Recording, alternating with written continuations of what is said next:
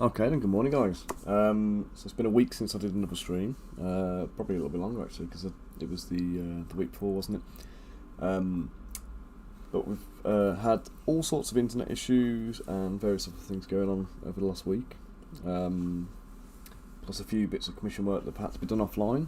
So we're back today doing the City Watch. Good morning, Paul. How are you, sir? Bunker, how are you doing, matey? Thank you for joining this morning anyway, guys. So we're going to be resuming the City Watch today. So I've just this morning booked my hotel for Chilcon as well. So I'm going to be down there for definite. So I've always been planning to attend, but now I've booked the hotel, it feels more real. So I need to pull my finger out after the stream and start churning out stock for the show. So if you've got any suggestions or anyone wants to make any pre-orders, then drop them in a message to me and we'll have a chat about it. Which model are you posting, Paul? Is the one you posted in the group earlier, or the one we were chatting about on the what do you call it, the sculpting channel? The little God, what's she now? She's like a little gnome, wasn't she? A little purple gnome. Lovely sculpt, by the way. Oh, I know what you want, Bunker. I've got yours, and I apologise because I keep meaning to post it. So I think it's probably just easy if I just bring them along to Chilcon at this point. So at least I can hand them to you in person then, and at least I know you've got them. Oh yeah, League of Legends, that was it. Yeah, the sculpt's lovely, mate. The details look great on it. The only way you'll know for definite is you know what I mean, Bunker. It means I can make sure you actually physically get it in your hand. But yeah, the Paul, your sculpt looks good. The only thing you can do is just print it. The only thing I say is once you've done, test print it, check the details, and just be prepared to just go back in and just enhance anything that you think's a bit too shallow. So I think you'll be fine with it anyway. It looks good. Right then, guys, so today I need to do breastplate, helmet, and is there anything else that is part of there? Probably a lantern. We'll put a lantern in the hands as well, because some of them are going to be obviously, walking around in the dark. They all need a cape. Now, I was reading something about these guys. So, oh, brilliant. What did you get, Paul?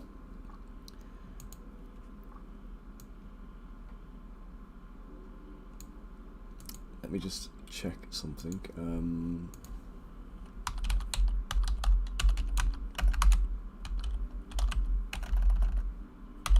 That is not how you spell City Watch.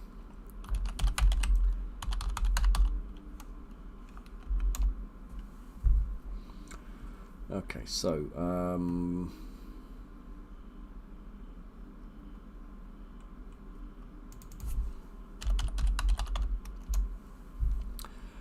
I read somewhere about they were called something like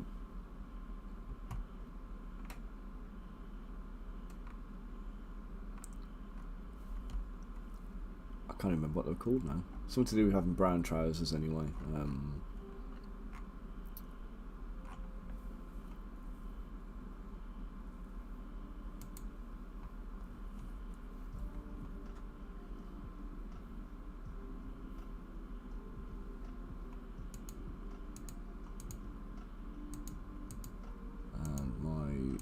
Website's hanging, that's great.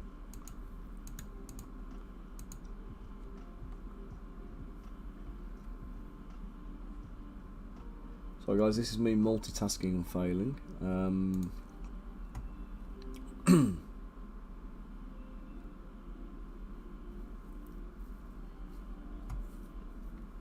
Okay, so basically they're going to be wearing a breastplate with a tin hat, a chainmail vest, which we all know I love,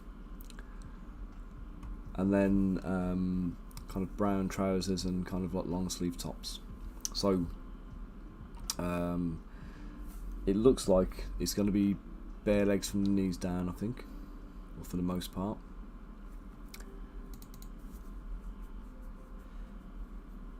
Nice Anycubic Mono 4K. Good shout, mate. Good shout. So on par with the Sonic Mini 4K, which is my usual go-to. But yeah, I don't think you'll go wrong with the Mono 4K anyway. It's a cheaper printer than the Sonic Mini 4K, but I'd like to actually see them side by side and see kind of in terms of physical build quality. Because if you've been on the stream for a while, you'll know I'm not a big fan of the Elegoo printers. Kind of when they first came out and I had one, it was fantastic. But then obviously you have the issues with the build plate because of that dodgy spring-loaded ball joint thing that they use to tension the plate and to level the build plate. And the problem with that one is it's the kind of thing that just needs constant adjustment. So I believe the Anycubic printers, they have the kind of the fixed build plates that you don't have to kind of like jiggle around and like redo every time. So I say for me, the Sonic Mini 4K and my ePax X1 4K, both of those printers, I calibrated them when I got them, and I haven't had to touch them or re-level the build plate or anything ever since. So I've had like 3 to 4 years of trouble-free printing from them. So I can't grumble really, do you know what I mean? But with my old Elegoo Mars, it was kind of, every time I had a failed print, I had to go back and re-level the build plate. So like I say, I'm not a huge fan. It's just too much messing. Okay, so we're going to do a build plate. Breastplate, not build plate. Right, here's the original one I built. So this is the standard one we had. I'm just gonna do a few tweaks to this shape. So we're gonna take the collar off the top.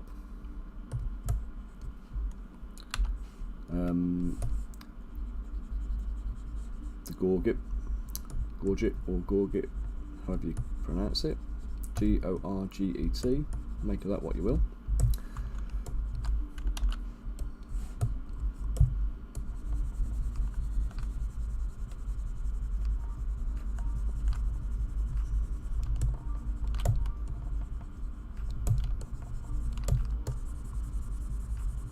We're going to leave the star off this time as well. I put a little star on there before, like a sheriff's badge, but I think it was a polarising detail that people either liked or really didn't. So I'm going to leave it off.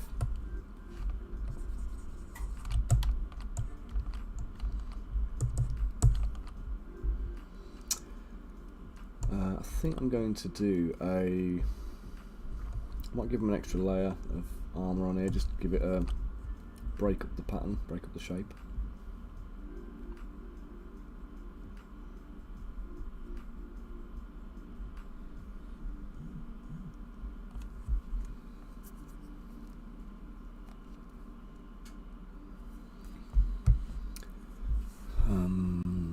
How shall I do it?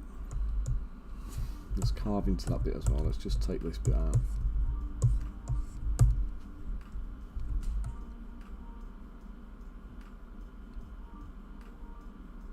Actually, no, I'm going to leave that piece as is.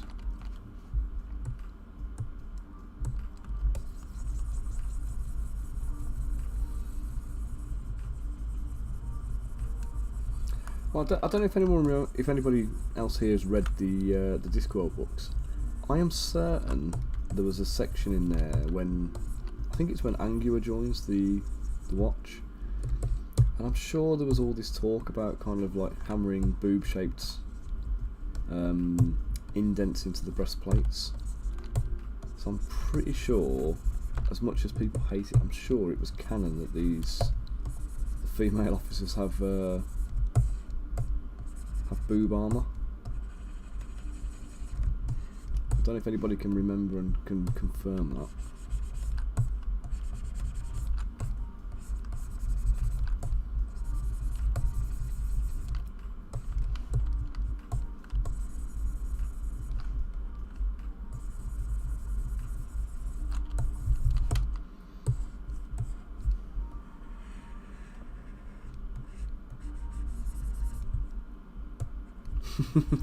It ain't been a week off, Bonker, mate. I've still been working. I've just been quite limited in terms of how I've been able to work, because obviously not having the internet for a couple of days. We had the the actual broadband reconnected on Wednesday. So it turned out what had happened was the install engineers, when they'd done it, they'd installed on a cold day. They'd had trouble doing the splice where the cable comes into the house, and then when we'd had the extreme cold weather with the snow and everything, the cold weather had caused the cables to shrink or something like that because of the way it was connected, and the splice had broke. So they had to come back out and just re-splice it basically. It didn't take them too long to actually do the fix. But then we've also got a drama going on now because the tree that they were supposed to have trimmed, they've trimmed it, but then for some reason they've pulled the fibre cable like basically around a branch, so it's like it physically is touching a branch of the tree. So I'm waiting for a bit of heavy wind now to like tear it back out again and put us back on another outage with a 3-day wait for it. So you know, I'm not very impressed with that. They have raised a tree trimming order, but because we're actually working, the guy thought it was not going to kind of go ahead. So, and interestingly, the guy who came around to do my my repair, turns out he's a big miniature nerd too. So we had a nice little chat, and I kind of showed him what damage it was doing by not having the net connected. So yeah, he's only local as well, so living in Nuneaton, so he's round the corner, potential gaming buddy if I can get down to the club where he's located at. So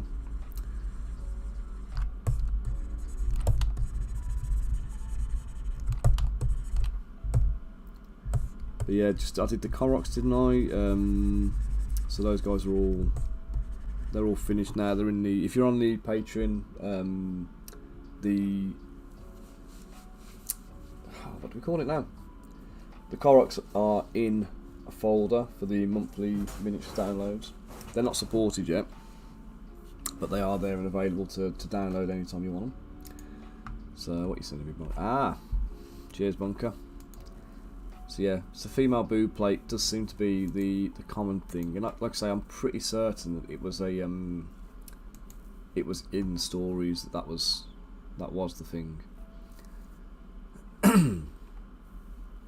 So right, we'll go with that.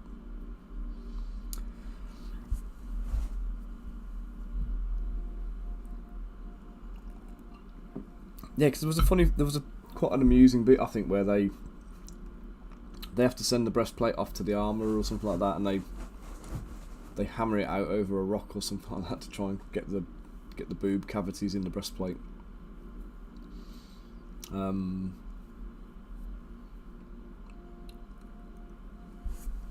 Okay, so I need the male one, and then we need to adjust it for the female one. So I was gonna do a little bit of detailing on the front of the armour, but I think that's gonna be a mistake.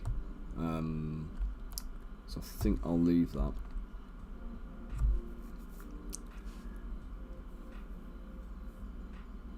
Yeah, I will. I'm not gonna add that. So we're just gonna clean up the front edge of the breastplate. Just make sure the lines are nice and sharp and crisp and good.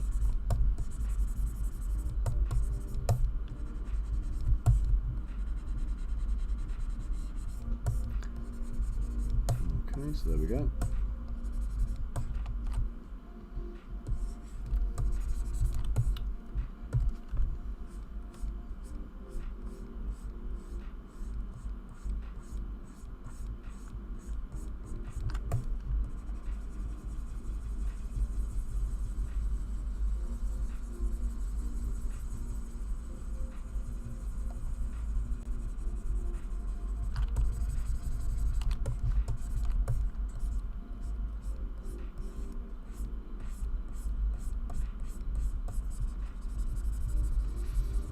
Oh, the Warlock Kickstarter, guys, by the way, she is currently waiting for approval from Kickstarter.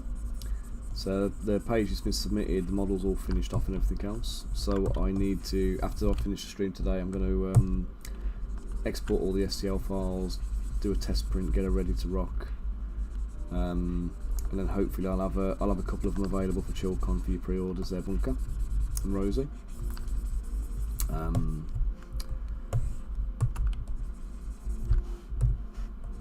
Just thicken that bit up. Let's pull him through.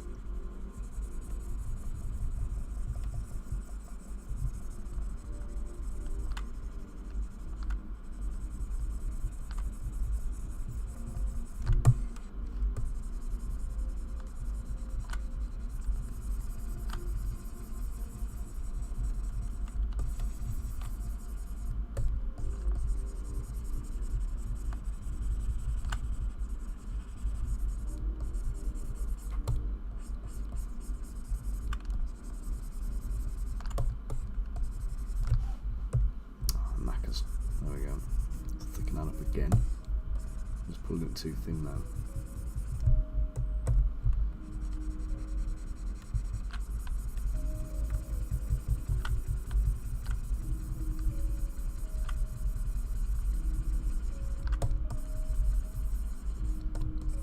Spent all this time doing this internal bit here, no one's going to bloody see it.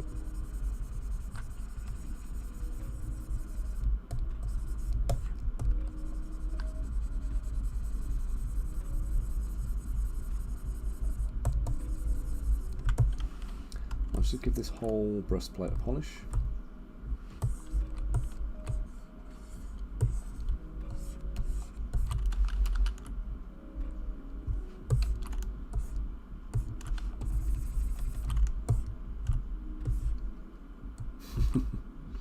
Yeah, I know. I'll be honest, I am as well. I'm really looking forward to kind of getting it painted, and obviously I've already digitally painted her once. But I had did I post the GIF in the group? So AJ at Game Tea, she did me a lovely animated GIF. Here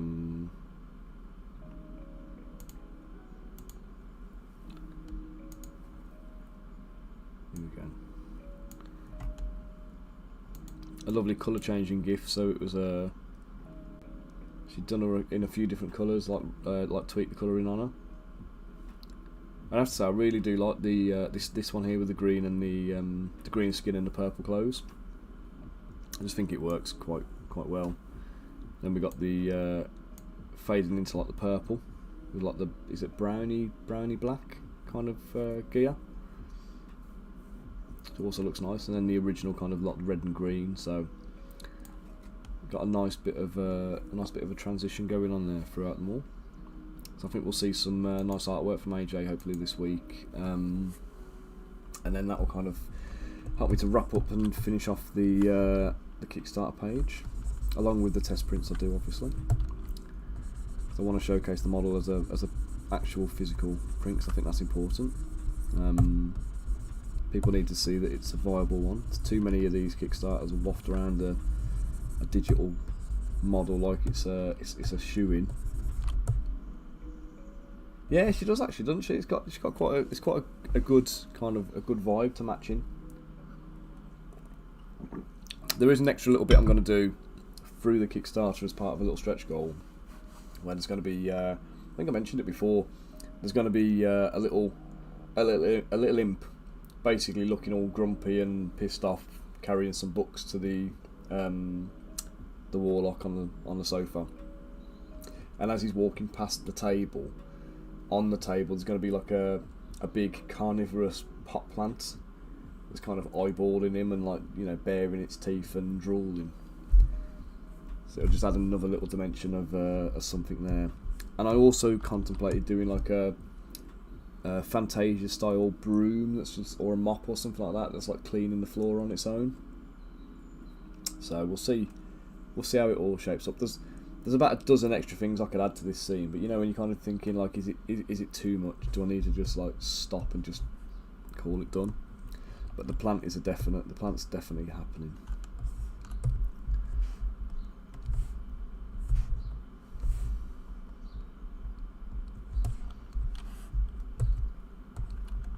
But I think I'm going to break.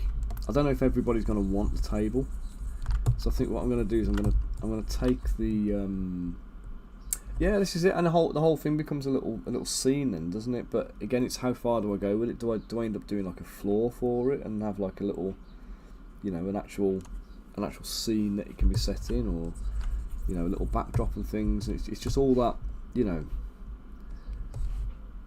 kind of reining it in a little bit and not getting too carried away. The point of these Kickstarters originally, when I did the Barbarian one, it was a case of, without any stretch goals, with minimal effort and input, how much can I actually make out of it? Because with Kickstarters, you can always sit there and you can just keep going, you know, and it's like an indefinite type thing. You know, there's like no end to it. Let's take this, right. There's like no end to the to the Kickstarter kind of like effort you can put in. But obviously there is an end to the reward and the output you get. So it's striking the balance between what's worth doing and what's not worth doing.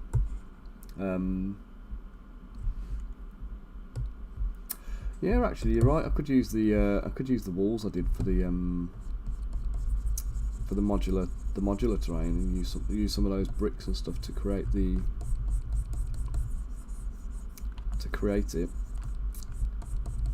That's definitely an option.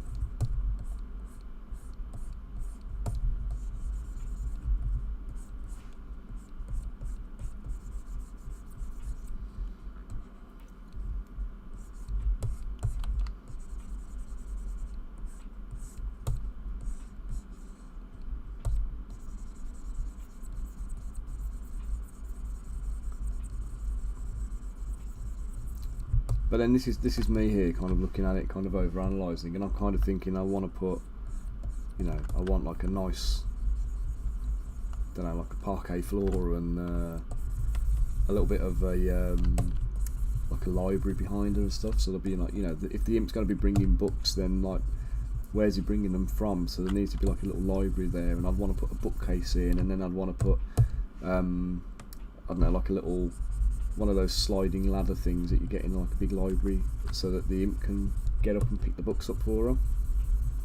And then maybe we have another Imp or two like in the bookcase throwing books down or something like that, you know. And it kind of like, even as I'm thinking about it now, I'm visualising all of this cool stuff, and I'm just thinking like, this Kickstarter is going to end up going live in like, you know, August or something like that if I keep doing this. So I kind of need to just back off a little bit and just say, right, no, enough's enough. She's, you know, it gives you guys an option to kind of like do a little bit of something with yourself then. You know, if you want to build the scene, you can build the scene and stuff, and it's, you know, it stops me kind of spending so much time that it never actually comes to market, which is always the danger with any of these kind of things. You know, you can kind of keep going until you're blue in the face and just never actually get there. So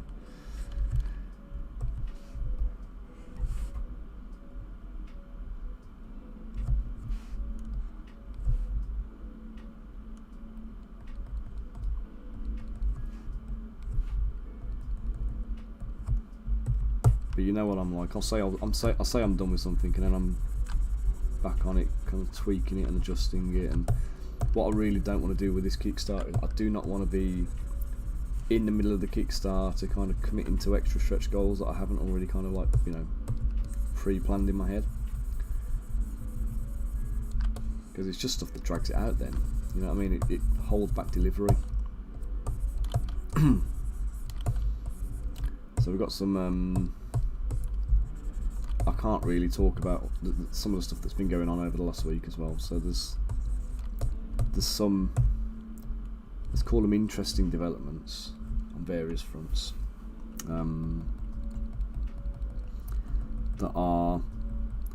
they're good business prospects, and I'm looking forward to seeing where we can go with them and what's going to happen with them.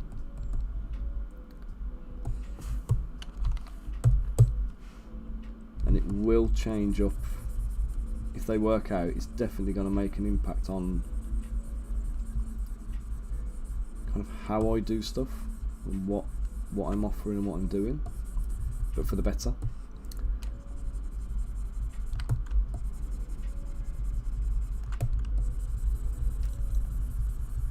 So once I've got kind of agreements solidified and signed off and everything else, I'll definitely let you guys know what's going on.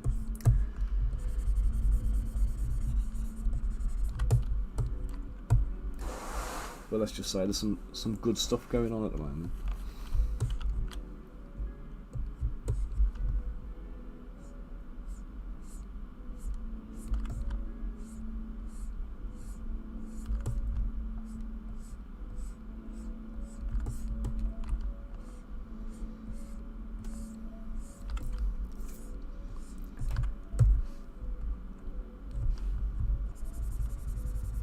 Yeah, exactly, Bunker mate. It is literally a case of, you know, I'm run off my feet anyway, trying to get everything done.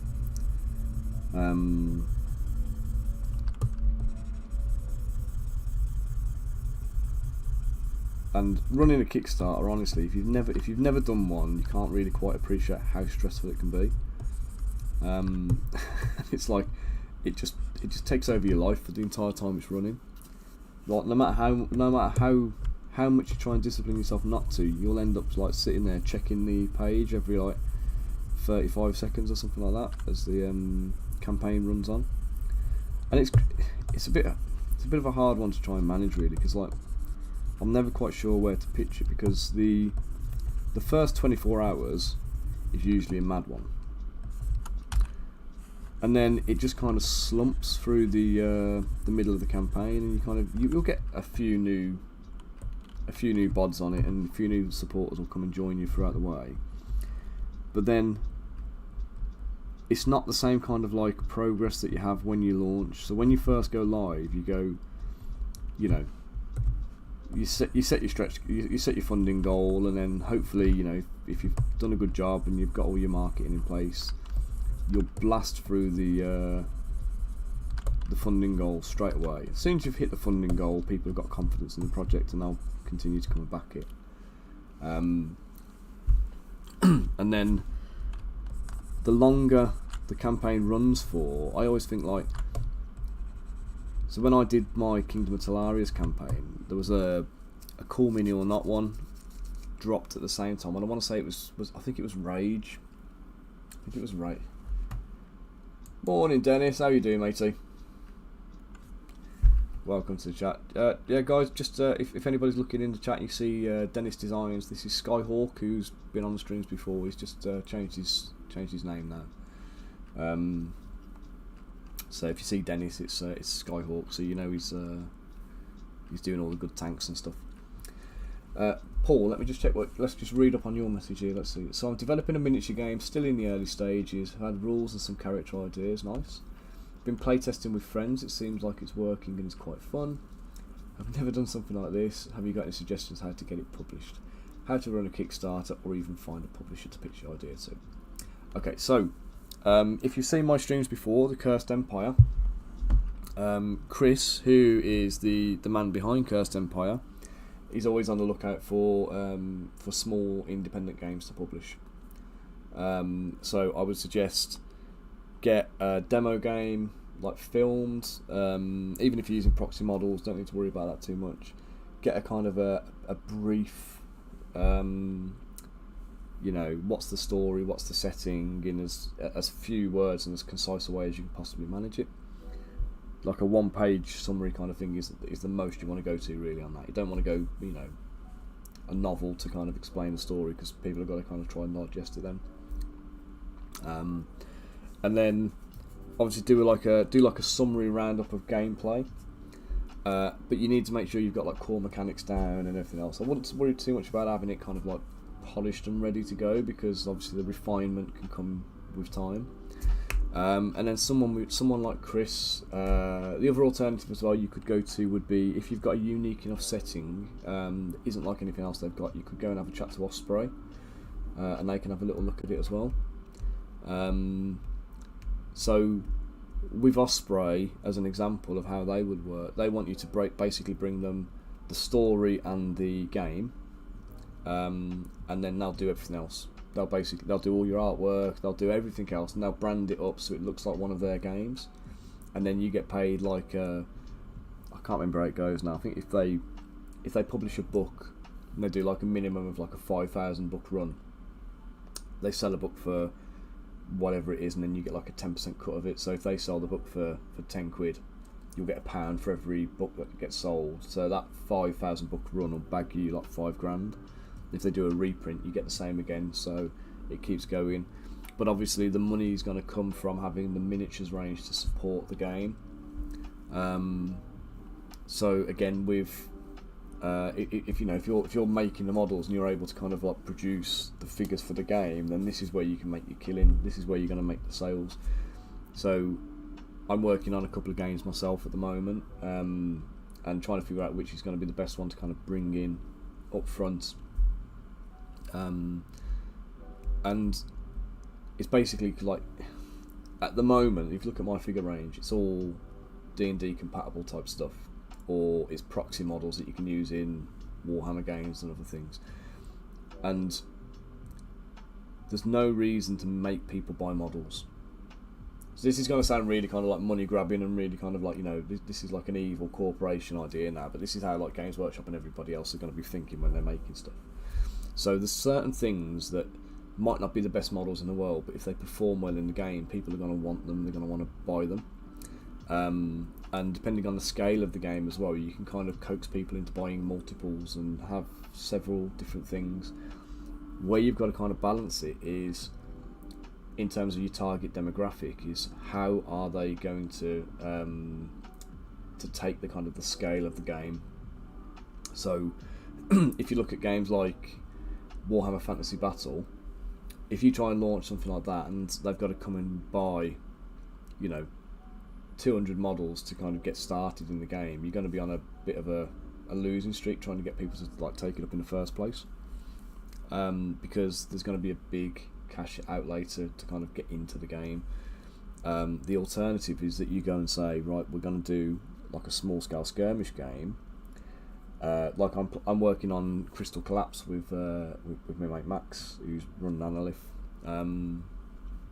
Crystal Collapse is 4 models a side, it's 8 models. Now in theory that's not a great big sale, and this is one of the downsides to a game of that size, where it's so small that actually your earnings potential on the miniatures is actually quite small. So what we'd end up doing there is we'll have to do multiple new factions, release new kind of character sets, and kind of do them as like stage releases with like little mini kind of like expansion packs and campaign packs and things like that to help to kind of like keep the game sustained, keep it growing, and keep our earnings up off it. If we go for a game where it's like a skirmish game and you've got a gang where you've got 10 or 15 models, then that obviously that encourages people to be buying more. But they might also have, if you've got options in there, they may want to choose a few different kind of play styles and mix it up, and that's probably your best kind of level to go at. Games like the Baron's War, which I've been playing, they're all good stuff.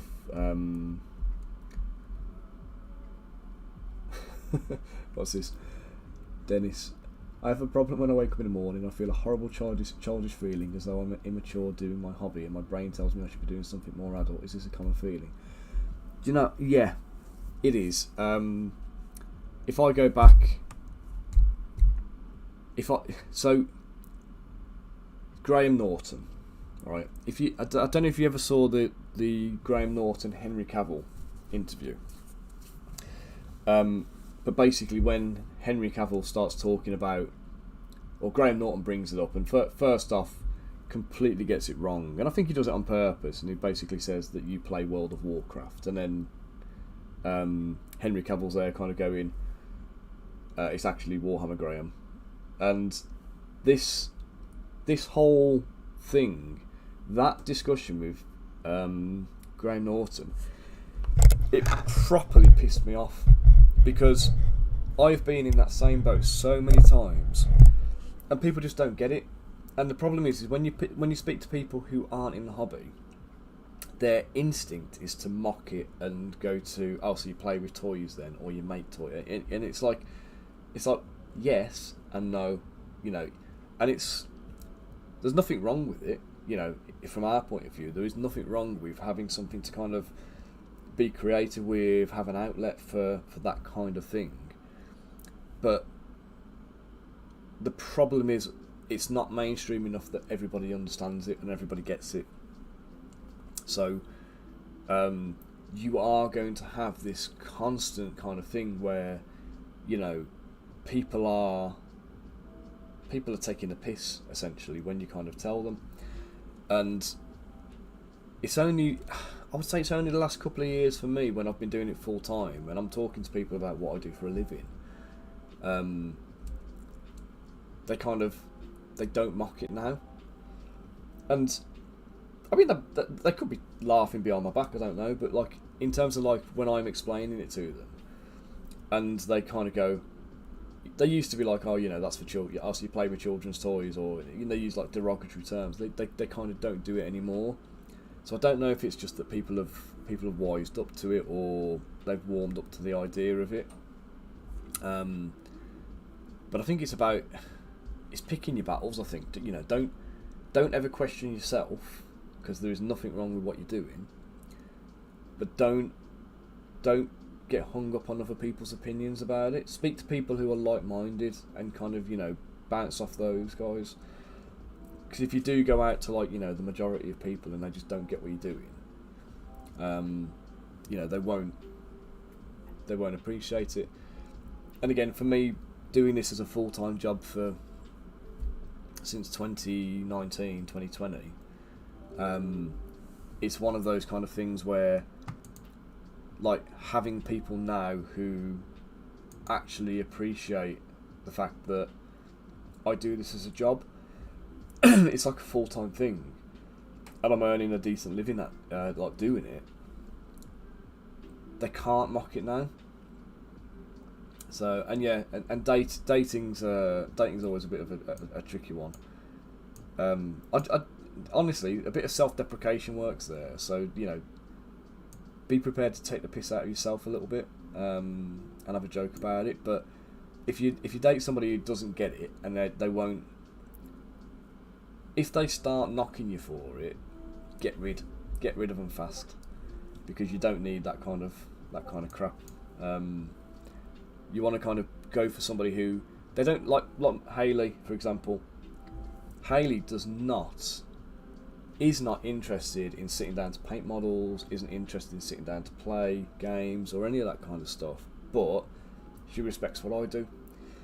And that's more important than having somebody who's into it with you, I think. So if the respect isn't there, bin them. But there are plenty of people, even if they're not interested in it, are able to respect what you do. So that's your big one. That's what you got to find, and that's what you got to like cling to. Because you need an outlet. Do you know what I mean? You need that little bit of time. But yeah, it's definitely, you speak to anybody who's in the hobby, and it's, you know, it's always there. I remember I was on an aeroplane with I was going to Germany for work with my old job, and I was doing some sculpting on the plane. I can't remember what I was doing now. I can't remember what exact model I was making, but I was doing something anyway. And the guy I was with, Tony, he was an old boy. You know, lovely bloke, mad as a box of frogs. And he kind of like kept looking over at what I was doing. And then when we got off the plane and we were kind of like back at work, sitting with the boss and everything else, he starts like taking the piss about me colouring in like a little kid and stuff like that. I was like, I wasn't colouring in, Tone, I was making a model. And then like he's knocking it and stuff, and he's like, well, why'd you do that? And I'm like, because somebody pays me 500 quid a model to make them, mate. And then like the mocking stops then. Do you know what I mean? Once you kind of associate money to it, and they kind of realise that, you know, you're not just dicking around, not just colouring in and scribbling and doodling and whatever else, and there's an actual industry there that they just aren't aware of. that can kind of help to kind of shut them up. And I'm not saying talk to everybody about, you know, how much you earn. Don't go, you know, blagging it around or bragging it around or anything else, or, you know, it should never be the focus of your you know, your reason for doing it or anything like that. But, you know, it seems to be the one thing that will literally stop people being like mocking about it, which, as sad as it is to say, shouldn't be that way. But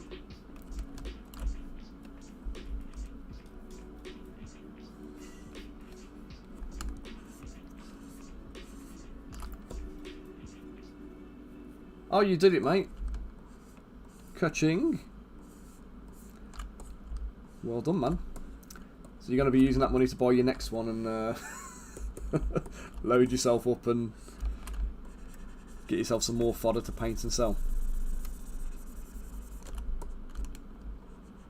I might have a few bits kicking around here if you want them, to be honest. I don't know if... I'll tell you what I've got you can have if you want it, mate. You know the original Archaon model? The big one on the big metal one on the metal horse. I don't know if you'd fancy that, if that's a thing that would interest you. But I'll bring it up to Chilcon if you want it. It's just sitting here, kind of like.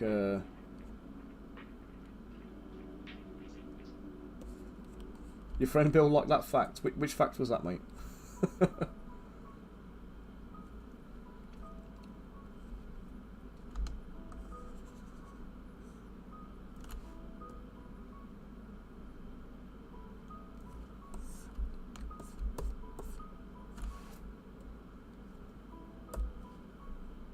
Yeah, I'll bring it up for you, mate. I may have other bits kicking around that are like GWE stuff that I don't. Obviously, I've got no reason to kind of hang on to any of this stuff anymore. I've got loads of stuff kicking about, like an old, like a regiment of like old Chaos Warriors, the plastic ones.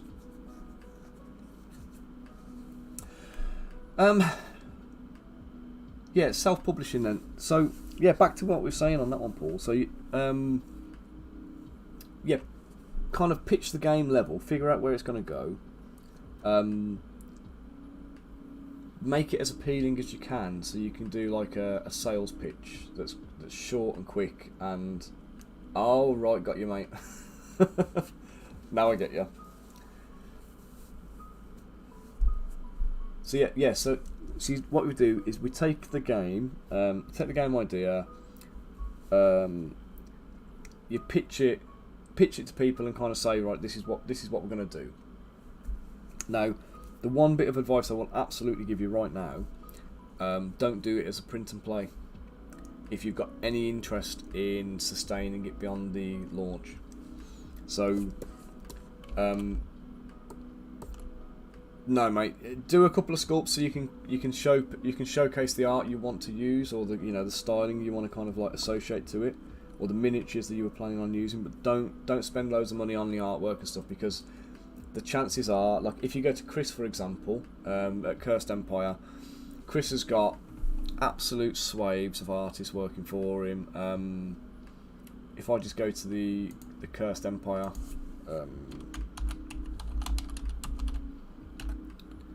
and the thing is, right, so Chris, as an example, so Chris has been,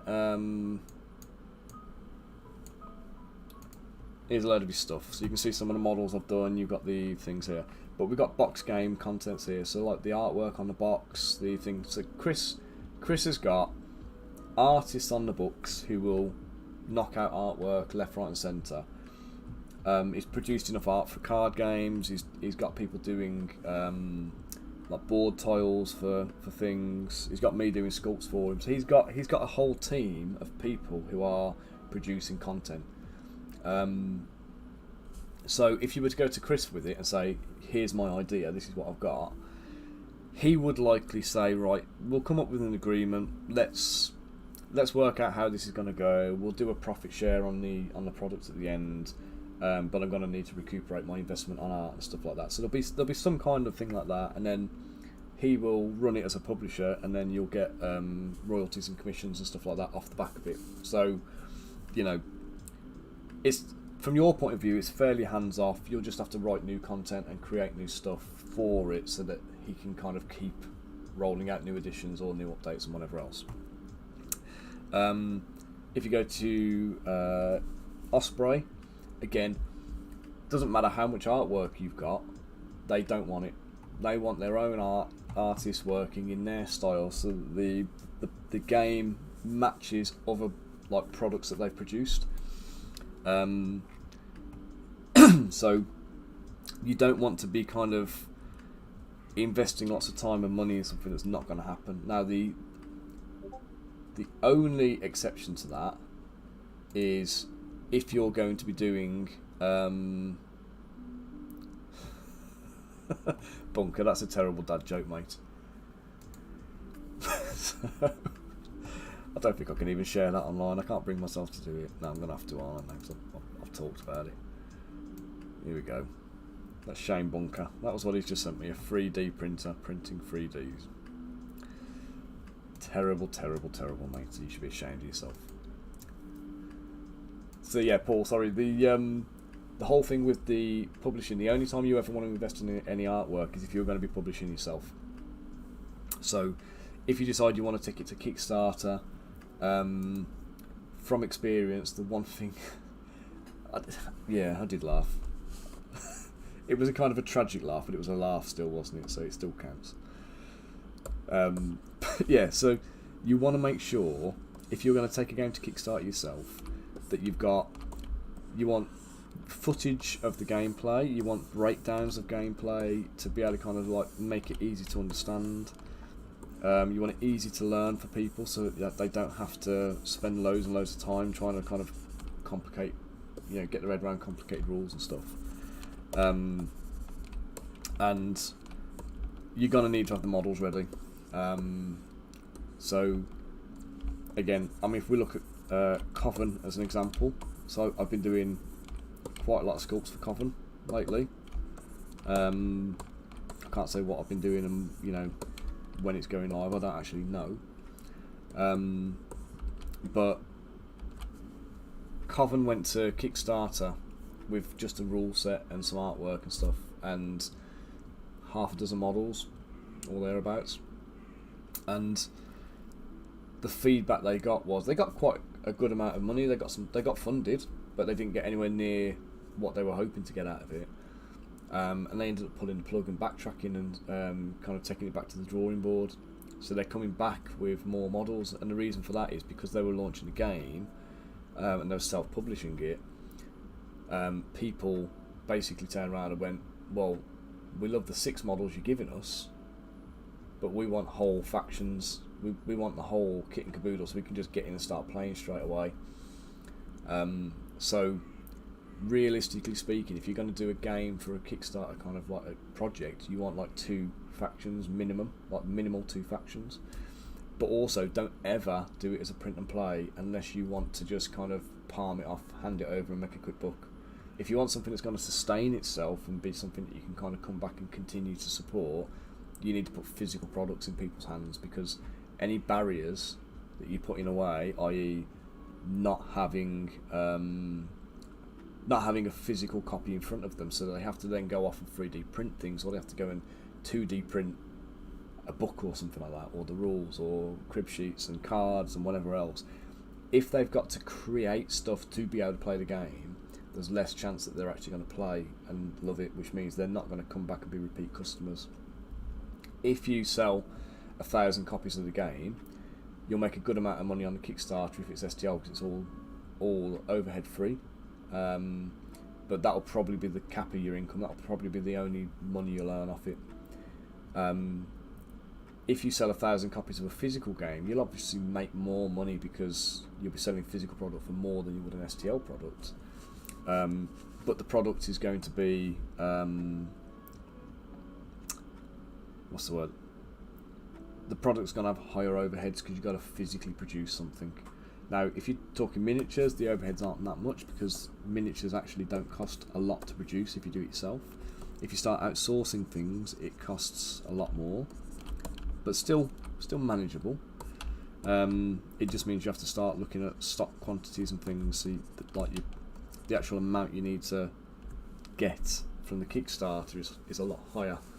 If you do print on demand for it, and you just print, you sell 200 sets, so you print 200 sets of models and send them out, then you just do it whenever you're ready. You don't need to worry about those 200 kind of like customers like buying the stock in for them, because you're probably going to find you end up having to buy like 500 sets of stock, which means that you need to earn a lot more money, and if you've only sold 200 sets, then you probably don't have any profit at the end of it, so you've got to sell the extra 300 sets to start making profit. So that can be a little bit trickier. I wouldn't even look at plastic. Don't even go down the route of making plastic models until you're well established and people are demanding it, because it's expensive. It's mega expensive. There's production considerations for plastic. Oh, you turd! Production considerations for plastics that if you're not familiar with it, you're gonna come a cropper on it. So it's just not worth kind of getting into. But despite all of that, self-publishing and doing a Kickstarter is a viable option.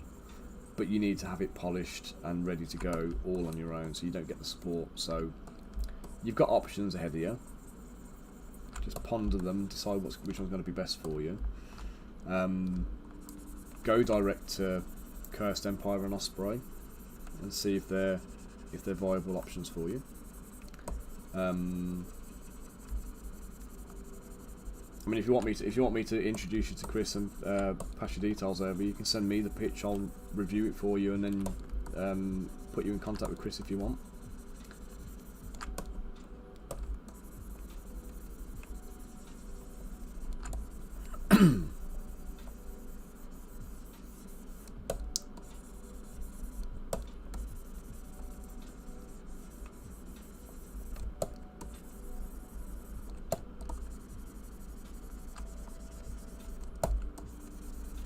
But what I want to do as well, I want to have, I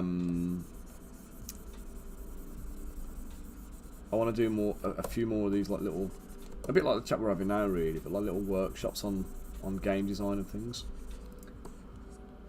Hey, no worries mate, no worries. Yeah, that's fine. I want to do a few more workshops on like game design and kind of making a physical product and turning an idea into a reality.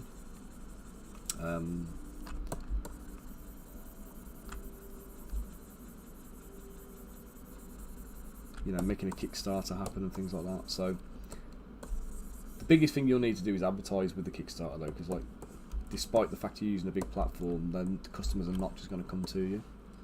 You're definitely going to have to put some legwork in. So just be prepared for that up front, and you'll be fine. Let's put some rivets around the outside of the helmet. A bit too big.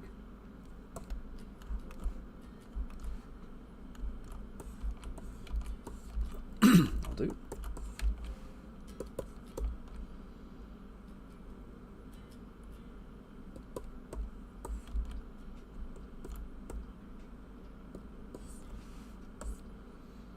Okay, so where am I at now? Oh, knackers, where's my breastplate at?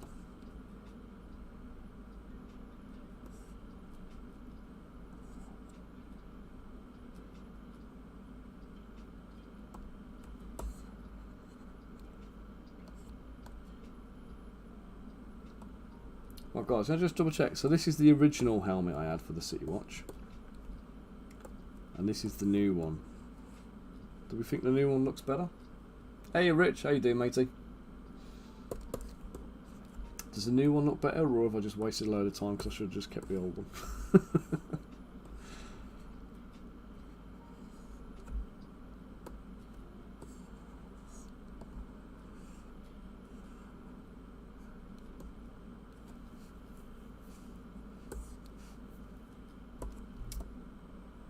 Oh good. You're not just saying that because I've just spent ages doing it, are you, Bunker?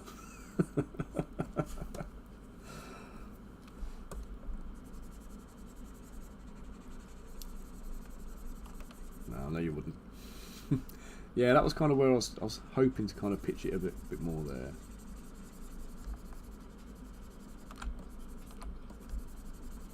the Spaniard look.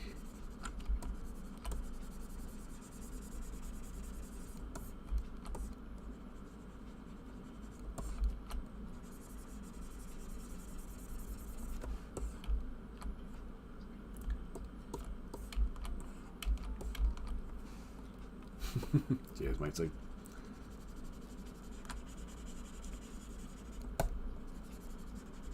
How are you this morning, Rich?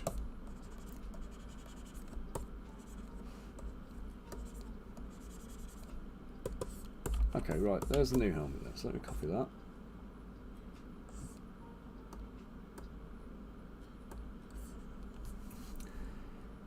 Just going to drop that into the seam with all the heads. Where are your heads? There we go.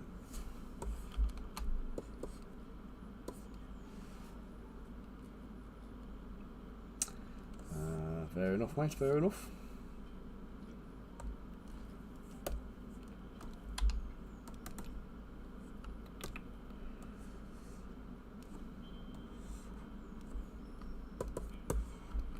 Go about that size for now. Can tweak that if I need to. No, mate, get them over as soon as you can. There's no mad rush for it, but like I say, I don't want to commit to like finishing your head off until we've got the pics. So I won't put you on a. I won't put it on the model until, well, not finalised at least, until you've sent one over. Well, I've got 2 copies of the same model. Just delete all of that.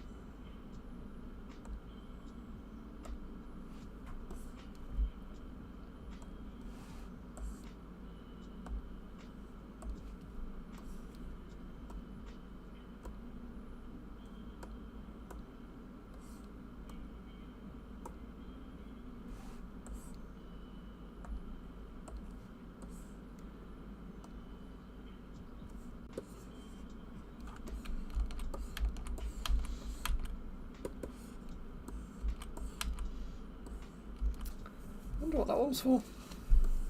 I was clearly going to use it as a little dolly for like a halfling type character. Maybe that was supposed to be the original Elston actually.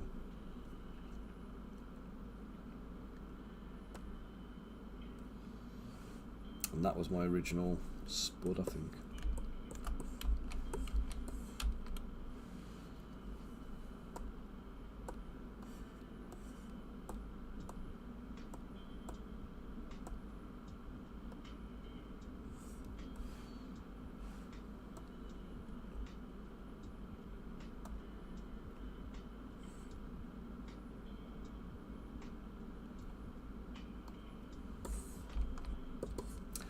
I couldn't see it because it was back to front, so let's copy that.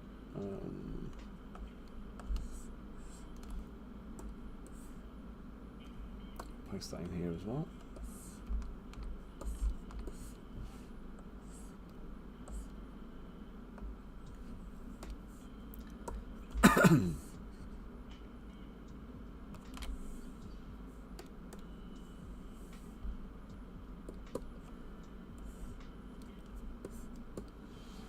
Right, now I need to do the breastplate version, or the boob plate version, because it's let's duplicate that.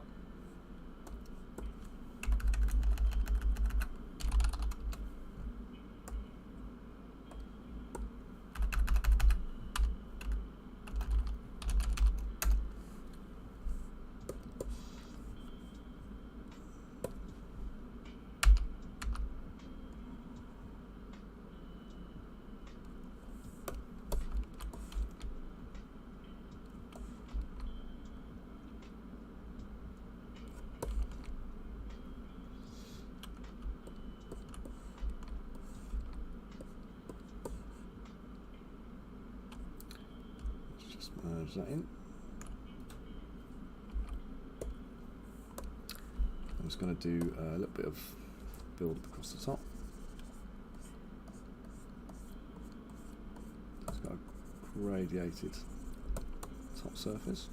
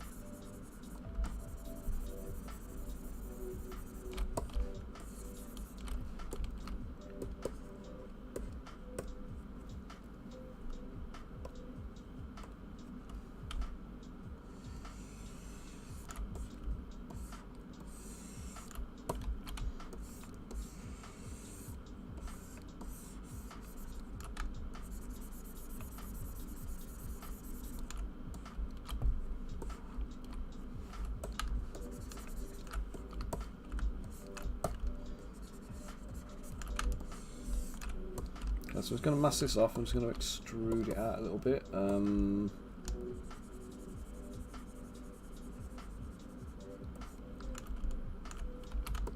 I'm not going to extrude it out because that's going to really kind of add to the thickness. So what I'm going to do, I'm just going to hold Alt and use the move brush. I'm just going to, basically that will pull it from a direct tangent away from the surface. So I'm just going to create a little ridge without too much bulk to the rest of the model.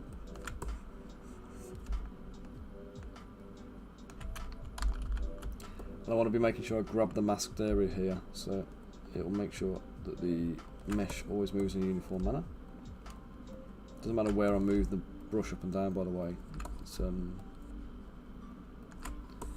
still works. Right, so there we go. So slight little nudge here, I think, just to correct the shape.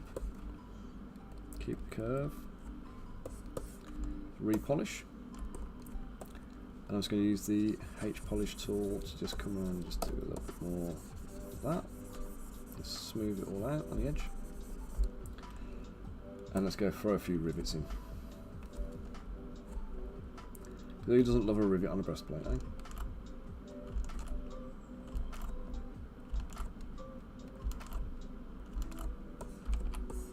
There we go. Right, so now we've got a breastplate that's been modified with the addition of the boobs.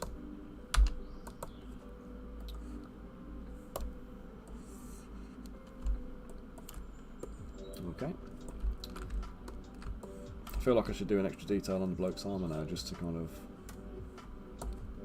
like a little, no, like a little.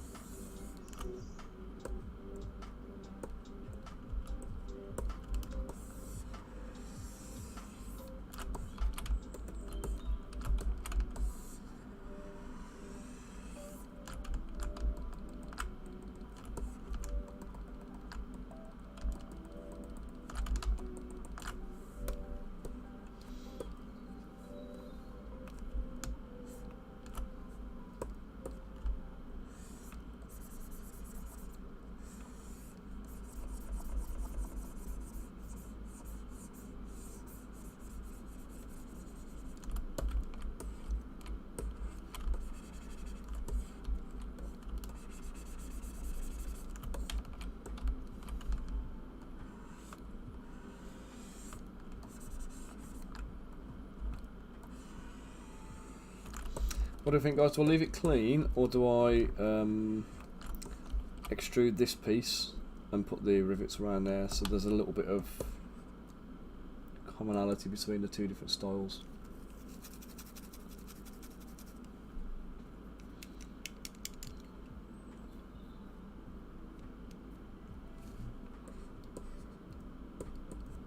So choices are: I either leave it completely plain so the breastplate is just smooth, or I pull that section out and we put the rivets across the central line. Rivets for the win from Bunker. Anybody else? When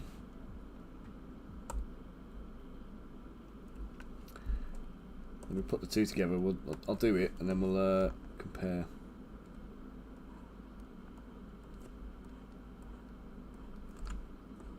Paul likes rivets too.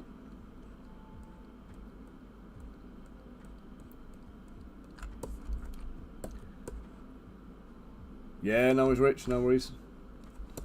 I say you haven't got to rush with the pictures, mate. I'm still making equipment at the moment. I've still got plenty of other people to make as well, so if we don't do you straight away, we can always...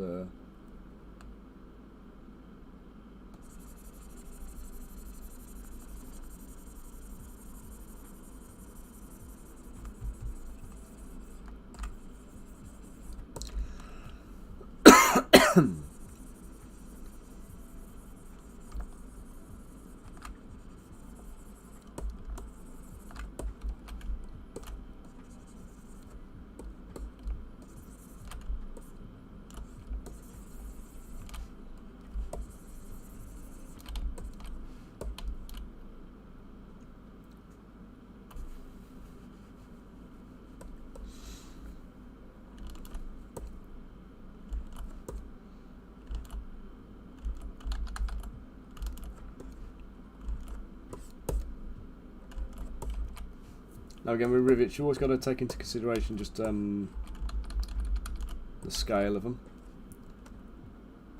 Try and keep them consistent from one to the next. But obviously, you don't want to go true to life size rivets because they just ain't gonna show up on the model, and you're wasting your effort then. They need to be a little bit over egged.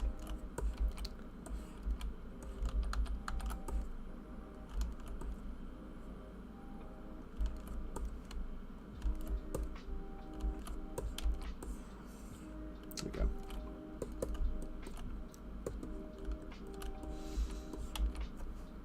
Right, now I also need to do a fat plate. So I think I'm going to duplicate this one.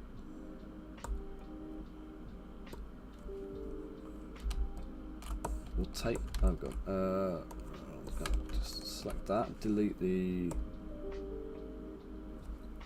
why have I all of a sudden just got a flurry of emails coming in now?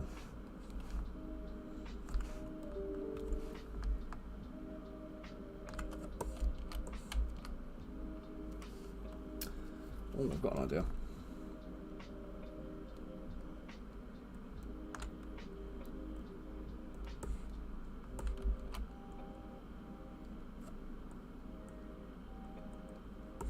I'm going to do 2 levels of fat plates. One of them is going to have an exposed belly.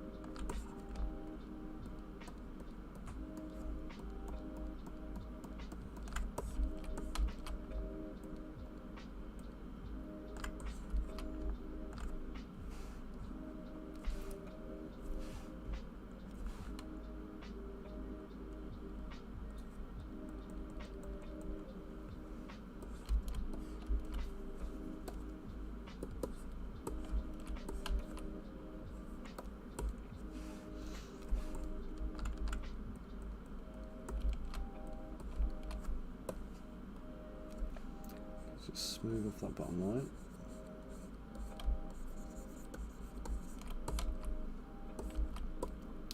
Just redo the rivets. Maybe a few more rivets on this one because it's a bit of a bigger plate, isn't it now?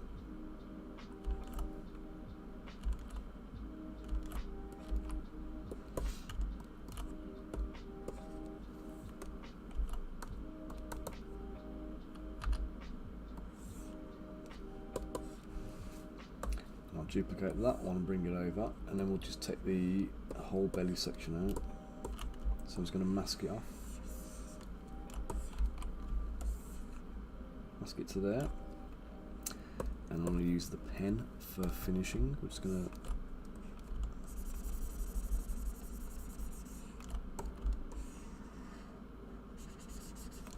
there, that's, oh, sod.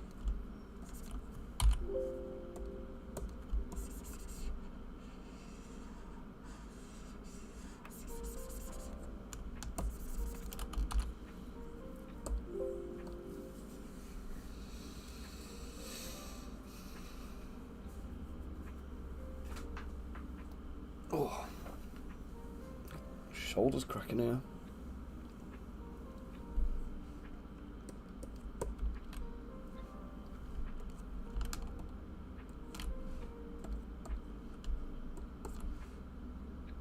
I just need to do local symmetry, mirror and weld on the x-axis because I've desymmetrized that for some reason. Let's just get that edge cleaned.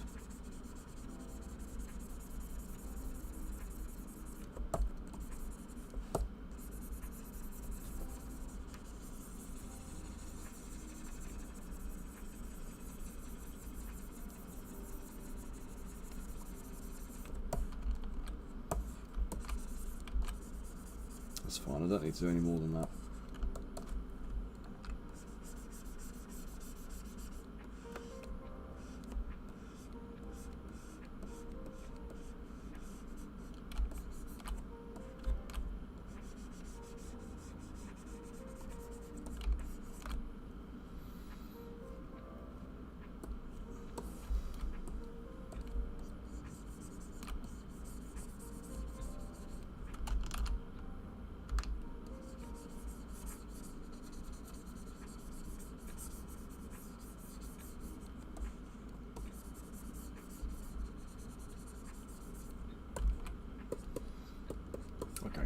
So that's 4 different breastplates to do.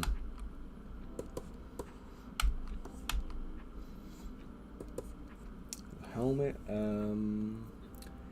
So they need a cloak, but that's going to have to be a per character thing. Let me just double check what the official line is on the gear.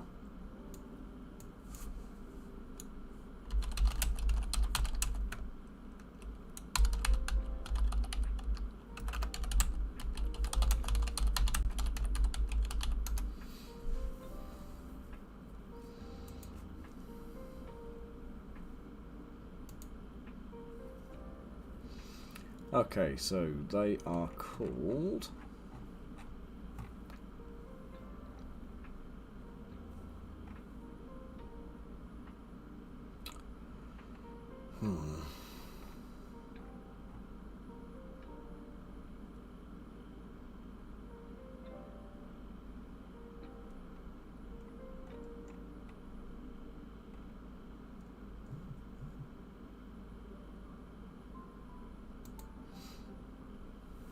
okay, right then. So derogatory term to refer to them is brown jobs because they wear brown shirts and knee breeches. So let me just double check knee breeches. So I'll get this right.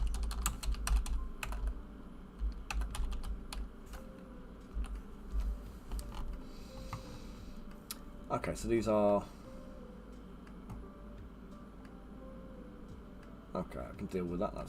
That's good enough.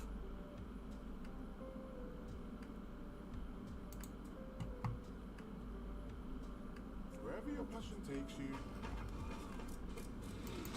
Visa Secure Technology keeps your payments safe. It's not half bad. What's this come from?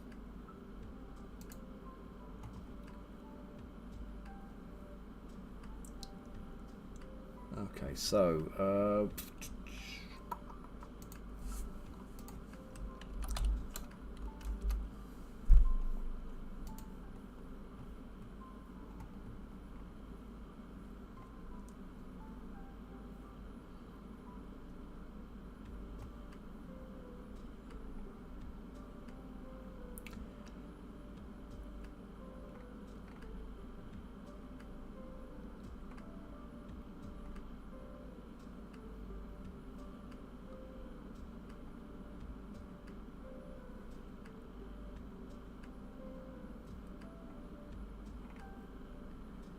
okay, so I think we're going to be looking at.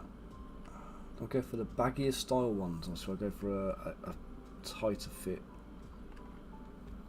So let me just show you what I'm thinking. So we either go for this kind of, where is it now? Like this kind of style, where they're a looser fit and then they're tied around the knee, or just below the knee. Or we can go for this kind of style here, where they're a little bit more fitted.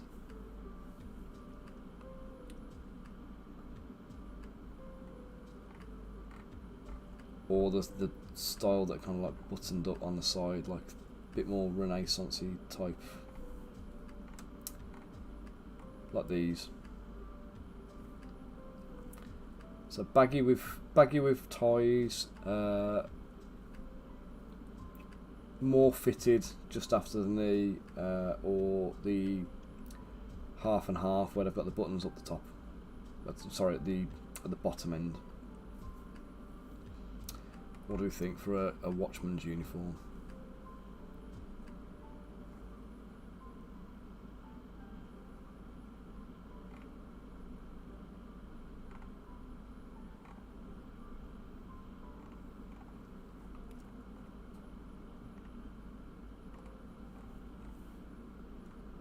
I think I might might kind of go for these style.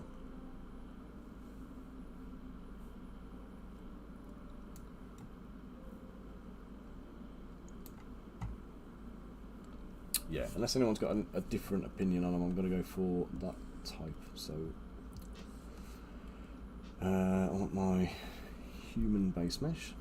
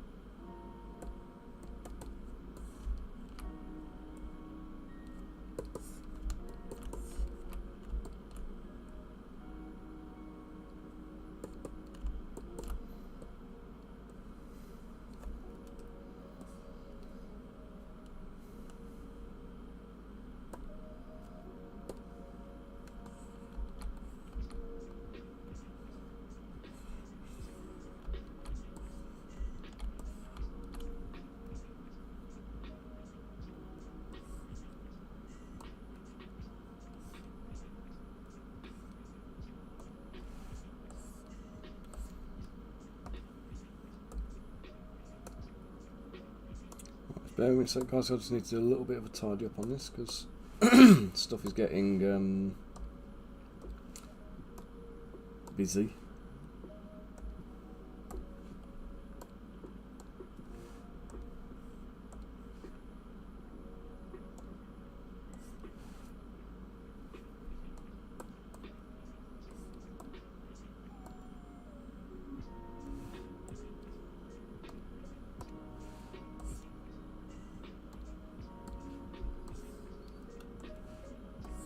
I've got so many tools in the file now, it's getting to a point where the weight of the file is kind of growing and growing,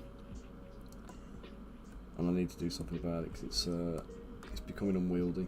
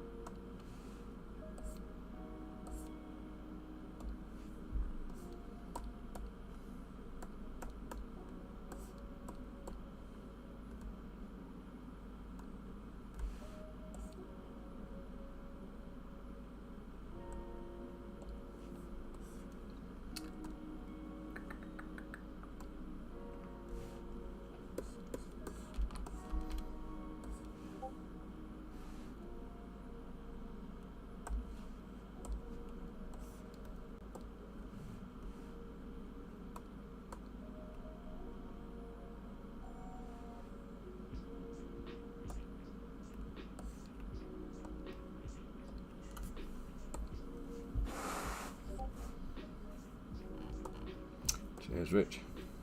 Some pings coming in from Rich, sending some pictures in.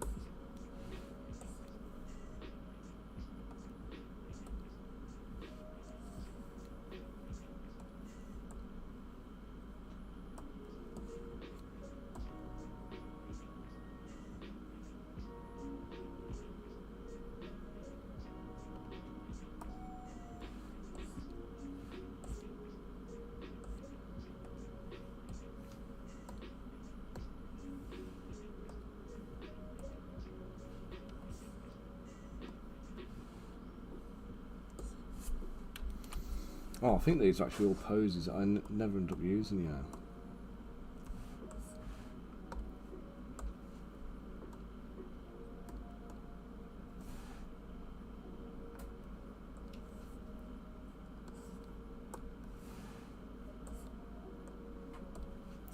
So there's an intention to do many more of these City Watch at the beginning.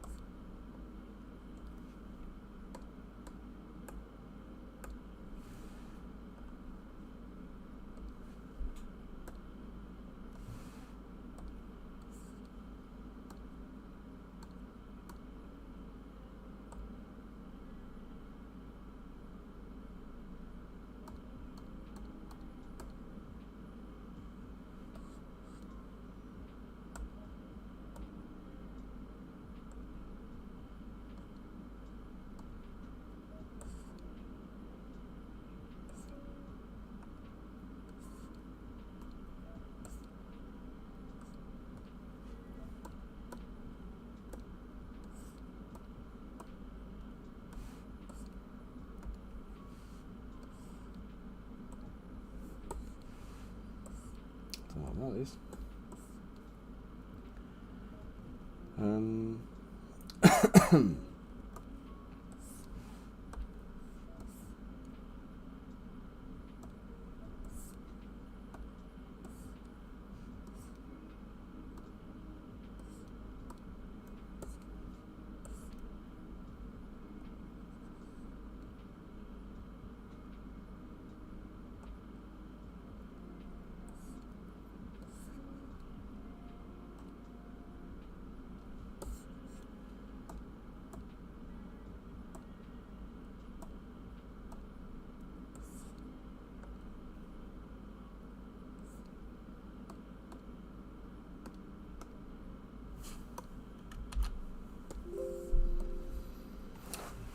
Few saves on this then. Right, I think before I start dressing the blank, I'm just going to pop to the loo and grab a coffee.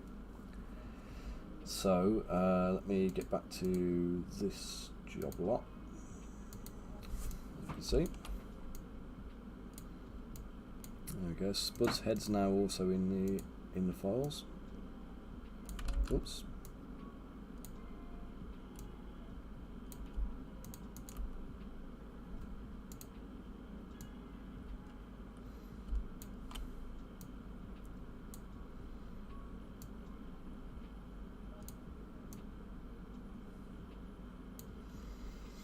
Okay, so I need to clone this body multiple times after I've done the clothes. So I'm going to sculpt the clothes first, then I'm going to clone it, and I'm going to tweak it and adjust it, and then we'll add a female version.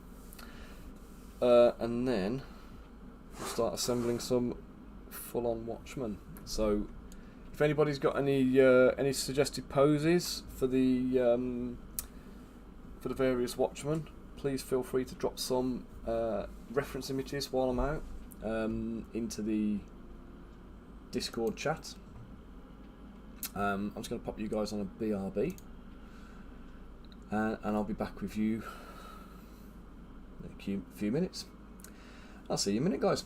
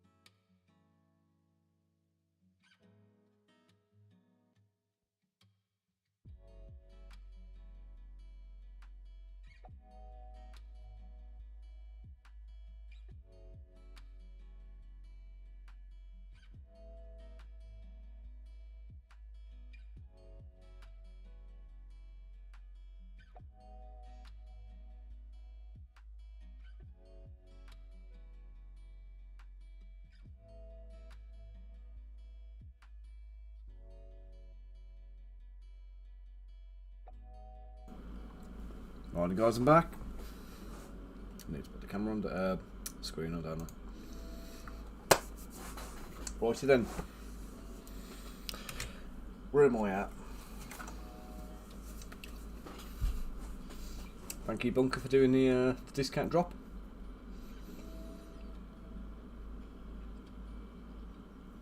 And a Discord one, of course.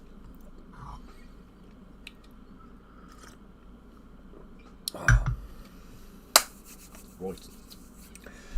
So, costume design now. So we need boots on these guys. Mesh. There we go.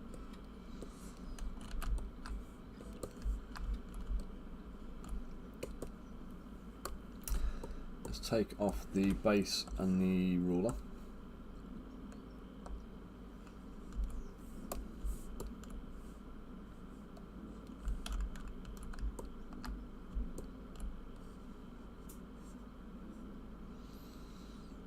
The ruler doesn't actually need to be here for any particular reason. I'm just going to hide it.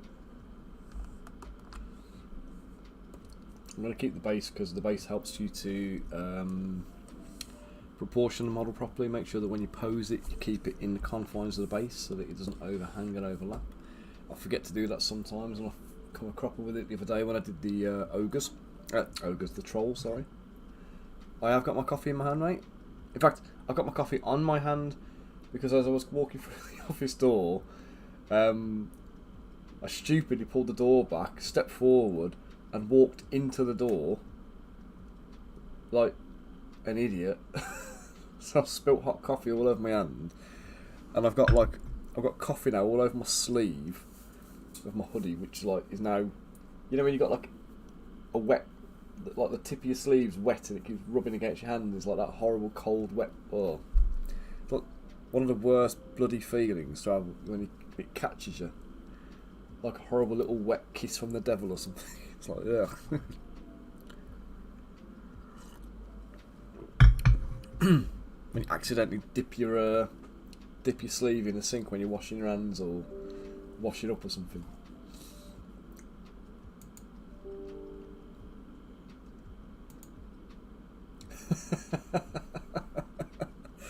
Oh, it's just going to be me swearing at my sleeve now, I think, mate.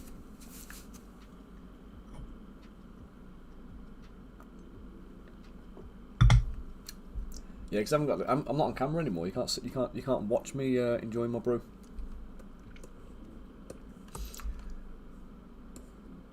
But that's so I can repurpose the little slurps. Right.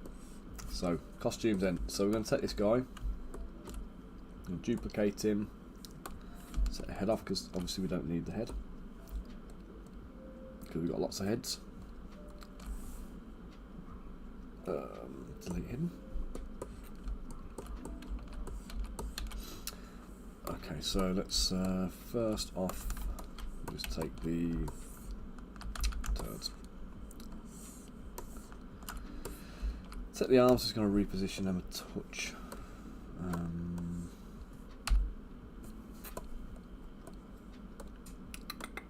Nope, that was not right.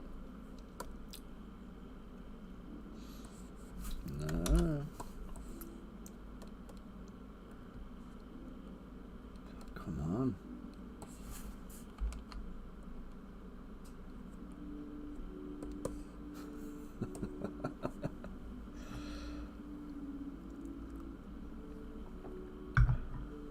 Right then, so we need a shirt and we need the trousers, and then we're going to put a chainmail vest on with cap sleeves and the minimum amount of chainmail I can get away with dangling down below the bottom of the plate. Because you know I love it. And then I think I might give them all like a hood. Like a hooded mantle type thing and a cloak.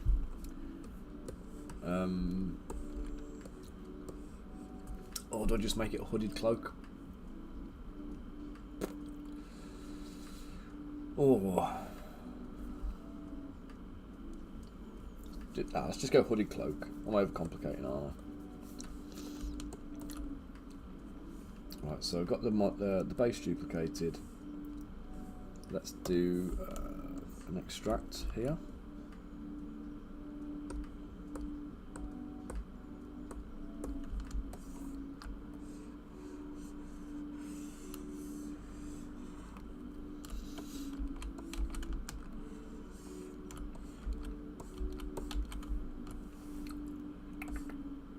Mesh extract. Whoa, that's a bit big, isn't it?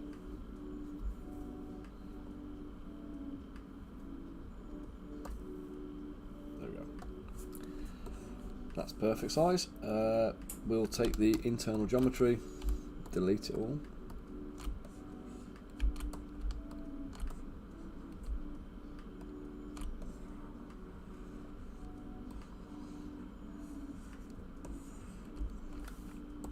Close holes.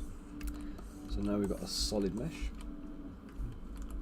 I'm going to auto group this because I want to keep the sleeves separate for posing, but I'm going to join this to the body. So let's just group mask that. I'm going to group and dynamesh. Okay. And I need to hide the original body as well. In fact, I can delete the original body.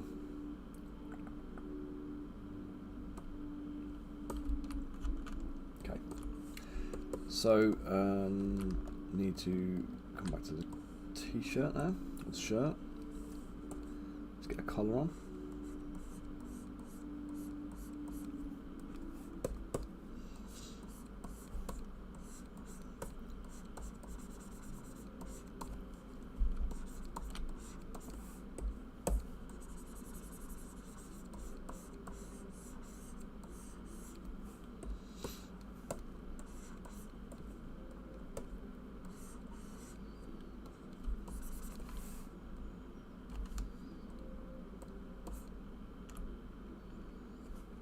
Redynamesh with much lower resolution, so I can get away with.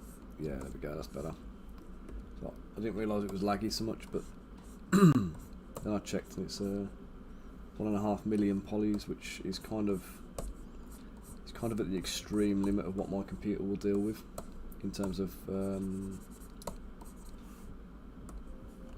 dynamic topology.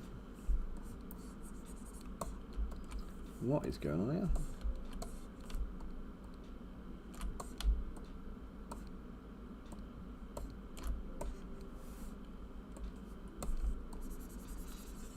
Realise there was a secondary collar kind of thing hidden inside. Let's get rid.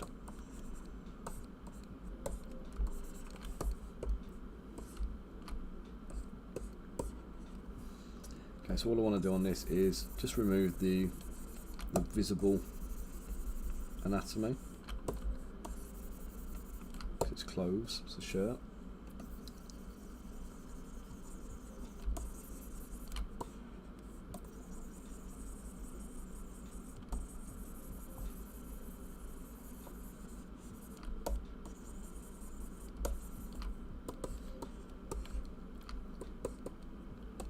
Take the skirt bit at the bottom, the overhang on the shirt.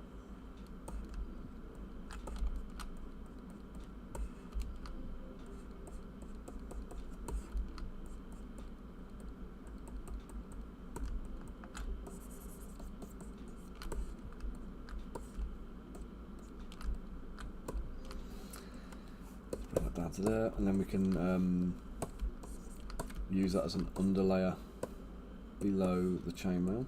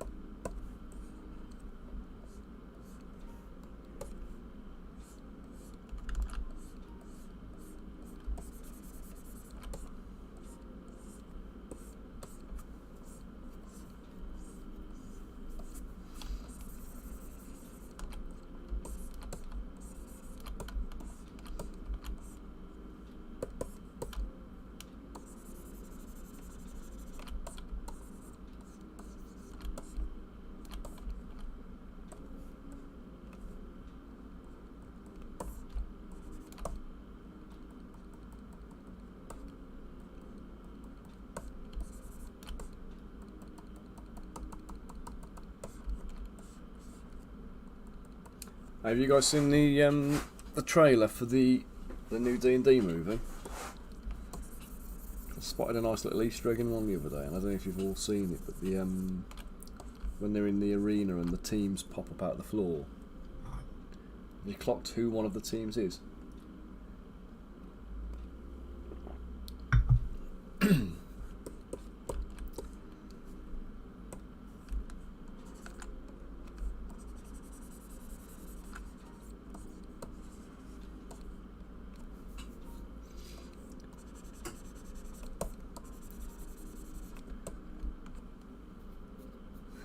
Yeah, the Mario one looks pretty good actually. I'm hoping the D&D movie is going to be okay for me to take Jacob to, because I think he'll absolutely love it. He loved that trailer. He loved the bit with the running around the.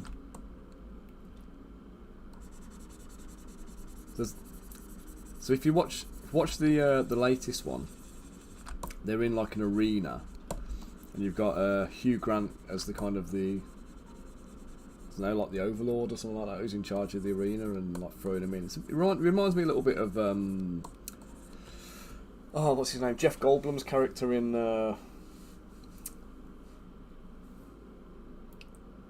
Thor Ragnarok. But yeah, he goes. They go into the arena, and then all these walls start popping up, and treasure chests appear and stuff, and then all these like walls appear, and it creates like a maze, like a dungeon for them to have to run through. And then these displacer beasts basically appear behind them, and they just start legging it into the dungeon to get away from the displacer beasts. But a couple of other teams appear out of the floor, so they appear first, and then these other teams kind of appear next to them. And the one team you see off in the background is the original D&D kids from the cartoon. So you got the little kid barbarian, the paladin with the shield, the ranger, the acrobat, and the thief with the invisibility cloak. But you only see him quite briefly. But I saw him, and I was like, bloody hell, what an Easter egg! That makes me want to watch it on its own. Do you know what I mean? So.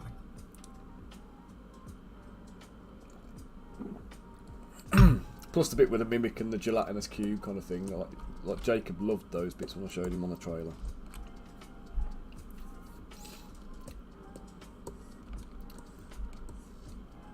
I'm hoping it's because I'd love to watch Vox Machina with him, because I think he'd love it. But again, far too adult content for a 7-year-old. So, you know, being a responsible parent, I can't possibly let him watch Vox Machina. So I'm quite hoping that the movie is family friendly enough that I can watch it with him. I'm watching it anyway, but it'd be nice to have him watching it too.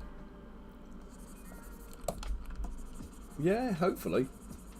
Again, hopefully this comes back to what we were talking about earlier, doesn't it? About kind of like the the uneducated, unindoctrinated norms who in society who don't get what we do, kind of mocking and stuff.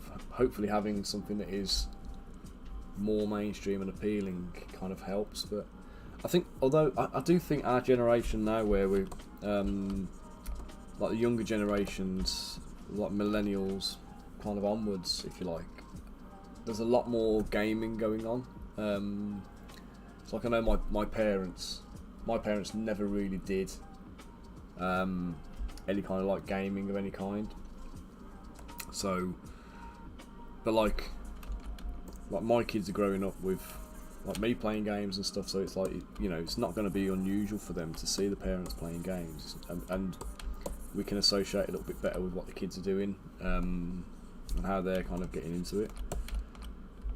Oh, speaking of kids playing games, Jacob only went and completed all of Zelda last week. So he had 2 days off school because of teacher strikes. So he went and finished all of the DLC content for it, Breath of the Wild. And he beat all the bosses, like literally first attempt. So he went and killed Ganon, the big bad guy in the game, straight away, no problem. First attempt, didn't even lose a life. And we're on about 65% completion, which we can put down to the fact we've still got like 400 odd Korok still to collect. So it's a bit of a slog, but right. So we'll do that. I'm gonna take a breastplate.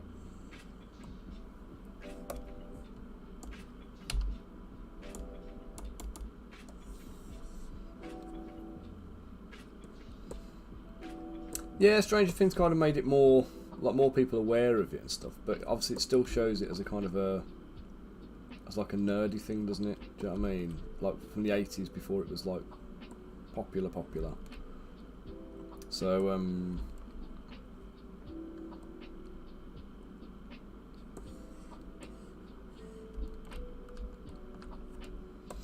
yeah, we still got to see, I suppose, and see how it goes, but.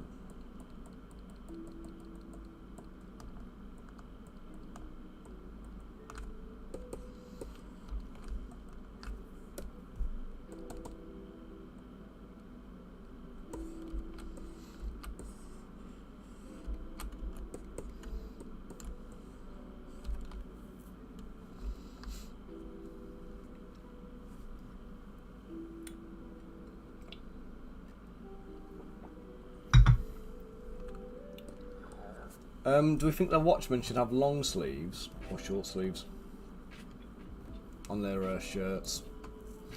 Because they're going to have short sleeves of chainmail. Should they have a long sleeve shirt below that?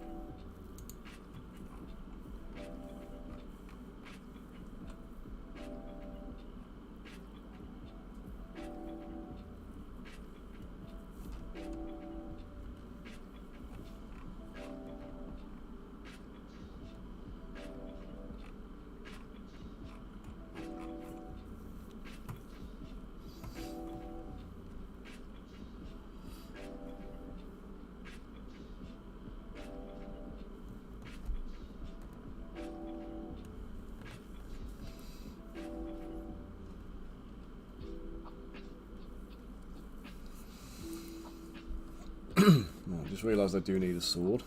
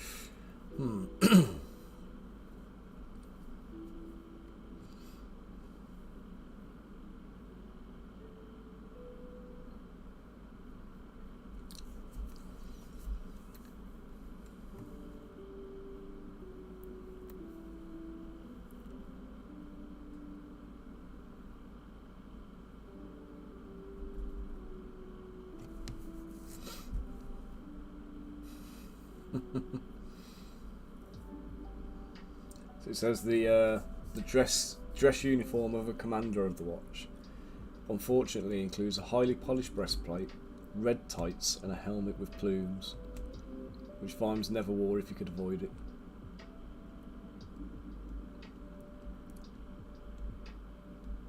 He's since radically altered the dress uniform by removing the tights, but was unable to delete the ornamental breastplate. The commander carries a ceremonial truncheon with a silver knob on the end.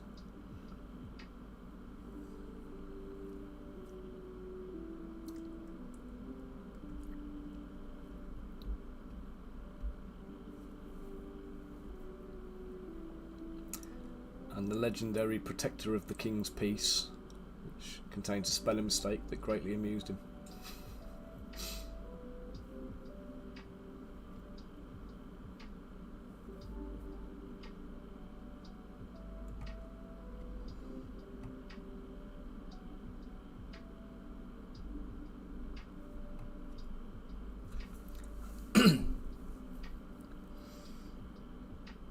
Okay, so it says here the actual watch badge is a star. So it's an 8-pointed star, not the 5-pointed star I used.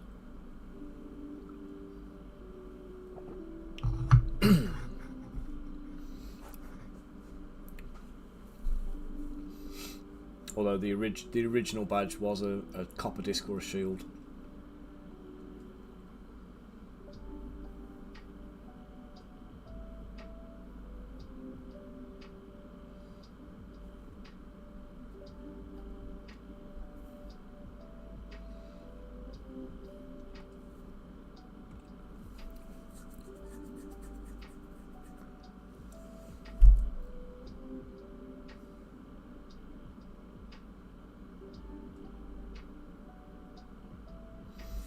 Okay, let's get some more sculpting done. Right, so let's do his trousers.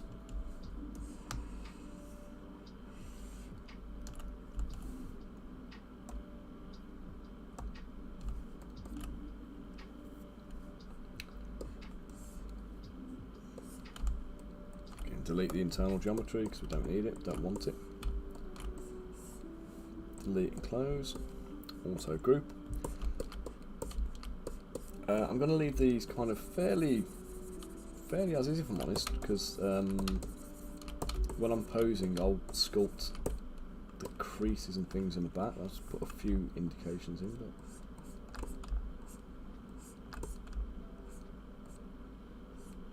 when you're sculpting creases in trousers you don't want it to always go like all the way across because it looks weird, so you're better off kind of like angling them through and kind of intersecting them a little bit, and always do a little bit of a cut in as well as just as well as raises. Obviously in the more crease bits you want the creases to be bigger peaks and bigger valleys, and then on the fronts of the trousers you want them a bit shorter. I think I'm going to do a little split up the side, and I think I might put a few buttons on there.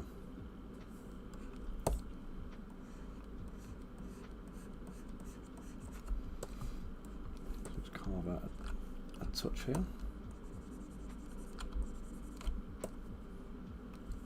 Oh, a minute. Would you ever get whiplash like just looking up? I just bloody have. That's just hurt me net, that is. Ow.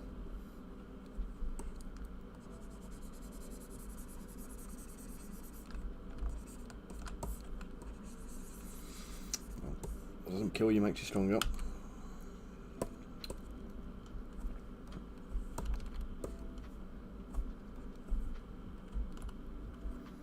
Right, now, I normally use the circles for rivets and for buttons, but on this occasion I'm going to use buttons, actual buttons. So we go little flat ones rather than circular bits.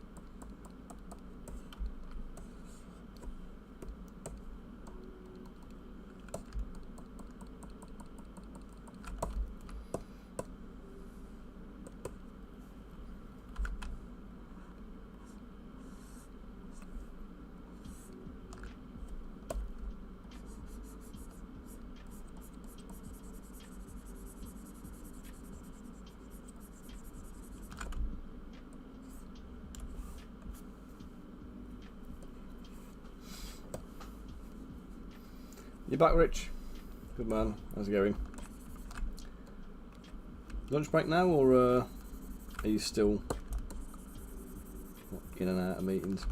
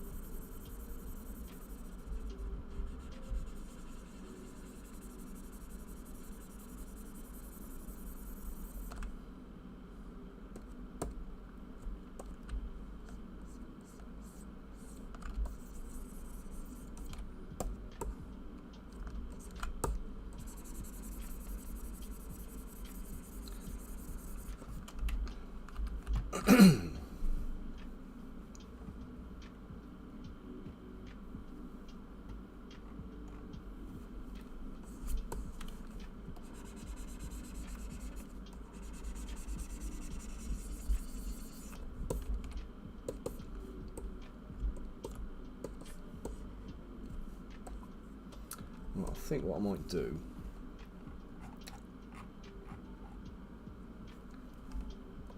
is keep the sleeves short, but a bit longer than they are right now,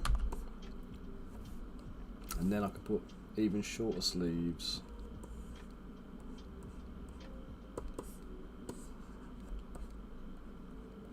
There we go. I'll put even shorter sleeves of chainmail on them. It saves me having to like kill myself trying to make chainmail later on. Okay. So let's just bring that round.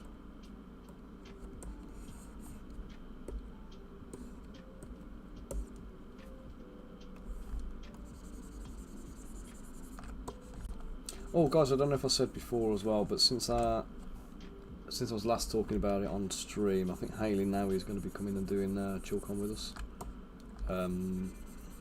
So we've managed to sort out childcare for the Friday night, so she can come down with me. So we'll both be there at Chilcon again.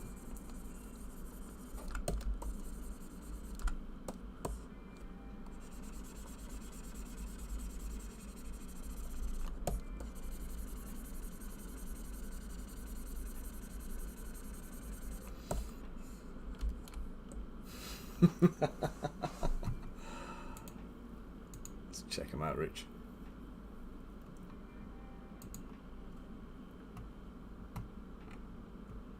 You don't look old, Rich. You look positively baby-faced, matey.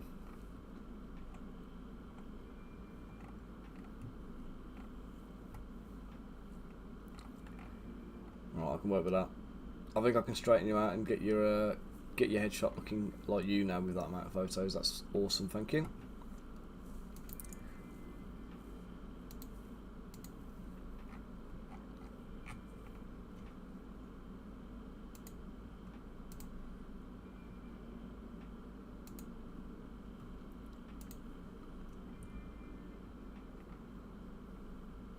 Bunker, mate, I've just had a little look at your thing you posted in the painting show off your work as well. Very nice, very nice. Let's just bring that up on screen.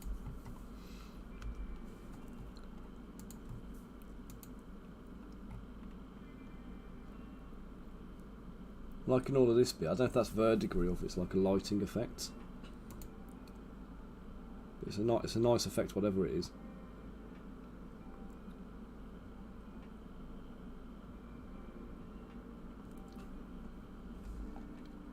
Yeah, if you're feeling old, mate, you're feeling old. No matter how young you think you are, your knees are going to tell you otherwise at some point. So, as I found out this morning when I was getting the kids out of bed, and Jacob wouldn't wake up, so I had to pick him out of his bed and like carry him down a little bit. And then Willow's with me, and then she was like, if you're carrying him, you've got to carry me. I'm like, how am I supposed to carry you both downstairs while I'm like, you know, holding on to you both? and I ended up carrying my 7-year-old and my 4-year-old at the same time down the stairs to get them down to come and have breakfast. And I just felt like my knees were going to go. I was going to drop them both downstairs. Bonker, mate, it succeeded. It worked. Job well done, dude. So yeah, this morning my knees decided to remind me very, still suffering for it now, if I'm honest. Decided to remind me that I'm not as young as I used to be. I'm just going to go and put a cylinder in for a belt. And again, you'll see me do this loads of times, guys, but I'll use a cylinder because it's solid and there's no gaps in it or anything like that. Pop it into position roughly, just like that.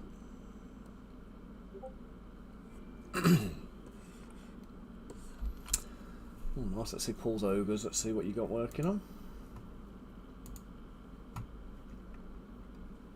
Nice.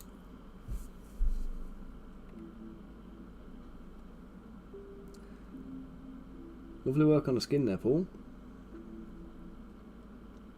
I love that blue on the trousers as well. Next time I go up the house, I'll grab a couple of the ones I was working on because I did a little bit of painting last night on my. I finally got the paint job finished on Pinky, the little halfling bard singer. So she's now finished. Apart from the base, I've got to finish the base now. And then I was doing the heavy plate mail mercenary company. So I've just been working my way through getting them guys done. Line that centre line up with the middle of the breastplate. Job's a good one. So yeah, they're nearly ready for the cabinet as well, which is good and timely.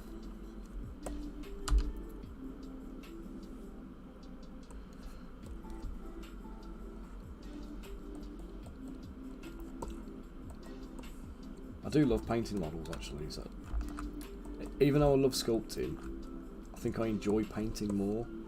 But I think that's because I do sculpting as my job now. The painting is the hobby, if you like. Whereas it always used to be the sculpting was a bit of hobby as well.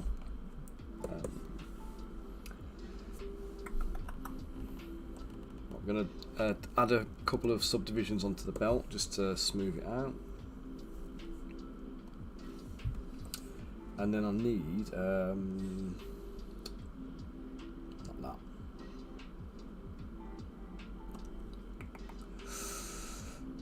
Import, I think it is. I think I've got one called belt knot.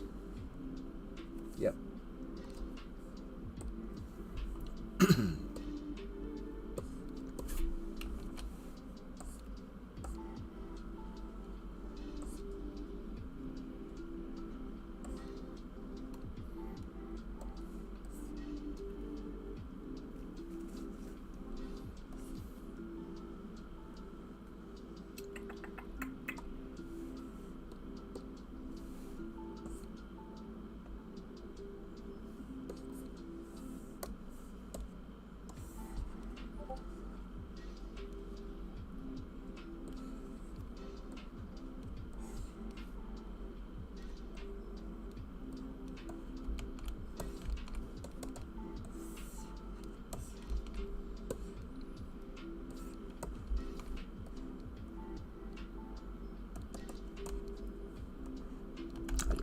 Back on.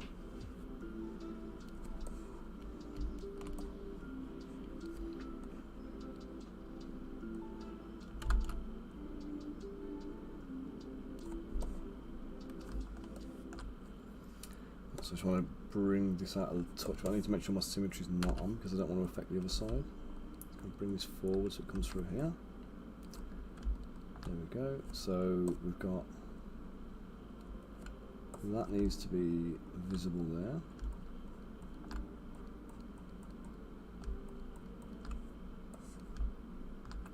And then this can come here like this.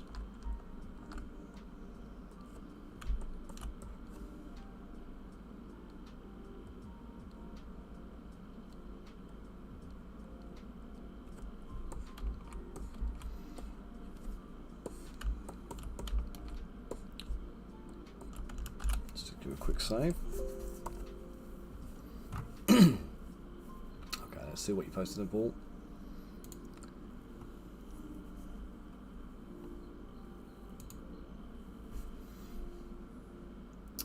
Oh, nice.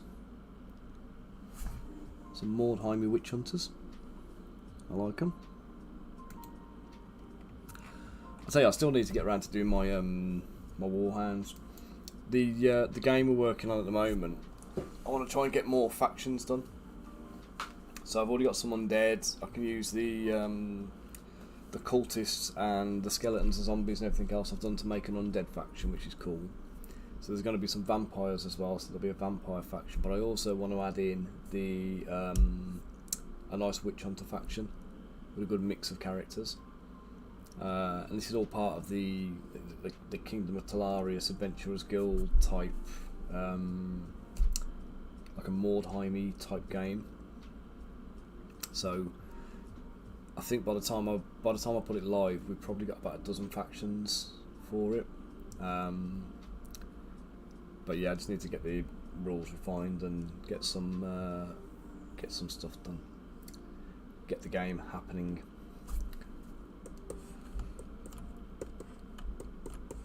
Terrain in the works. We've got minis in the works. We just need to get the game being played now.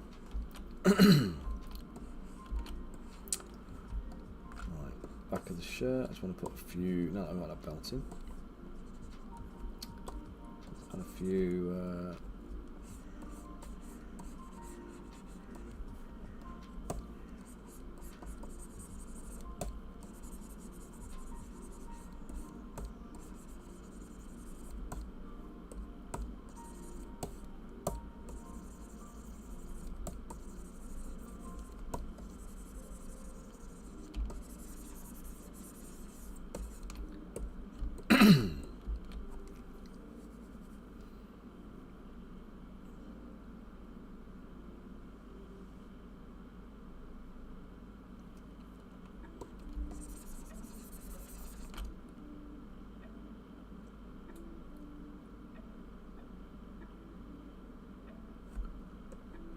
Oh mate, I never even bother with pigments and stuff. I can't kind of get into the headspace to use them properly.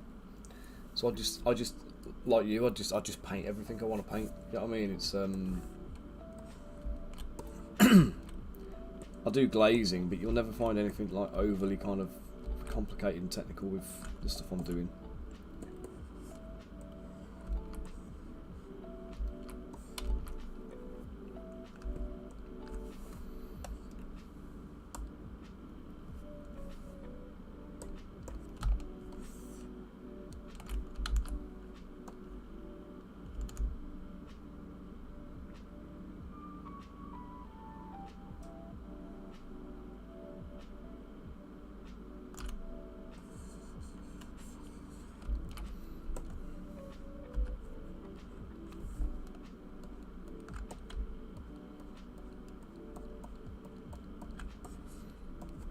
So guys, I didn't explain what I was doing then. I don't know if you were watching it thinking what the hell's going on, but I cloned the vest for my chainmail, and then I realised that actually I needed to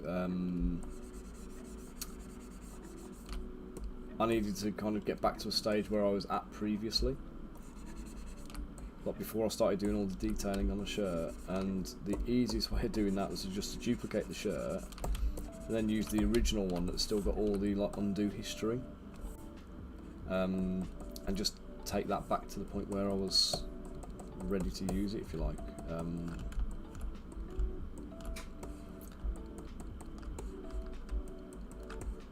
Balls, that's too much chainmail if I put it all back, isn't it? Damn it.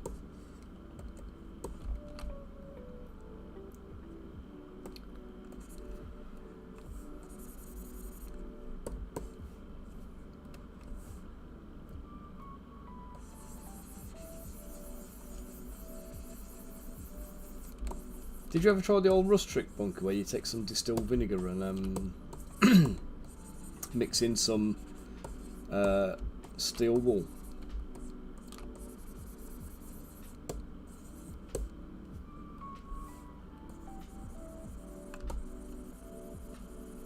So we're literally painting rust using actual proper rust, doing that one. I don't know if I've got the... I bought a CMON PDF ages ago about it. I don't know where I've put it. It's like years and years and years ago this was.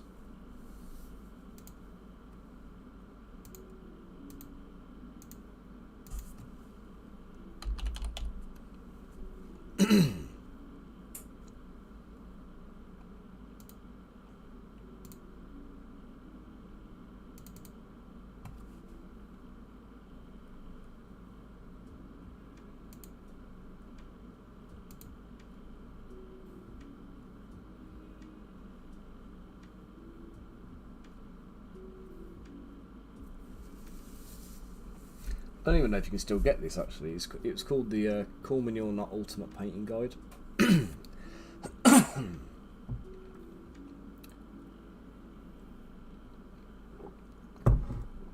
From a bygone era before they actually started doing all of the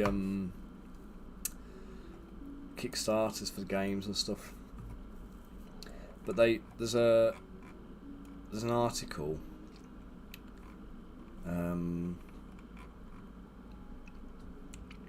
See if I can find it.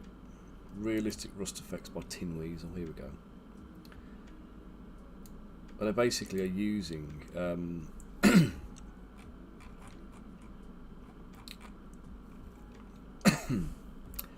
so extra fine grade steel wool, an empty dropper bottle with the steel wool inside, and was it distilled vinegar? Is it or 1 part bleach, 3 parts white vinegar.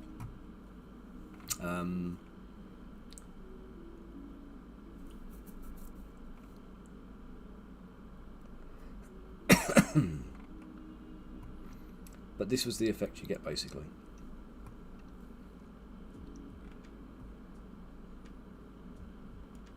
You see, obviously, it's painted onto the all the silver stuff first. They painted all the silver, and then they've given it a coating of this rusty stuff. But obviously, it looks like proper rust, but that's because it is proper rust. so one part bleach to 3 parts white vinegar, and then chucking in some steel wool into a dropper bottle.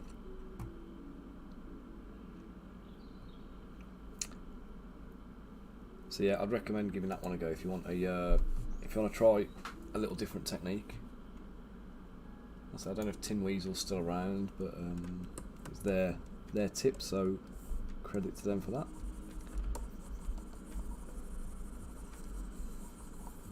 If you get your hands on it, it's a good painting guide actually. It's quite a lot of...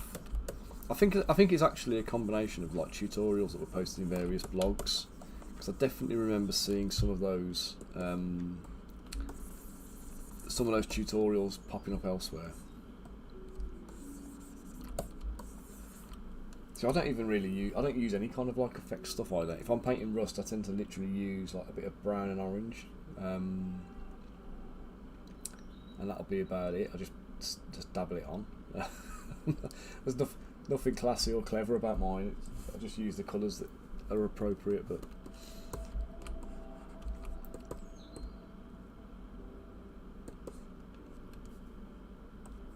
I mean, if you're doing that kind of stuff, it's got to be worth giving it a go, hasn't it? You know what I mean? It's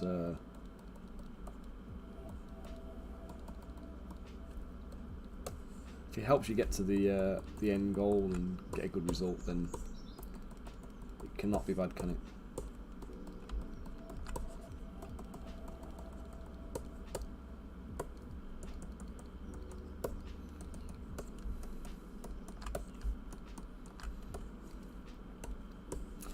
Are we all ready for some donut mail in a minute?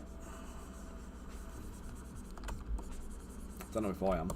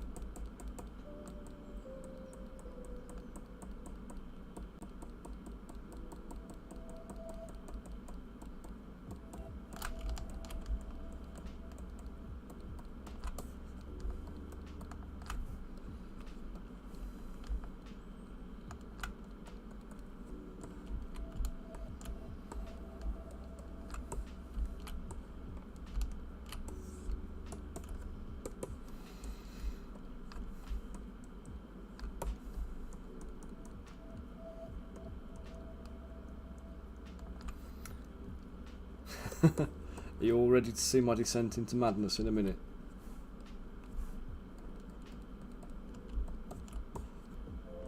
For your viewing pleasure.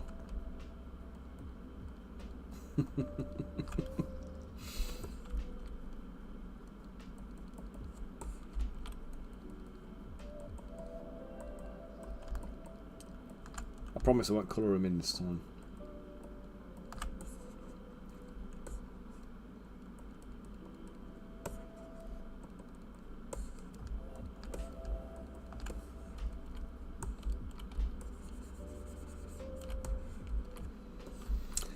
Right, let's do this thing.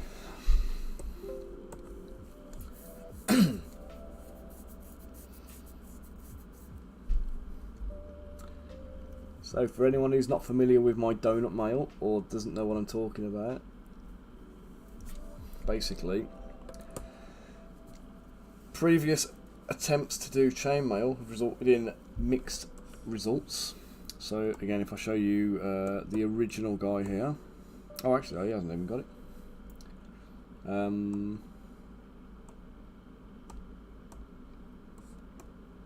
Here. So at a glance it doesn't look too bad. And I used an effect in for this one, which is you basically take the normals, not normal, sorry. You take the cylinder shape, do a UV unwrap, and then we do noise texture. Now the problem is with noise texture, you end up with this. We've got a textured underside, which I didn't want. It's my fault for applying it wrong entirely. It can be used to much better effect than this, but I didn't really know what I was doing with it. I was still experimenting. And the problem is here on the sleeves, you'll see it's running at an angle. So I've got like a direction here. So at the back, it actually runs fairly straight, and then as it goes round, it changes direction. And this is because of the way the UV applies. And then the skirt here again, we've got the slightly diagonal effect. Now if you paint these guys and you dry brush it, it looks like chainmail good enough, but it doesn't look right to me. I don't like the look. So I tried various different things, different effects, with mixed success. Some of them looked okay, but then took an absolute age to do. Others didn't look great. I used this as well, so I made these interlocking rings with the intention that you do this. But the problem here is this cavity here is negative space that ends up having to be filled in the model, and it doesn't look great, unfortunately. So when you start doing this, what you have to do is put a solid block behind it, like this.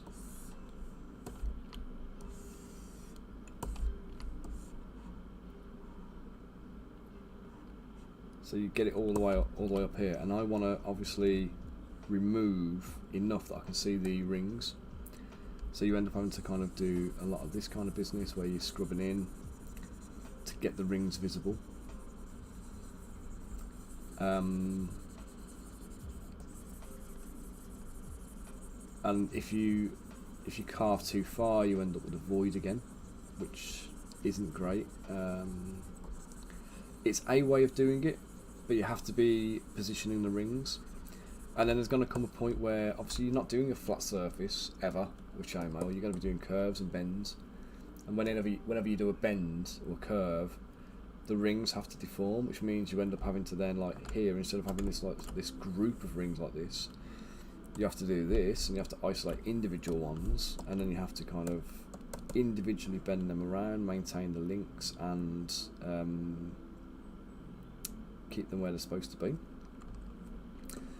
And that gets complicated when you're trying to do it one piece at a time, or you use curve brushes and you draw it round in curve. Again, you still have the problem where there's no such thing as a collision modifier on these rings, so they don't know that they're tied together.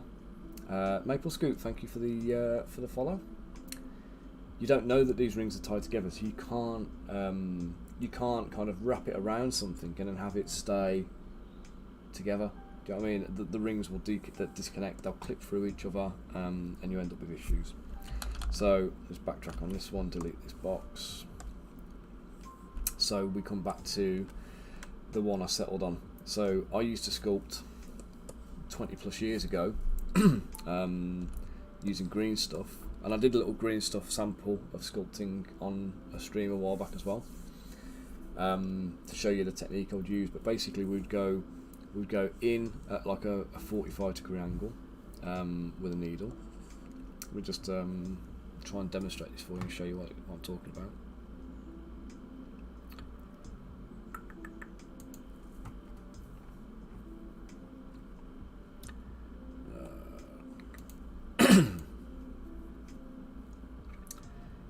Bear with me a sec while I just load up a graphic program.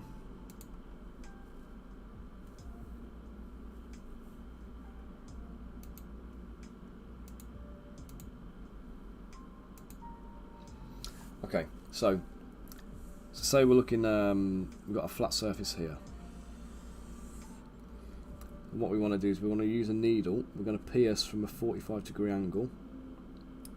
Sorry, we're going to pierce down like that, in that direction, and then we're going to lean the needle that we're using over to the side. And what that's going to do is going to create like a little ridge up like that. As the needle comes down, it's going to create like a little ridge. So then when we punch the next one here, and that creates a little ridge like that, and what you end up with is a row of holes that have got this little C shape on them on the side, like that. And then when we do the next row of holes, we put them in the same line. So we put the holes here. And this time we lean the needle the other way, and you end up with this. And then we do the same again, and we repeat the first design, and that ends up with a little curve this way. Okay, and then just keep doing that forever until you've got the whole bit of chainmail painted up, the whole bit of chainmail sculpted in. Now, when you're doing it in green stuff, you need to sculpt the form for underneath. So you need to make whatever kind of vest or whatever it is you're doing as a physical solid shape first. Then you put a thin skin of putty over the top, and then you do your chainmail. So it does obviously have, until you lose your mind and start like painting actual donuts on the model. The problem is when you do this on a miniature, you've got to be able to kind of get wash into these little holes. Is it just me, or have I got two colours going on at the same time here? I have, haven't I? I've got some weird like colour blend going in. So you've got wash has got to get into these holes, and then dry brush has to be able to pick up on these ridges. So you want a darker hole and then a lighter ridge. And the only way to do that is to have enough depth to the hole and enough height to the ridge. So you've got a contrast between the two. So if you're too superficial with this, with the chainmail texture, you're going to lose it on the model. And that's where we've got to be careful of. This is what we've got to try and get to. So this is where I ended up kind of using the same technique and come up with the concept of donut mail. So I'm not going to do it for the vest first, so let me just auto group this. I'm just going to take the vest on its own. We'll just do a little bit of smoothing on here to make sure I've got a good bit of decent geometry to work with. Okay.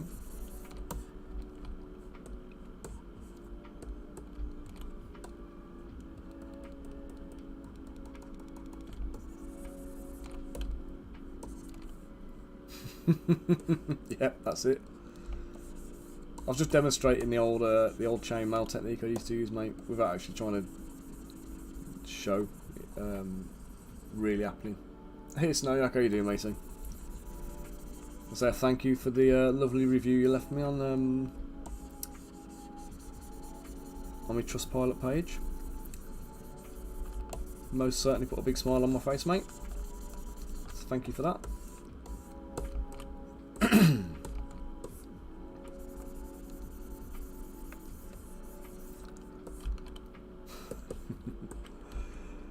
Right then, so donut mail. So no symmetry on, we've got to turn symmetry off so we can do this properly. Decent Z intensity, small-ish brush size, and we want them to basically be about the size of like a small donut. Hence the donut mail. Okay. So that is a little bit too close to the bottom edge, so let me just rise that up again. Okay. So we're going to do the next one here, but we're just going to overlap it. And then again, with an overlap. And again. And I'm going to keep going and going and going all the way around until I get back to the beginning. And then do the next row. And this is why it's insanity inducing. So please bear with me, people. Talk amongst yourselves.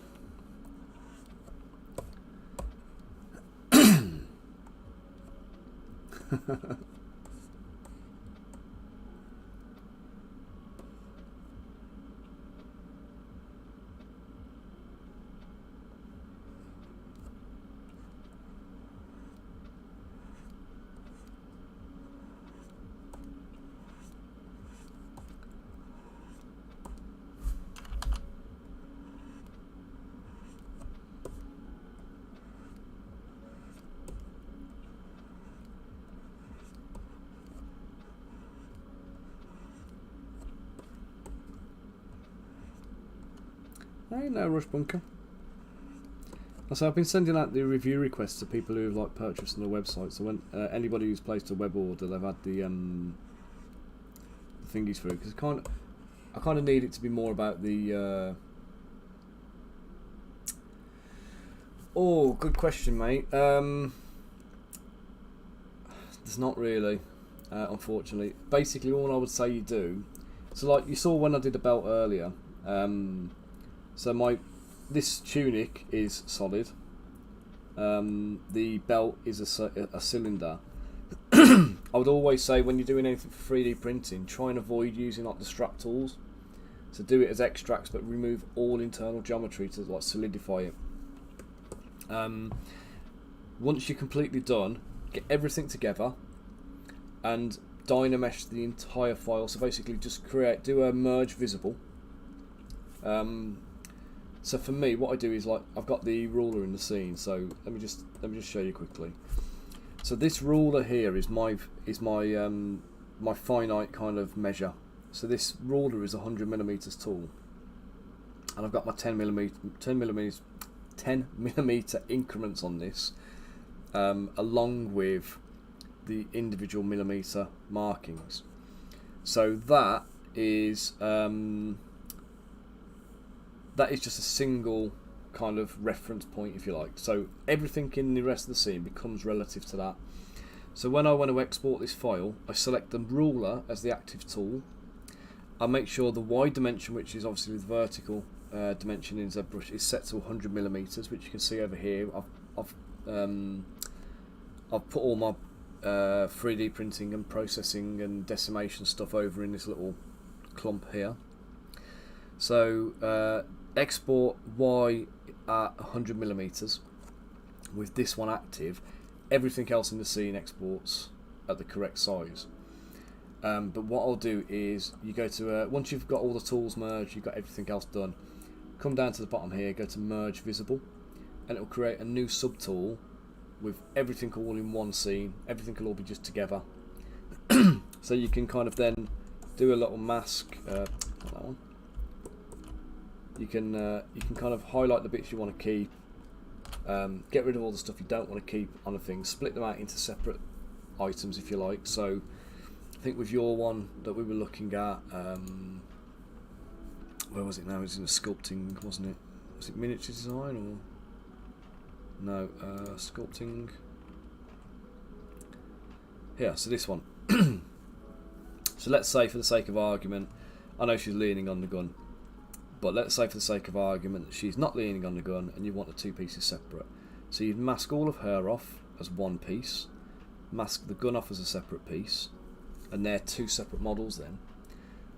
So you mask everything so it's all the same colour, or separate them out as two separate physical items since it's two separate subtools, and then you dynamesh the whole thing together. So everything is dynameshed. Then you scroll, zoom in on the model and basically just check all of these edges here on the inside between the thing and just make sure there's no visible gaps. If there's any internal geometry, what you can do is you can control click and then drag through. Control click and drag, so you get the rectangle select tool. Select a section after you've dynameshed it, and it'll cut a cross section through the model, and you'll be able to see if you've got any internal geometry in there. And if you have, you just need to basically close up these gaps.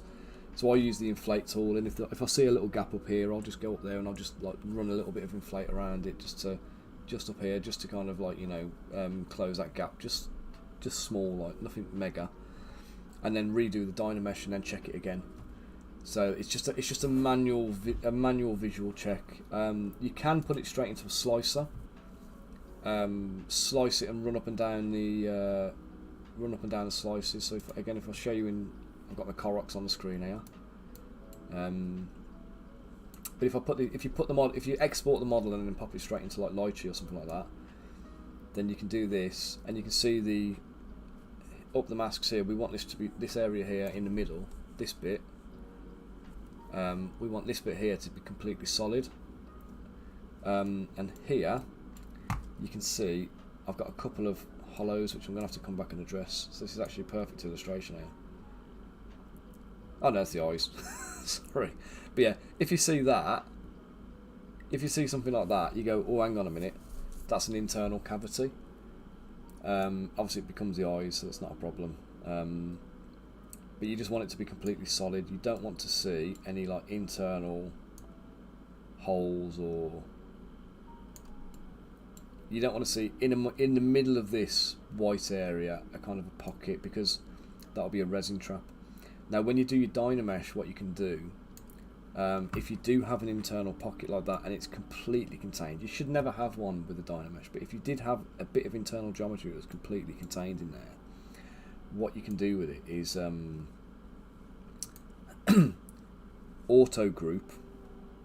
So you end up with the outer skin becomes one group, and then the internal object becomes a separate group, and then control shift and click on the outer skin, and then everything else disappears. Click delete, delete all, delete hidden, not delete all, click delete hidden, and it will delete any internal bits. The only time it won't do that is if the internal bits that are open are connected to the outside, and in that case you have to go around and find that gap and find the hole and just plug it. So you'll see me doing it when I get to the end of the sculpts with these and we've posed them and everything else. I'll go through that whole process anyway, because I do it on everything. So you have to make sure you're checking for those things.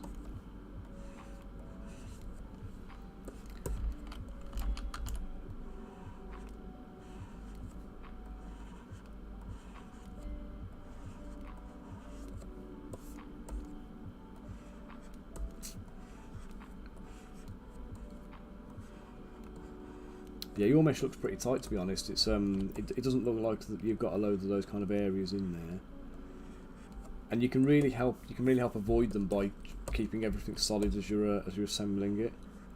The strap tools are a pain in the arse for causing problems like that.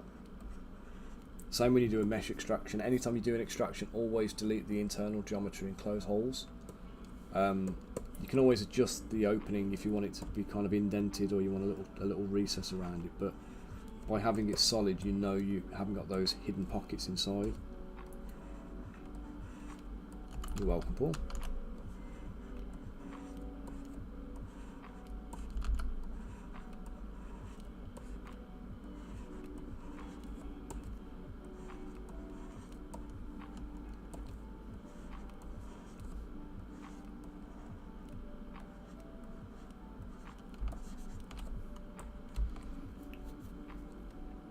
Now we're going to go back and go again.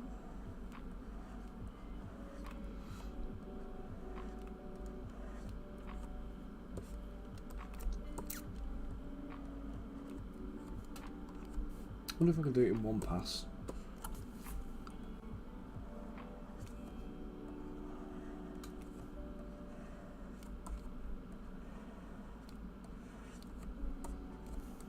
It's still not enough, is it?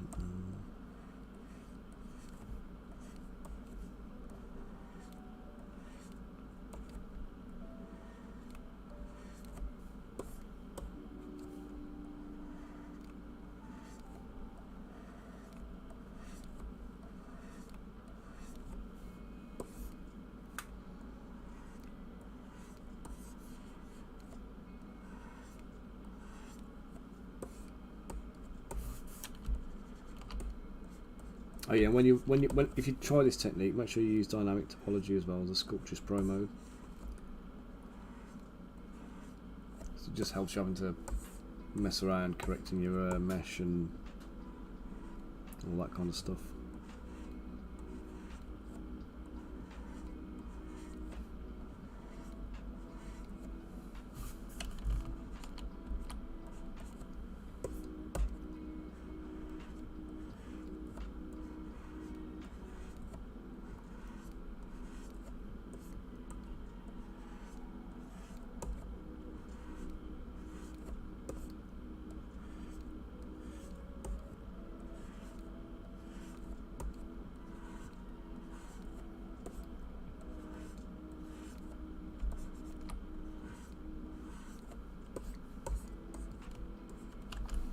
Whoops.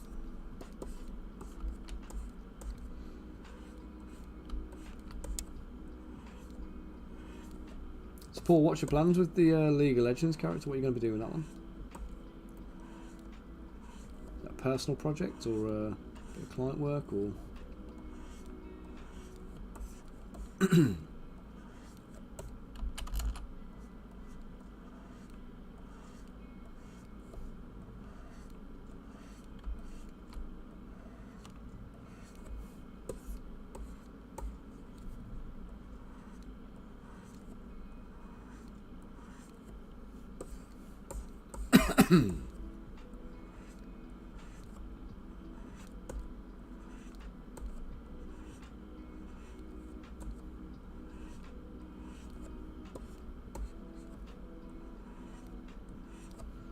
Just unhide everything's right. So at the front I don't need to do any more rows at the centre part, so but I do need to do a few. I've got about another 6 rows I think to get me up to the belt.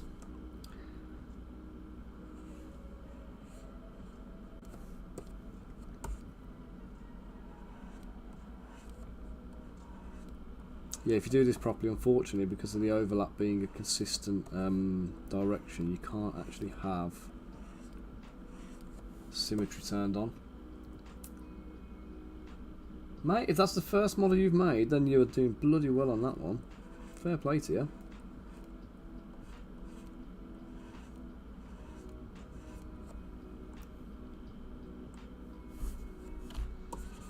Also, I don't know if you saw the tip I put in the sculpting chat earlier for Logan, with regard to like just generally making miniatures.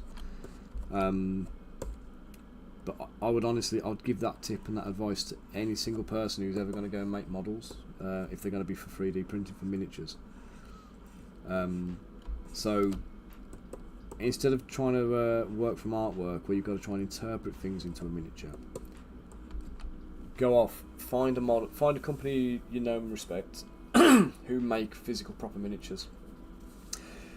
It could be someone like McFarlane, or it could be Games Workshop, or Reaper. Somebody who's been around for a while. Corvus Belli are good, if you like sci-fi stuff that's not 40k. So go off and find a company that makes miniatures. So anybody, especially if you've never had, so you're saying here obviously if you study for video games, if you've never dealt with miniatures, if you've not been in the hobby before, then you're coming in with a bit of a disadvantage, and you're gonna come a cropper a little bit, because there's certain considerations you've got to make for miniatures that you won't be aware of.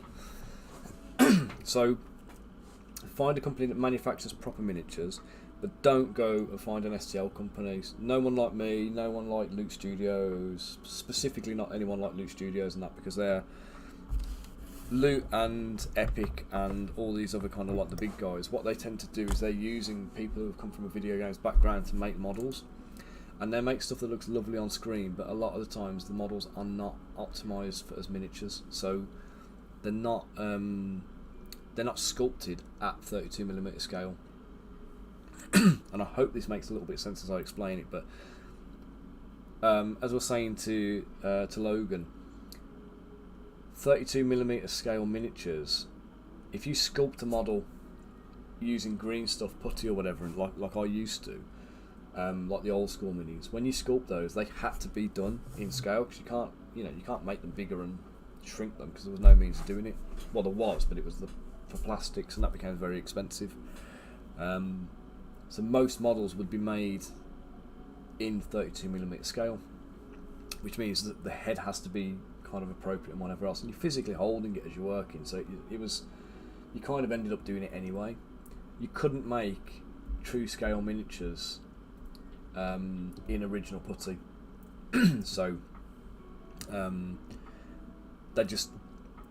the faces lose all the detail, the hands lose all the detail, everything is too superficial, so you have to exaggerate everything, right? So you want a real stylized look to the models, ideally, to kind of get it. And I had a lot of people in the past kind of said my models looked simplistic, or they looked over stylized or whatever. But then when you actually physically handle them and you have them in your hand and you've got the proper resin miniatures, they present a lot better. And the problem is you compare the renders I create of my stuff to the renders that someone like Luke Studios do, where they've got all these like super high detail things, and theirs look more impressive. But it's like a false visual, because all this like small superficial detail just bogs down the model. It makes it harder to paint. It makes it more difficult to print. If you do manage to print all the detail on it, by the time you've put a coat of paint on it, you're going to lose it. And you're only going to get that from experience. So stay away from any of the digital manufacturers. Because the other thing I said as well was, like, me as an example. So I've been doing miniatures for 34 years. I started painting models when I was 5. I started sculpting models about 20 years ago. I'm very comfortable with what a miniature should look like, what a miniature feels like, the beating they're going to go through on the tabletop, the painting experience. You know what I mean? I've got all of that as part of my experience, and I would always encourage you to kind of like to see it all the way through to the end. So any models you make, try and paint them, print them yourself, try and paint them, and then you'll feel the pain of the customer. So if you're going to sell something, the customers are going to be going through all of this. You don't want to find out from them that you've done a bad job. Find it out for yourself. Print it out, paint it. Wherever you experience problems, you learn from it. You put it into your next model, and you can continually improve. And there's a lot of this missing in the market now. People don't really do that. So you've got a lot of people who've come from like the video games background, or they've jumped on the bandwagon with no ability, and they've gone as a business manager to try and like make a few quid off the STLs or whatever. And the problem will come is like companies like Games Workshop, Corvus Belli, Reaper. There will be an art director who will be instructing and directing the models, making sure that they're appropriate and they're fit for purpose, making sure they meet design criteria and style standards and things like that. There's going to be all these different like checks and things they're going to have to go through. If a model's not good enough, they're going to get kicked and sent back and have to rework it or redo it entirely. Whereas with STL companies, you've got a monthly quota you've got to make. You've got to turn out X number of minis in a month to keep the punters happy, to keep the patrons happy, and the subscribers subscribing. And if you don't do that, then they're going to run off. So, yeah, Dennis, absolutely the best thing to do. I test print everything I do as well. It's just good practice, and everybody should do it. And I don't understand how a lot of people don't. So when you take a company like Games Workshop, where they've gone through these checks, they've got these checks and stuff, and then you go to somebody like myself, like I feel like I've got quite a good grounded experience in like, you know, hobbying generally, but also just miniatures, just from a lifetime of kind of investment and commitment to it, yeah. But I am my own art director. The only person who tells me a model is good enough is me, right? And if I haven't got the right standards, or I'm not working to the correct what do you call it, like my eye for detail's not there, or I missed something, nobody's going to sense check that, nobody's going to reprimand me, nobody's going to make me go back and do it. And the big companies, the big studios and stuff, you know, I can't 100% say this for certain, but I suspect many of them are run by people with a few quid in the pocket, as business managers rather than as you know, investors rather than actual artists, which means that their eye for art isn't necessarily going to be there, and they're going to let things slide that they shouldn't do. And I have seen a lot of it go through in some of the big companies, models that are screaming at me that there's issues that I would never put out myself.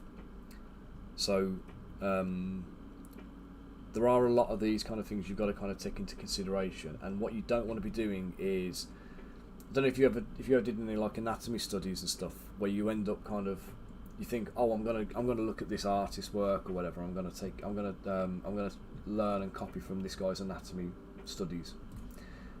If you do that, if they've made mistakes and you try and copy their work that is full of mistakes, then you're going to be learning with compounded mistakes. You're going to be adding your own mistakes from your studies onto the mistakes of the guy who you copied. So you're better off just going back to the source material and using the source material. The exception being in this case where we go for something like Games Workshop, where you know every single model is going through this rigorous vetting process. Everything is going to be signed off, and they're not going to be running to try and like get a release out in the month. You know, there's going to be a rigorous process in this. They're going to go off to the painting studio. They're going to be painted before you see them. You're never going to see a render before the models are done from Games Workshop, are you? They don't showcase renders. They want to show you the finished model painted, and that is going to give you some assurance that the models are tangible figures. You know, they are good enough to be painted and produced properly.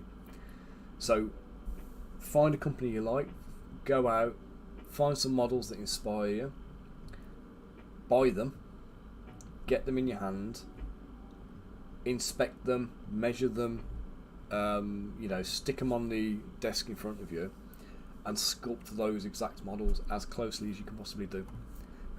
So once you've done it, it may not be perfect, but you get it as close as you can physically get it. Once you're happy that that model's complete, even if it's not 100% right, print it. Print it and put it next to the model that you've just copied. And ideally you want to see as much of a parallel as you can, but that side-by-side comparison is going to scream at you and highlight all of the issues that you've created in that sculpt that aren't right. And instead of go back and correct them on that sculpt, start a new one, pick a new model, do the same thing again, and learn from the mistakes you made on the first one.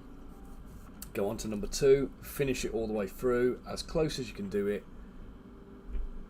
print it, analyse, and then just keep repeating the process. And I reckon by the time you've done about 6 of these kind of copy and duplicate, replicate kind of things, you'll not only have you'll not have only learned a load of lessons, but you'll also be getting a feel for the kind of the scales that you need to account for, the things that are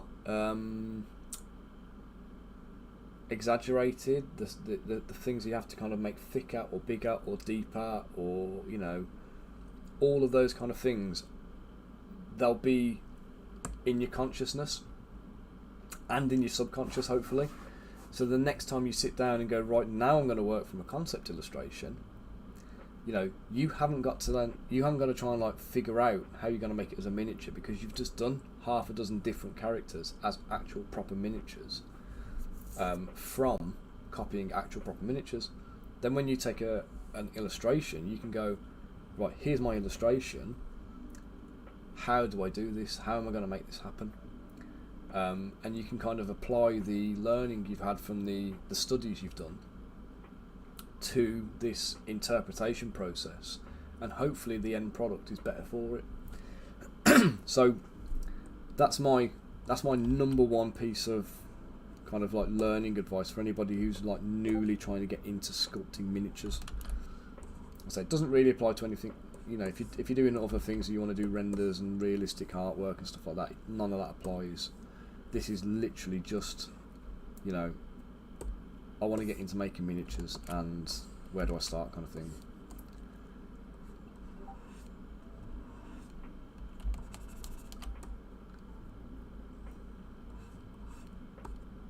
So yeah, hopefully that's I think this is getting too thick now, I'm going to have to reduce the size down a bit. So hopefully that all makes a lot of sense. I've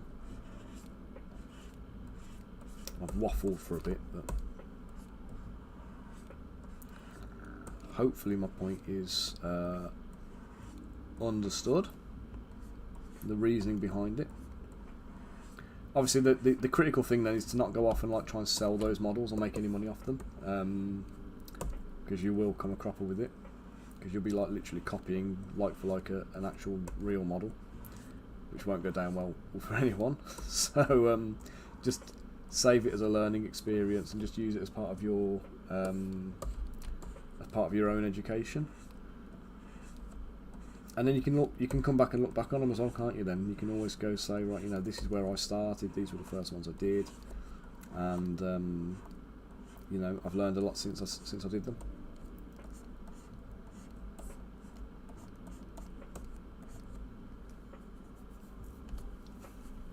Dennis, I also think it's good to have an FDM printer for vehicle work because it prints well on the FDM. Yeah, yeah. You use whatever whatever printer you think you need, or whatever printer is going to be used for the models generally. Just use whatever you need to.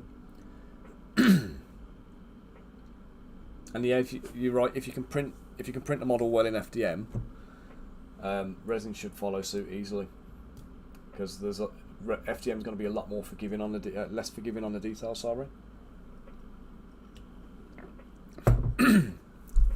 But the critical thing is, once you've printed it, paint it. Give it a paint as well, because until you paint it, and again, this is the likeness I've made in the past, where if you're a chef, you need to taste the food that you're sending out to customers to make sure that you're sending good food out. If you don't taste the food, how do you know that what you're sending out is good? So likewise, if you're not printing and painting and consuming the product that you make in the same way that your customers are, how can you with any certainty say that you're sending out something that is fit for purpose?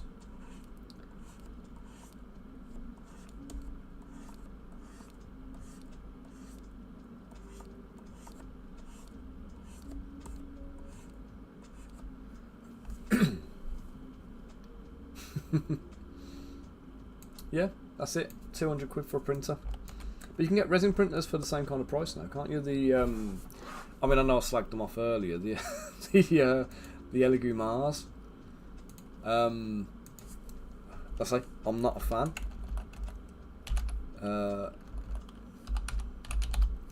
Not a fan at all. But if I come to 3D Jake, which is my go-to for 3D printers and stuff, and we go to the 3D printers, pull up Elegoo, like the Mars 3 Pro is 295 quid, like less than 300 quid now for that. The Anycubic one, I'll check that, how much is theirs? So the Anycubic, there you go, Anycubic Photon Mono X, sub 200 quid. So you know, you can't go wrong with that. That is going to be, you know, the dog's danglies as far as printers go. Yeah, Dennis, I have to say, mate, the thing that bugs me with the Elegoo printers, and the reason I don't like them, is the build plate. Jesus Christ, I've got like the birds outside. So the thing I've always disliked ever since the... Oh, come on, sort yourself out, internet. The thing I've never liked with the Elegoo printers, right, is this build plate. I don't even know if I can show you it, but if we can see it properly. So here, what you've got is let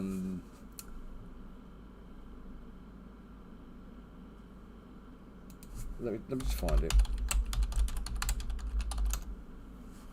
Here. Right, so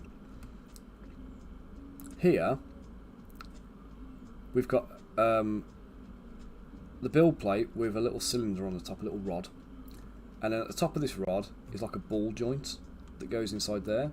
So you loosen these two screws off, and then this whole thing pivots like left and right, up and down, round and round and round off this ball joint. And it's a shocking design. And I've had prints where, say you've got a large model on one side of the print than on the other, and as it goes up, a little bit of suction from this side pulls this side of the build plate down during the print. So as you're halfway up the build, your print's completely failed because the build plate's tipped over and pulled, and it only has to pull a couple of millimeters. It hasn't got to pull loads to ruin your print. And I just think, why would you design it like that? I mean, if we look at build plates for what do you call it?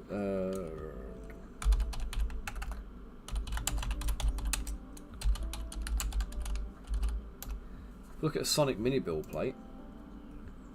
Solid. I mean, this is not the exact one I've got, but it's similar. You've got these 4 screws on either side. In fact, the one I use is this one, isn't it? Sonic Mini.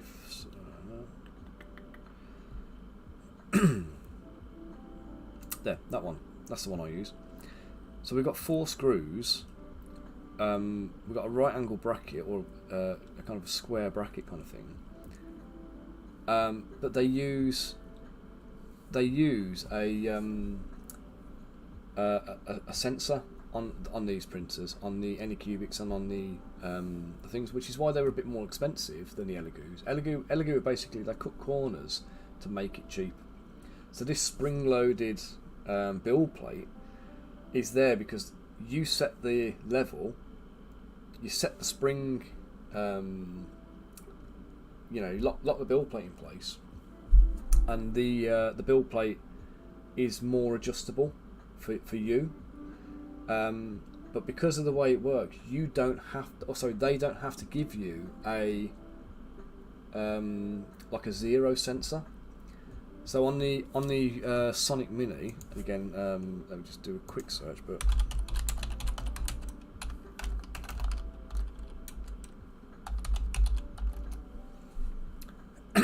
so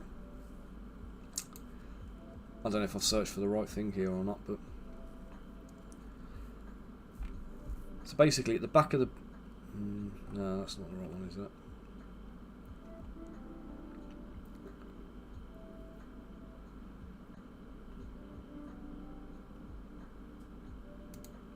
Okay, so at the back of the build plate here, you can't quite see it in this image, but basically just on the side here there's like a little black plastic piece with a little peg sticking down.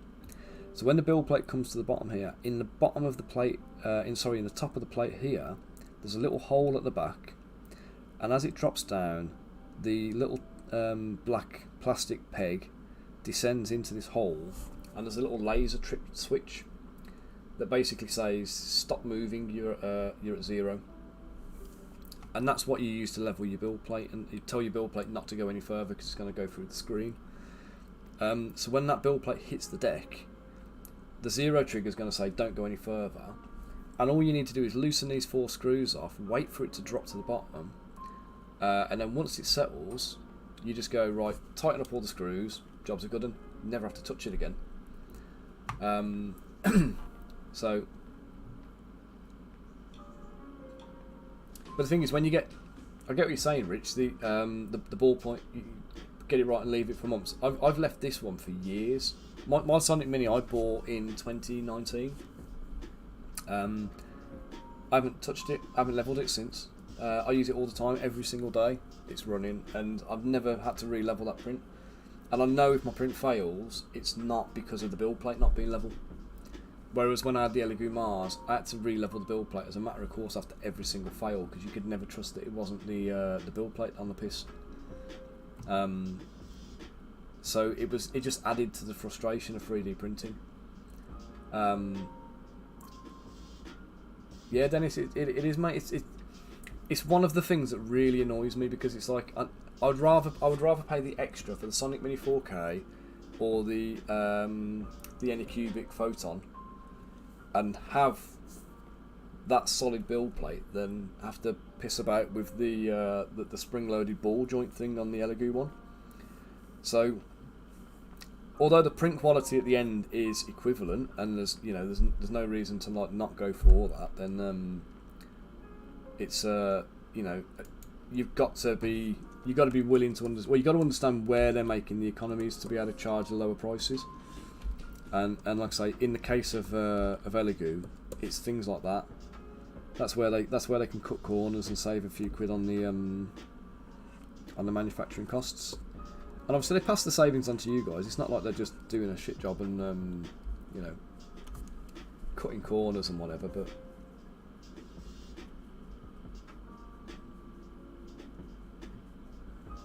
what's one of those? Loads of shit come through then.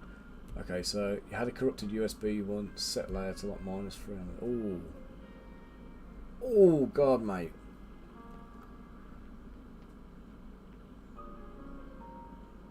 Oh, that's not fun. Arafu, how are you doing? Welcome back. Yeah, it's going well, thank you. It's going alright. I'm just doing donut mail and going mad and just setting all the world to right on 3D printers and stuff at the moment. So, yeah. Do you want to hear a story about where I really I ballsed up and literally in the first week of me owning my Sonic Mini 4K, I nearly killed it. So basically, what happened? Let me try and demonstrate this and try and explain it to you using like photo reference again. So,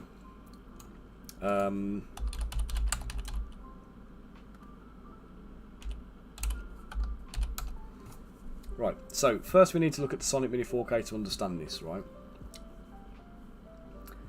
So the Sonic Mini 4K, you can see the lid is angled in, right? It tapers in, so it's not a rectangle, it's not a cuboid, it's like a trapezium shape, right?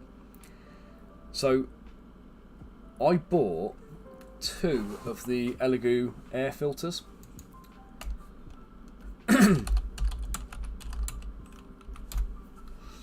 These things, right? So I bought 2 of these. You charge them up, you stick them inside, just like that picture showing there. Now, I pretty much did exactly what that's doing, except that little special sensor I was just talking about that is on the left-hand side here of the build plate, right? So there's a little sensor just on this side on the Sonic Mini 4K. That sensor is like protruding out and comes down. It's like an L-shaped thing. The bar is like an L shape. And I put the 2 air purifiers inside the printer, closed the lid down, and what I hadn't realised is that I put the 2 cubes a little bit far to the outside. The lid collided with them, and pretty much like this picture over here, my air purifier tipped over on the one side, but it tipped over on the bloody left hand side, this one, which is where the Z limit trigger is. So as the printer started descending and I started walking away from the printer, this thing starts coming down and it collided with the top of the air filter. and I heard this god-awful grinding noise, legged it back to the thing, trying desperately to stop the printer from going, and I was just a fraction of a second too long, and the little rod off the bottom snapped off, so the limit trigger on the thing snaps off. So I managed to turn it off. I thought, God knows what damage I've done to my Z rod on this and everything now. So I glued the thing back on with super glue, fixed it back on, did a print, or not a print, a zero on the thing to try and just make sure it went down all the way, and it broke off again. So super glue wasn't sticking it on. I couldn't get it to fix on. So I reprinted the part, and I printed it in dark grey resin, and it basically went down, descends, pokes into the hole, didn't work. So even though I downloaded an actual model of it, and the size was fine and the dimensions were fine and it was definitely blocking the laser, for some reason the grey resin I'd printed in didn't actually activate the trigger. And as the build plate descended, I heard this awful grinding, and it was basically the build plate trying to push through the screen, because there was nothing basically saying don't go any further, because the grey resin that I'd used hadn't triggered the sensor. And in the end, I actually managed to get it working by painting the little stick black. So I just used literally just a black primer. I painted it black, and it instantly worked on the limit switch. So I managed to get. I thought I'd crushed the screen and killed it, if I'm honest. I honestly thought it was dead. But yeah, I ended up.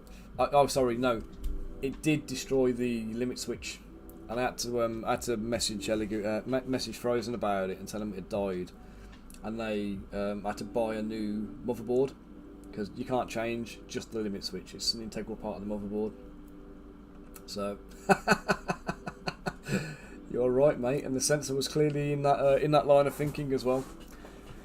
So yeah, so it cost me about £100 for a new motherboard, coming from Frozen's factory in Asia somewhere, and I had to pull the machine apart, switch it all out, and it was just a faff. I hated every minute of it. I don't like doing electronics, so that was I hated every minute of it. But it's up and running and working again. It was fine, and luckily when I turned it back on, my screen was intact. And because I thought I was going to be spending another £250 on a screen, but thankfully not. So yeah, anytime you're using one of these Elegoo air purifier things inside your printer, they are good. They do the job nicely, but just be careful where you put them. Make sure you can't knock them over, and they're not going to get in the way of any moving parts, or you'll end up like me. So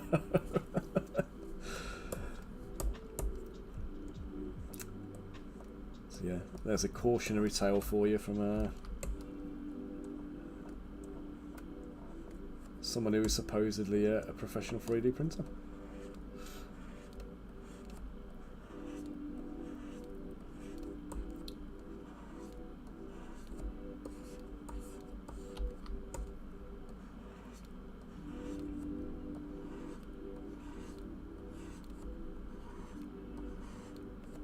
My only beef with the Frozen ones is that they don't do they don't do an English plug on it. They just do the European plugs.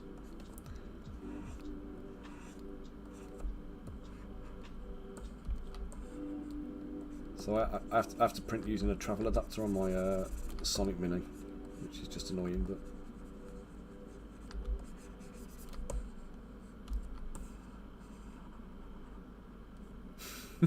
of course. It's not a problem for most people. It's just us in the UK. We have the earth pin on the top of our plugs for a safety measure. Voltage higher as well, isn't it? We're on 240 volt here, so you have to measure it down again. But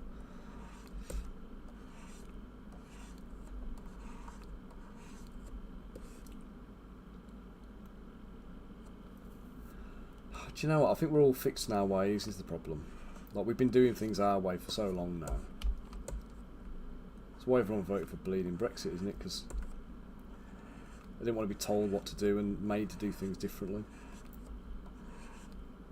It'd make life a lot easier, but I think the problem is if we did, everybody's like household infrastructure has to change. So we've like been building houses this way for so long now. It's just how it's done.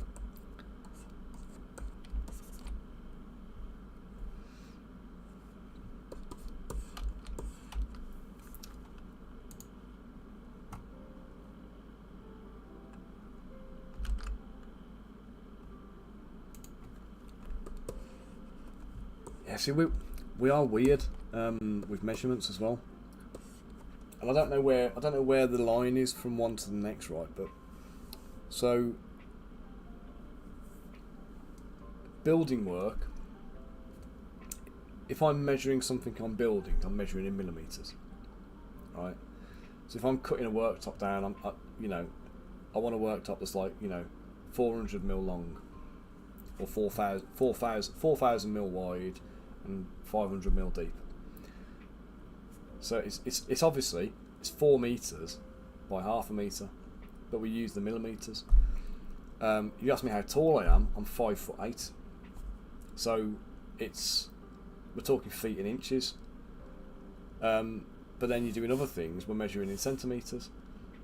We're talking on roads. We're using miles and miles per hour. Hey, Ventura Times. I am.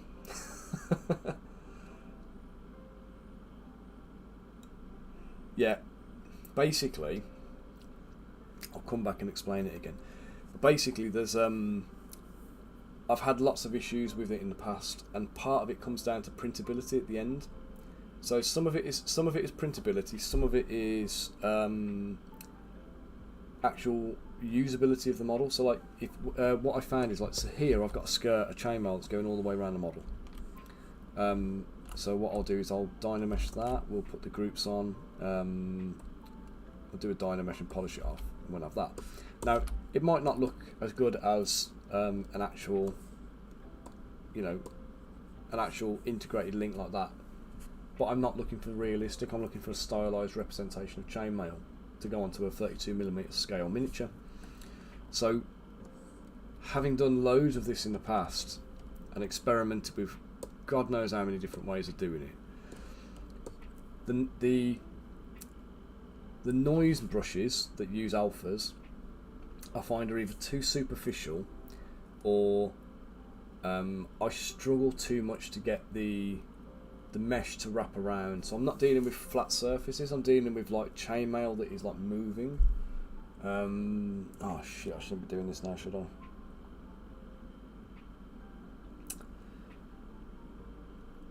We'll see. I'll try and avoid it. So yeah, so basically there's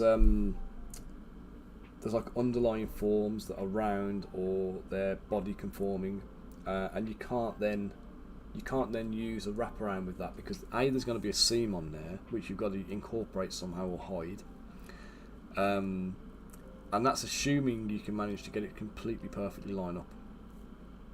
So for me, it doesn't often work, and also you end up with some of the rings being larger, some of the rings being smaller. And when you have to paint the model, what you ideally want is, we want ink washes or black paint as a base sitting into the recesses, and then we want the silver to pick up on the ridged surfaces as a thing. And nothing I've tried has managed to give me a chainmail effect that paints like chainmail should look on a model.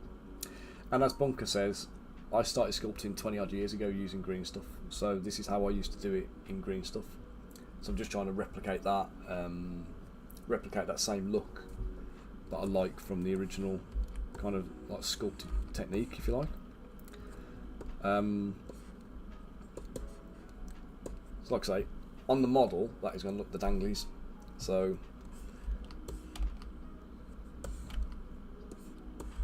but I'm not making models for I'm not making models for like screen renders, and I'm not trying to be what do you call it, photorealistic in my styling. This is it's a stylized form of sculpting to facilitate the miniatures.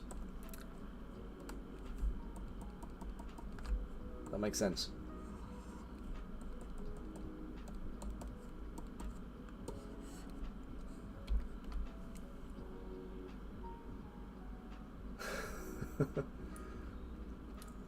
Yeah, stone. I don't even know where stone comes from, mate. It's like, yeah,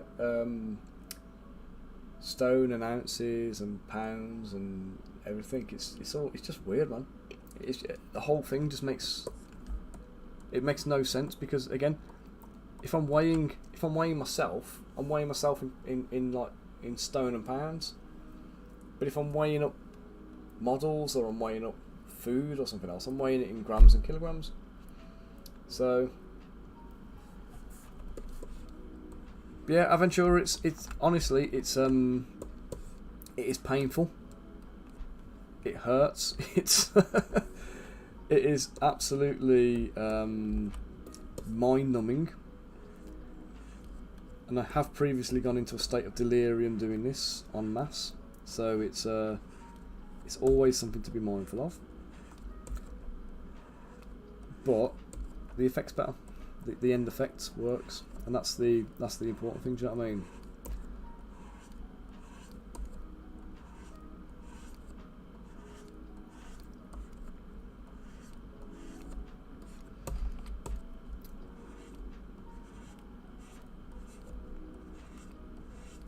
I'll show you. I had this one. So this one here, this is a previous example of trying to use a noise generated chainmail. And from a distance, it looks all right. It paints okay, but it really bugs me that it doesn't run straight, and that the links are different sizes and different shapes and things like that. The whole thing just bothers me, if I'm honest. So I can't bring myself to do that again. And I can spend ages trying to tweak it and figure it out and make it right, but it just doesn't go with my workflow and the way I sculpt. So yeah, it's donut mail for the win for me, unfortunately.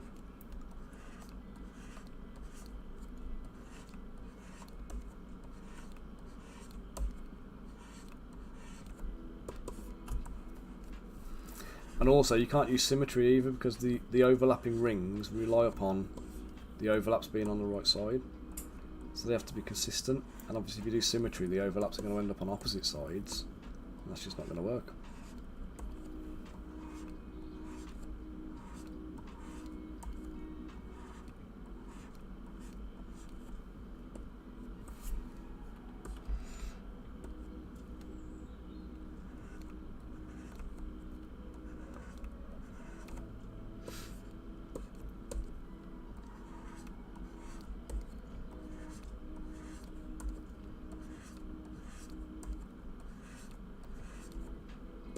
I mean, I'll be honest, for years, if you go back through my back catalogue, you'll find so few models with any chainmail on them. I just avoided it. I'd rather just not do it than do it badly.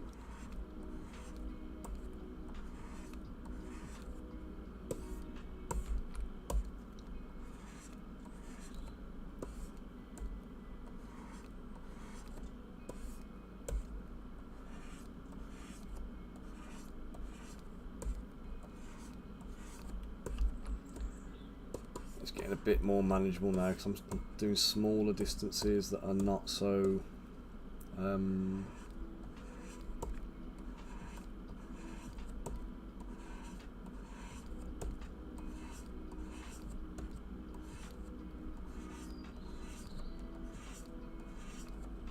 Oh yeah, and the other thing as well, when you're saying about nano meshes, the nano meshes end up with a huge, great big cavity underneath.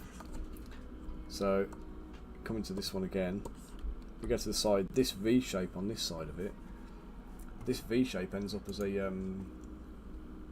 kind of a void inside the thing, so we end up with this like suspended thing. and let's assume for the sake of argument it all prints without having to have any extra supports, you still got to try and get paint into there. So you've got to have black paint underneath all of that to be able to kind of like show off the rings as actual miniatures. So the void is just not good to have.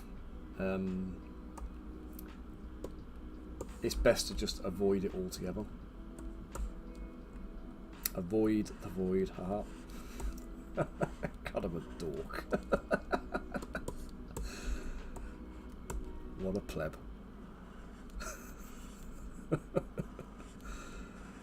Oh, speaking of plebs, I don't know if you guys have seen it.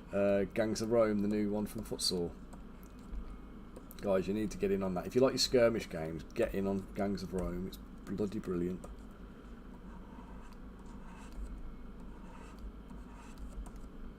They're all fully funded and everything on the Kickstarter now. You got a chance to buy the models, but I think the models are all like pre-existing. They've been around for a while now, so they're funding like the new rule book.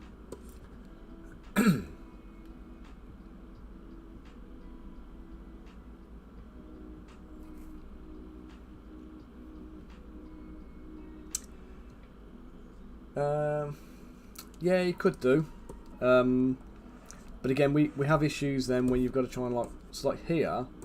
I mean, this one's not too bad. This is quite a simple one because I'm just doing a T-pose model now, which I realised was a stupid thing to do because I'm going to have to redo. Anytime I do any kind of posing now, I'm going to have to change that.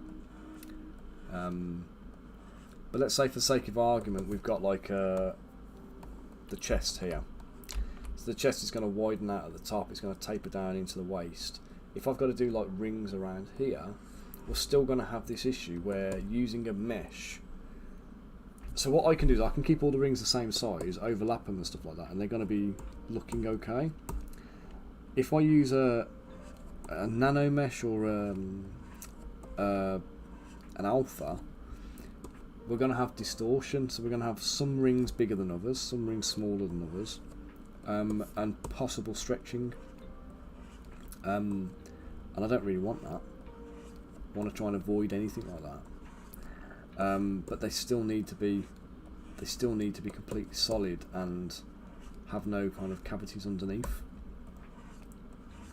And short of physically placing rings onto the surface and positioning one at a time, honestly, I can't find a quicker and better way of doing what I'm doing. If you've got an example, or you can demonstrate, I'm happy to see alternative options, but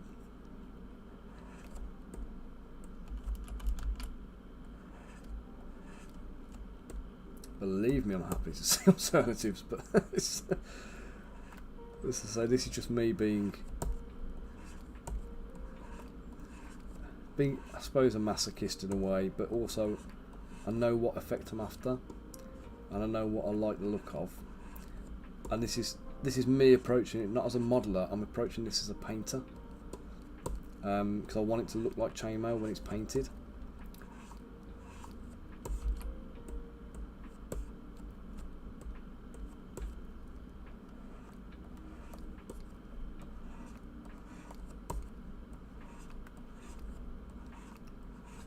So like I was saying earlier on, just about making sure that you're aware. It's always worth, as a miniature sculptor, printing and painting your figures, because you get an appreciation then of what the customers are doing and how they're going to be using them. And you don't want your customers turning around to you and saying you've screwed something up and finding problems with your models. You should find them yourself first, and by printing them yourself and painting them yourself, you're going to be experiencing the full spectrum of the hobby side of things. Everything the customer's going to be doing, you're going to be doing yourself, which means that you get to, as part of your, let's call it R&D if you like, as part of your R&D process on the model, you do this quality check, your assurance check, and you kind of go, yeah, actually, I'm happy with that, or this hasn't worked as well as I wanted it to, I need to go back and redress that. And I actually did this on the Cambion. I don't know if I've got the render of the original one, but mate, I'm happy to explain things all the time, you know me. I get to the end of most days, I've lost my bloody voice and can't talk anymore. Aileen moans at me because I've got nothing to say to her. Like I've used all my words for the day, but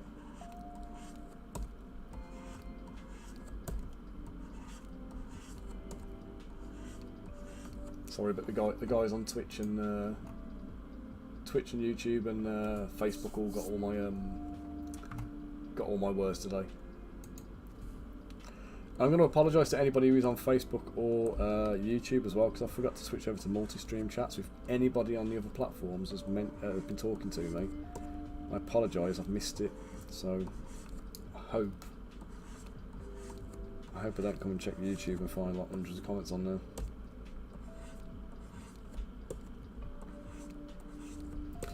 It's the problem when all your streaming platforms are geared up for Twitch as a primary one. It neglects the other viewer bases.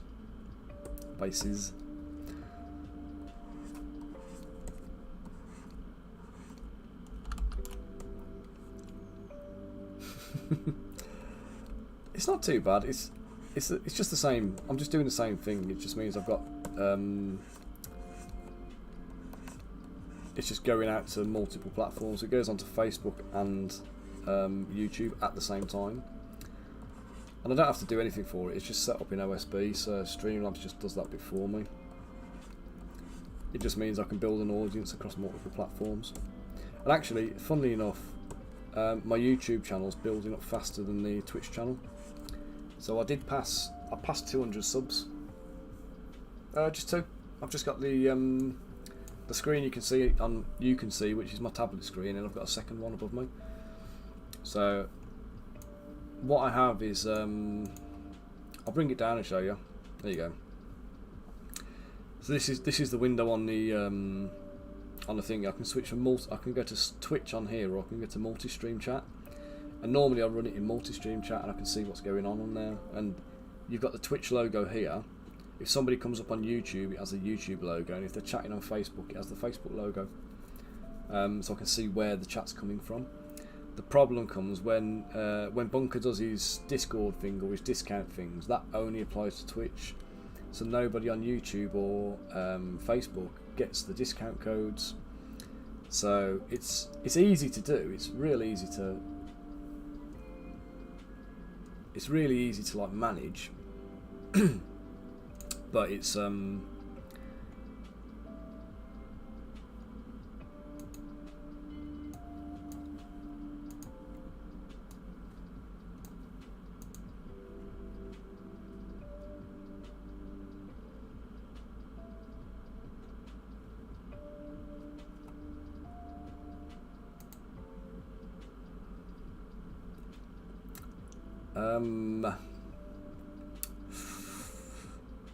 cool question.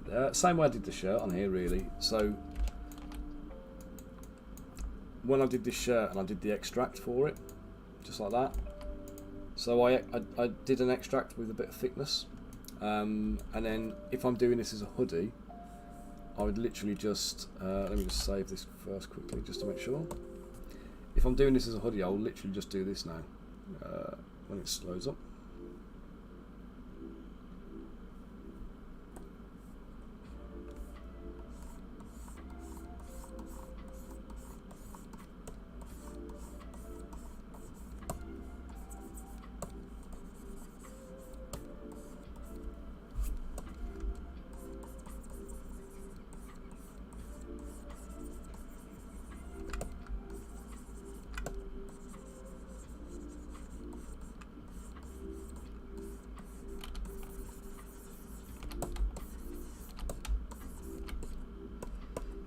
Use the orb cracks.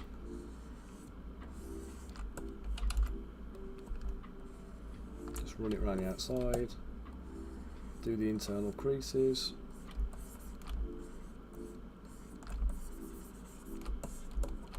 And then underneath here, I just do a little bit more.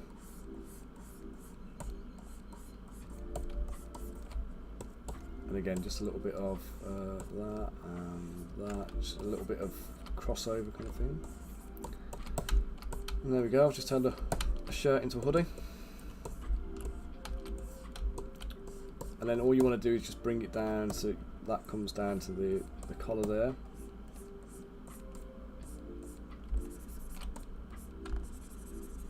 Take the back of the collar out.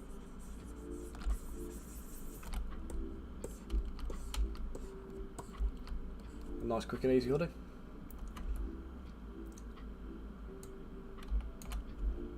Let me just undo all of that now. Get back to me, my good old shirt before the hoodie conversion. There we go. Then I get back to bloody donut mail. It's easy when you know how, but it's like, it's one of these things where there's a dozen different ways you can do it, and in the past I've done it by putting a sphere on the back and then just shape a sphere and just carve out a little bit. But you don't need to. When you're doing miniatures, what you got to remember is it's 32mm tall. You're talking about a detail that's like 2mm high on a model. It doesn't need to look. You're just indicating a hood. Do you know what I mean? You're not sculpting a hood. You're indicating a hood. So that's kind of the difference, I suppose. It's not like when we're doing like a video game character and you actually need it to be cloth, or you need it to be God, what else? Leather, or what? You got to have the right thicknesses. Everything on a miniature is going to have thickness.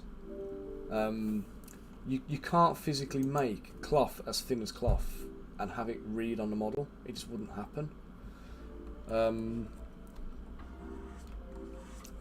It really just comes down to surface textures, I would say, more than anything. With cloth you'll have more folds. With leather you'll have less creases and less folds. With metal you'll have no folds. It'll be polished and sharp edges and stuff. So it's kind of, it's a little bit of that. It's down to you to kind of represent it as best as you can, but ultimately it's down to the painter. If they want to paint leather as metal, they're going to paint leather as metal, and vice versa, you know what I mean? So, and I've seen people paint actual cloth in silver and call it chainmail. So, what it comes down to at the end of the day is it's your hobby, isn't it? You do what you want with the stuff. We just provide you with something as a starting point, as a guideline.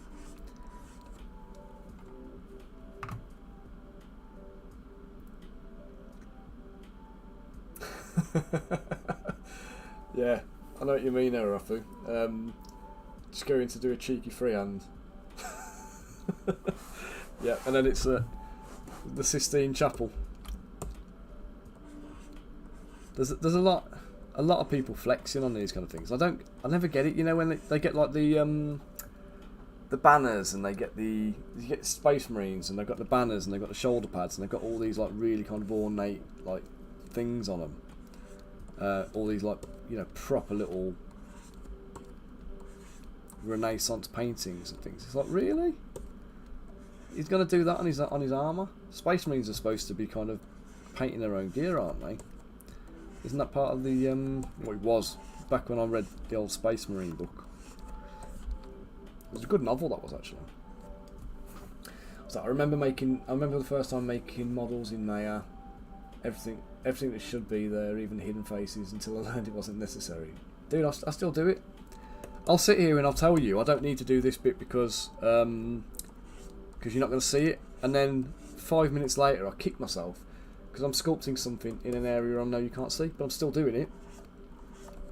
I don't know why I'm doing it, and I have to give myself a bollocking. it's just dress myself down because I'm doing something I know I shouldn't do. It's a waste of time. It's a waste of time, it's a waste of effort, but I'm still doing it. Why? I know it is.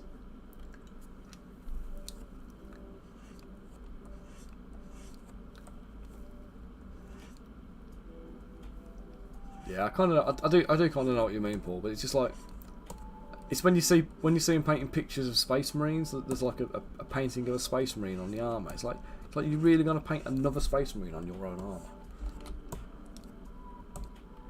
Yeah, paint a naked lady or a something different.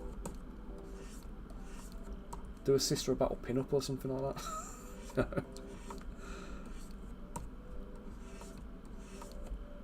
Oh God, at least do your Primarch or the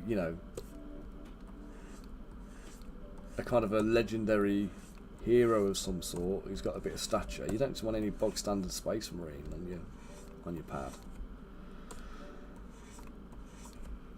Something inspiring, innit? That's what you want. Something that's going to inspire you to do better.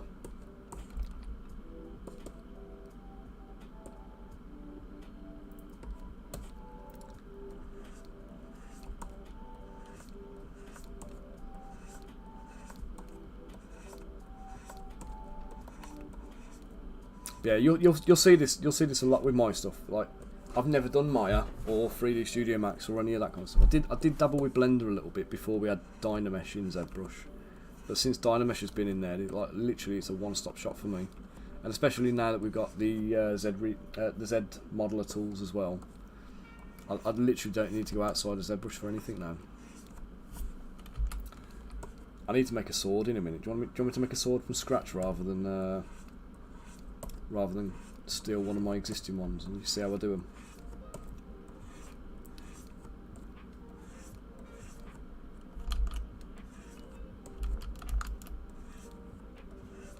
You'll either laugh, cringe, or think I'm a genius. We'll get this chainmail done first, and then we'll do a bit more. Oh, do you know what? I want to see the. Hey, Kyle, how you doing, matey? I'm just making donut mail, mate. So I'm just doing the City Watch. So we've got a selection of different breastplates down here to use. We've got a bunch of heads from different streamers and different people in my community. Some weapons. We've got Bunker's Vicious Attack Bunny. At the moment, I'm just dressing this this body, if you like, and trying not to go mental while I make the chainmail, the donut mail. But thank you for joining, matey. Been enjoying your Baron's War minis you've been doing. They're looking cool, mate. I need to get some pics up of my my Crusaders now. Well, they're nearly finished. I need to do the horse one still, but the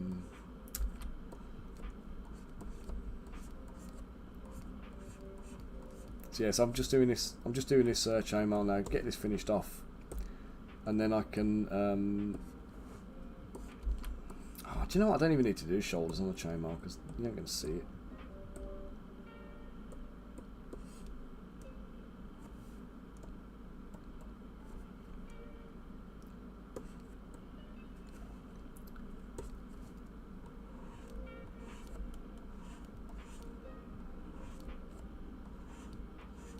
I'm going to be putting cloaks on these guys, so you're not going to see the you're not going to see anything on their armour, like on the shoulders.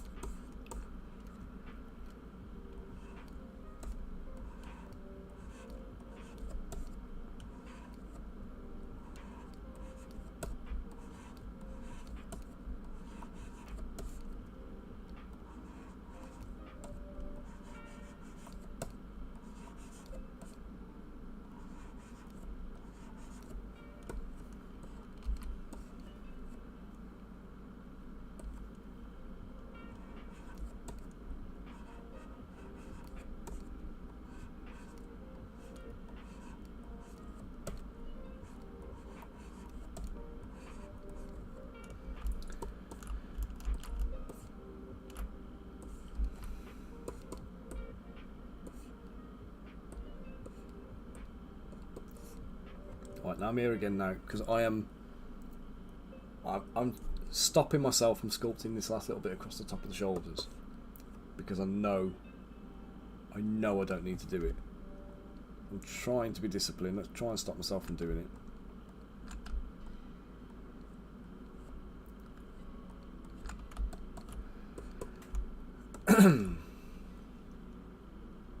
Yeah, so I want to see Space Marines. You know where you get like the white vans and they're in dire need of a clean, and somebody always writes they go and draw stuff and write stuff in the dirt, like, you know, I wish my missus was this dirty and things like that. All those kind of like stupid things that people put in there. I think Space Marine should have that on like their legs or something.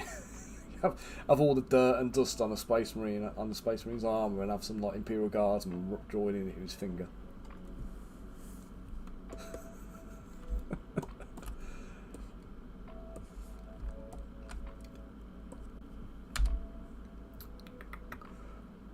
Set intensity down, draw size up. Let's just, yeah, no.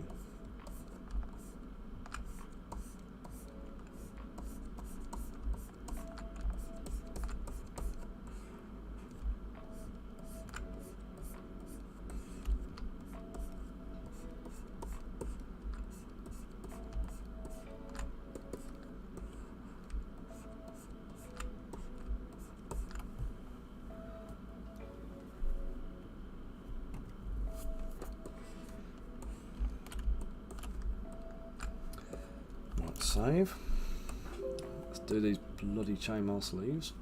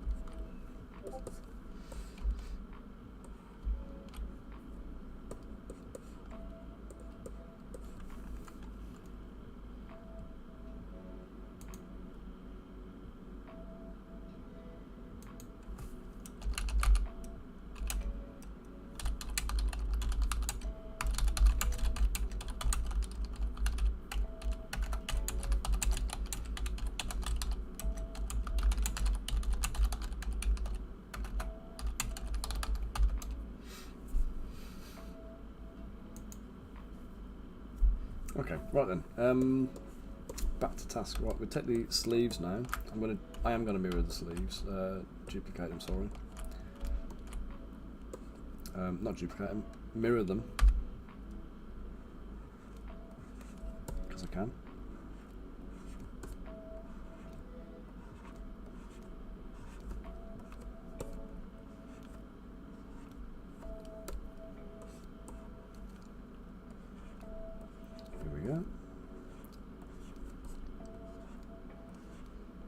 Now, keeping the arms and the sleeves and everything separate from the rest of the body means that I can pose them without having to faff about too much. And as they wear waterproof capes as well, waterproof cloaks, I can actually get away without having to.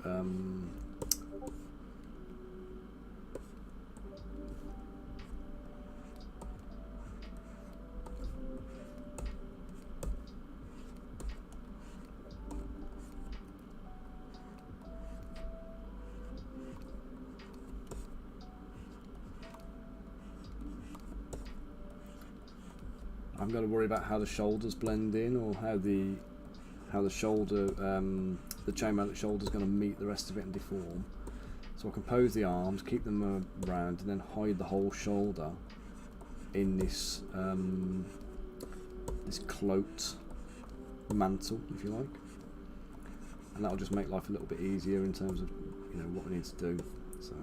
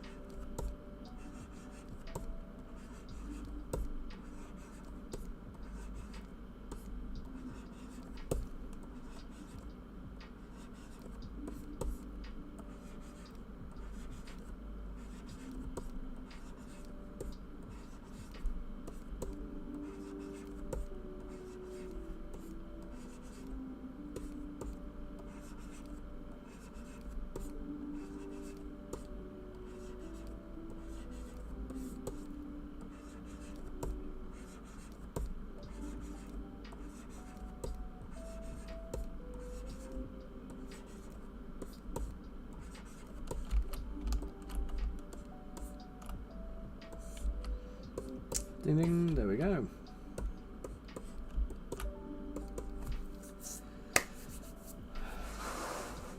So boots next. Kind of boots to give a watchman, eh? Do you know what? I think it's brew time again. So guys, I'm just gonna BRB while I make another cuppa, okay? And I'll be back in 5 minutes maybe.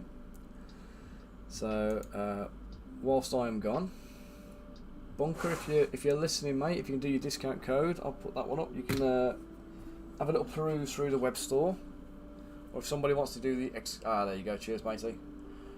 Yeah, if you want to go and have a little peruse through the store there, if you order over 40 quid of products, you get Boona, which is my Brunor battle hammer, not the Indian curry.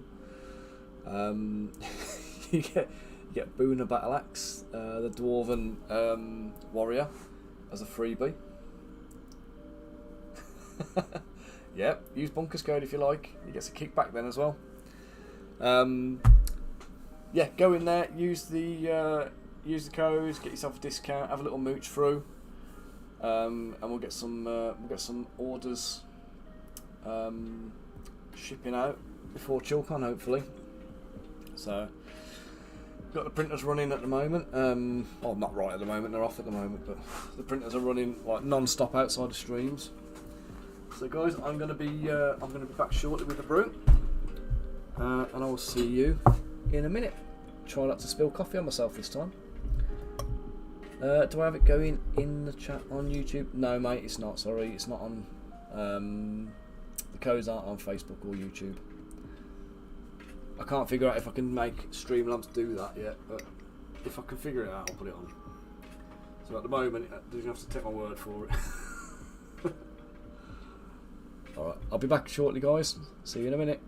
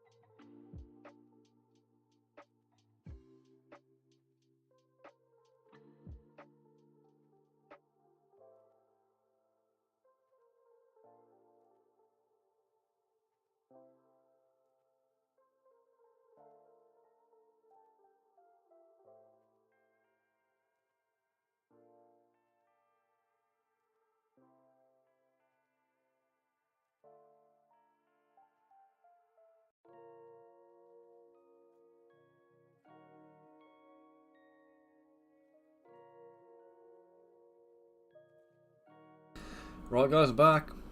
And I haven't spilled coffee on myself this time, which is even better.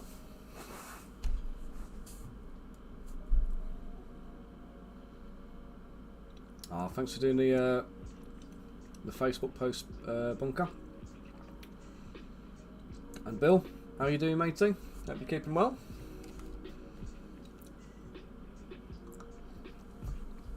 What are you having to play on?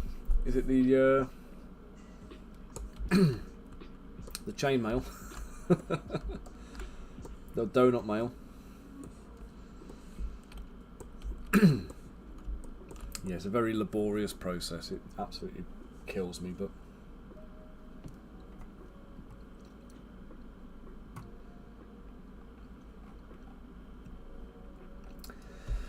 right then. So next thing to do.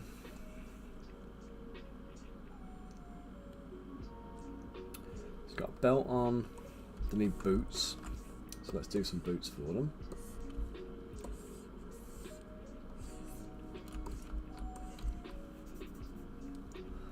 Do I take the boots up to the line there, or do I keep them shorter?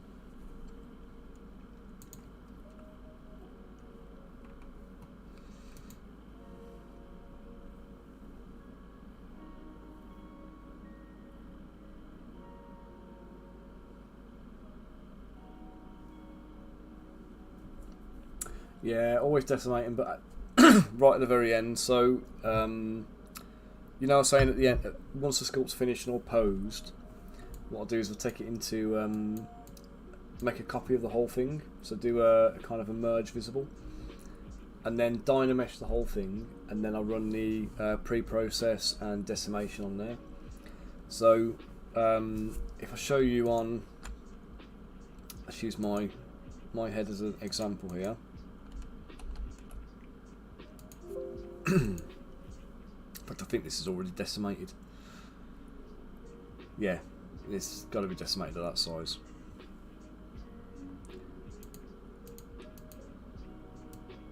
Oh yeah, I did a little bit of dynamic topology on there, so there's a few areas where it's been smoothed out. But let me just dynamesh this again so you see. Oh, so that's too small. Let's dynamesh it up about there. Okay, so just smooth out some of this tessellation, so I don't want to give us a duff steer on it.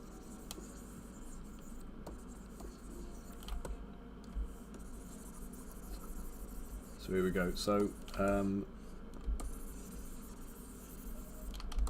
you've got it all nice and smooth, remove some of this extra tessellation on the surface. That little bit of tessellation you're seeing here, this kind of stuff, this like pitting type texture, actually is not too bad. You won't see that on a model, so it doesn't have to be completely perfectly smooth.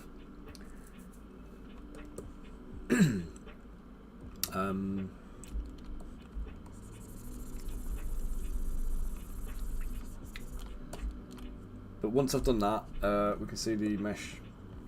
We're at 547,000 on there. If I was to scale that up to an entire model, you're probably talking around about 5 to 6 million polys for a whole model. It could be as high as 10 or 15. So merge everything together, and it will tend to go to around about 2,000, polys. And then after we hit 2,000 polys on there, or roughly around about 2 million polys, after we hit around about that level, do your pre-process. So this is going from 547,000, decimate it down to about 20%. And what I'm looking for is, like, that doesn't look like there's any change in it, but we are at 109,000 now. So I can probably take that decimation down a little bit further So I've dropped it down to 13%, which takes us to 75,000, and actually there's still not that much in the way of visible deformation. So I'd be happy to leave that at that level, and that's what your mesh looks like there. I'd be happy to leave it there. I could probably go a little bit lower, maybe like 10% even.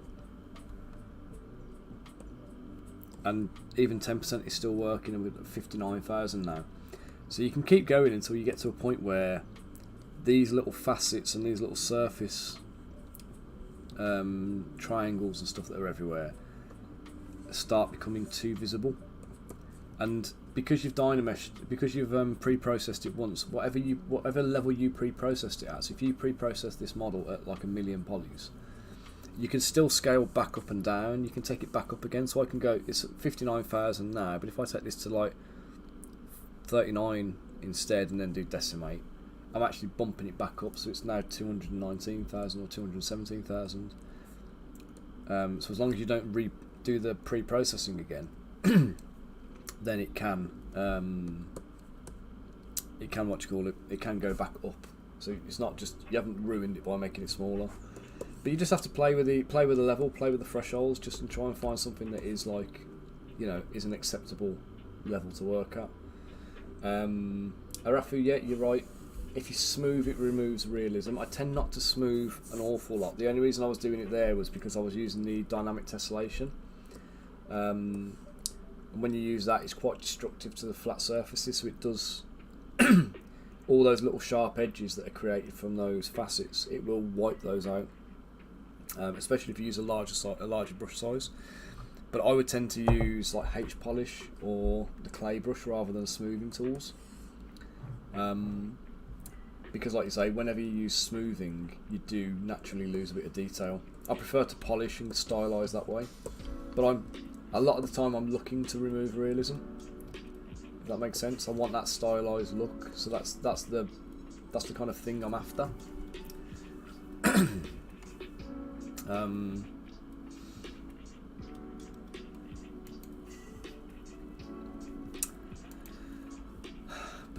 Boots.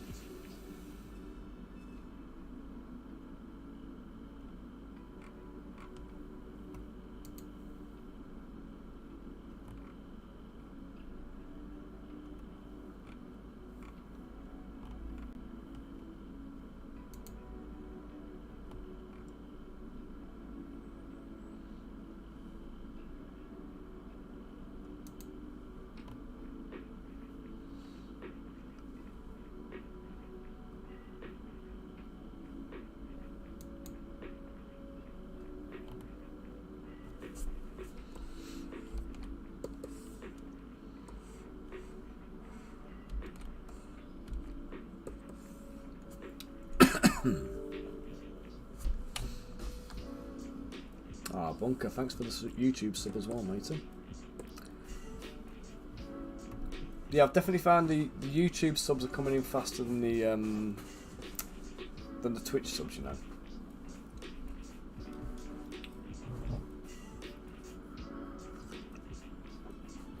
But yeah, the Paul again, the reason for decimating, there's two reasons you'll want to do it.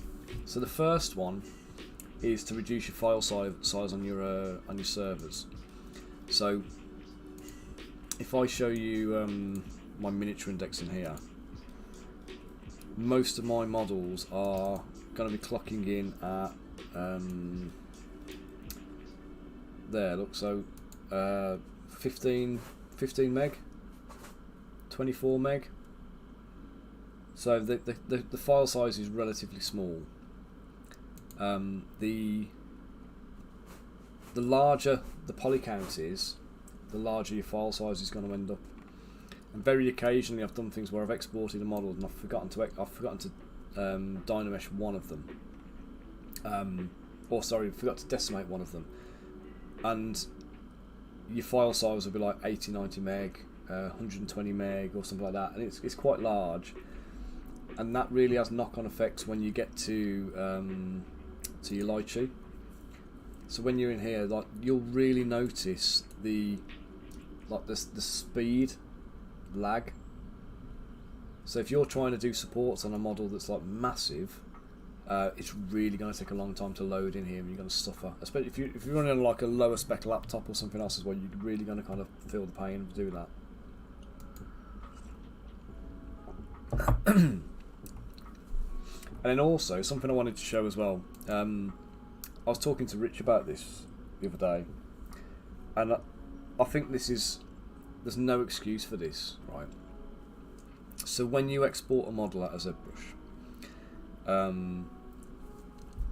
even if it looks perfect to you, there will be issues with it.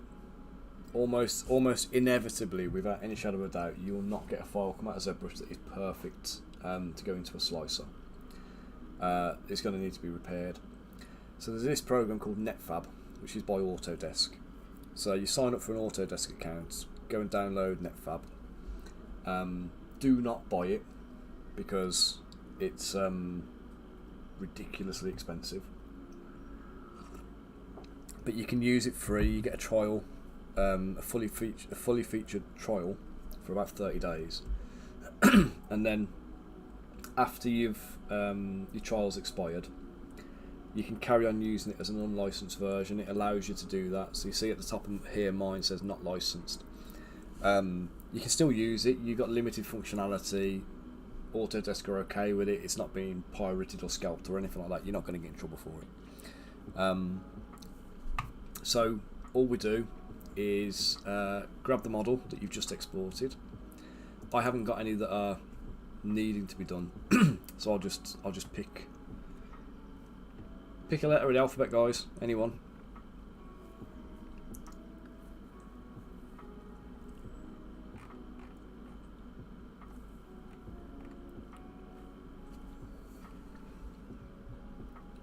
J. Oh, G and J, very close together. G, that's okay.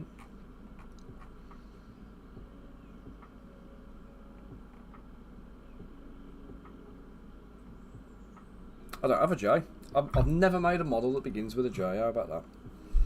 Oh, let's go for G then.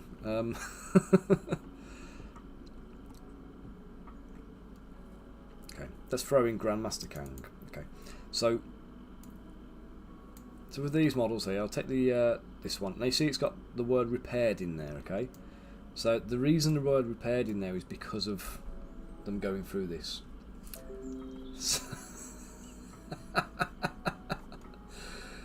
So when you put a model into NetFab, it's going to load in. Why is this taking so long? Oh, it's downloading it at the moment. I haven't got it saved on my hard drive, so it's just got to download the file first.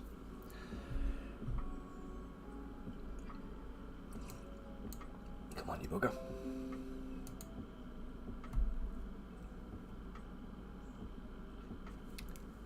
Come on, I've got fibre broadband here. This is supposed to be like super fast.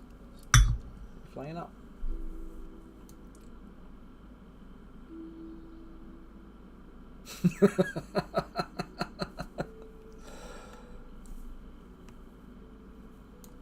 Have I missed any other letters of the alphabet? Come on, it's only 44 meg. Look how slow this is coming down. What's it playing at? Come on, cancel that. It's sacked. Let's go for something I've got in my library already. Let's go status tick. Okay, let's go.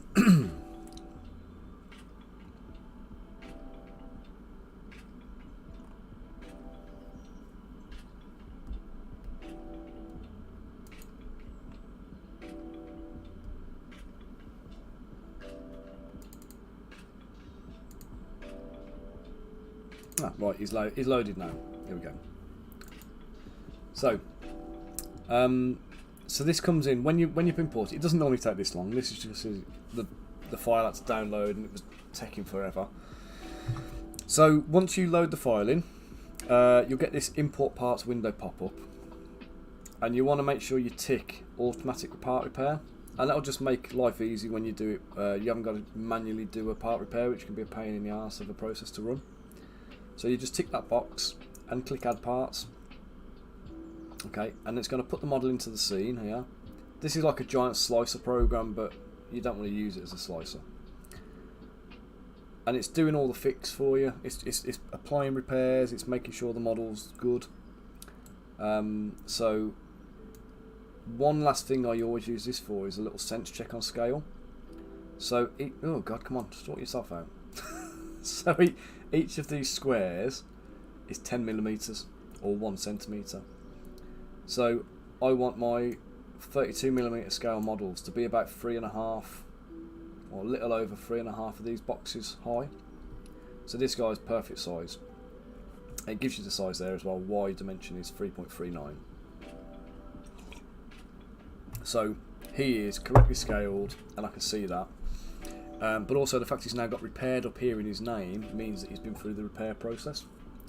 So if you just right click on that and go to export part to STL, it's going to export this file back into the root directory, wherever it came from. And it will say here we've got two degenerate triangles that create holes. So the exclamation mark. Now actually, by the time it's done this fix, even if there's a few issues in here, it's not that big a drama. So you can click optimize and it'll do another pass to try and resolve them. If it doesn't manage it and you've still got like 1 or 2 issues here, leave them. Don't worry about it, it'll be fine. But it's fixed them, we've got a tick, so we click OK, and that exports the file, and it's literally as quick as that.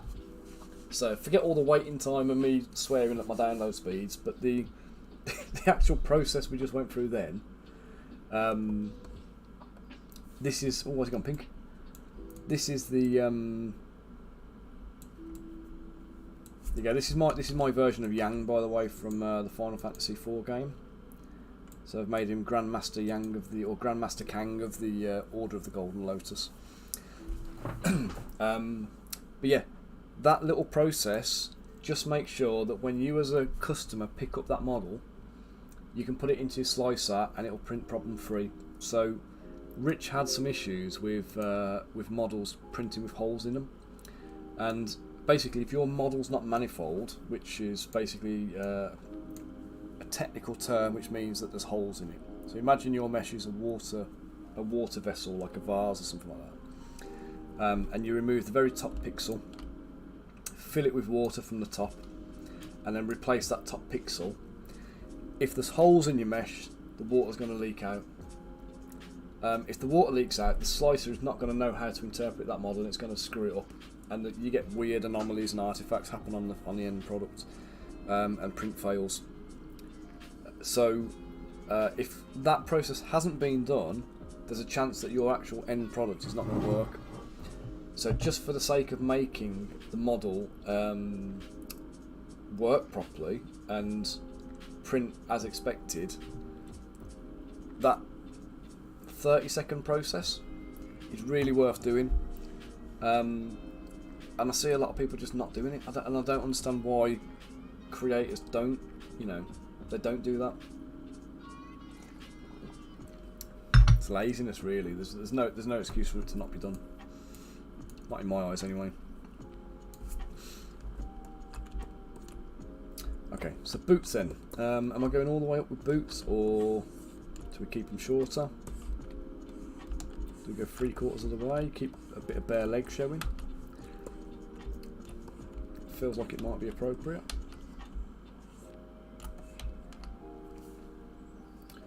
Yeah, we'll do that. Let's do a bit of bare leg. We'll do some variations and stuff. We'll do a few taller ones and higher legs and smaller boots and some sandals and things like that. But extract.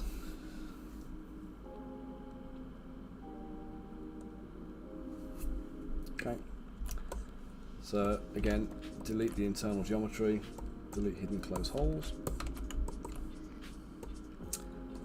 And I want to put sorry Aventura, I just read your comment about him, he looks like someone you took lessons from.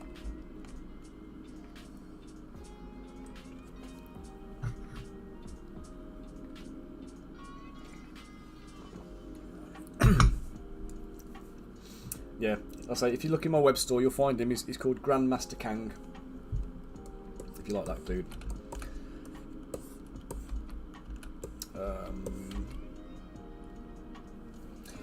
What am I wanting to do with this now? So.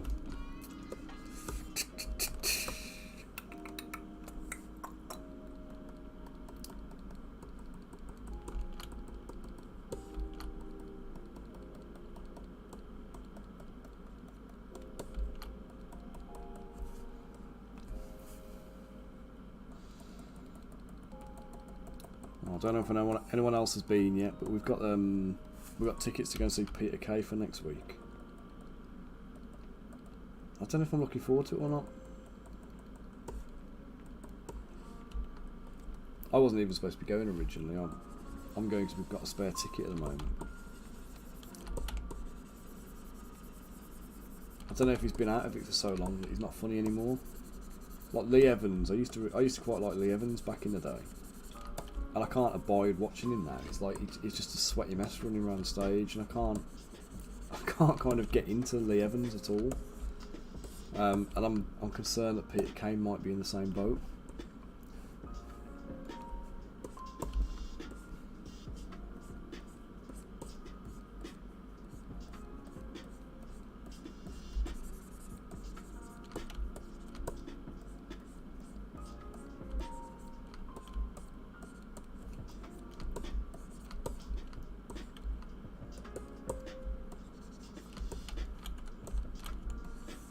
Sole on the boots.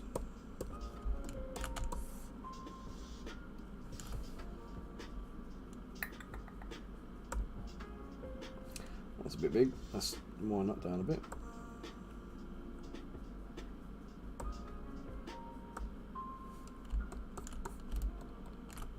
Again, delete internal, close holes.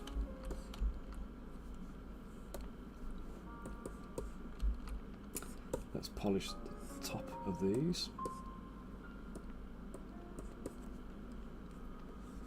Oops, let's turn that off. Let's do a bit of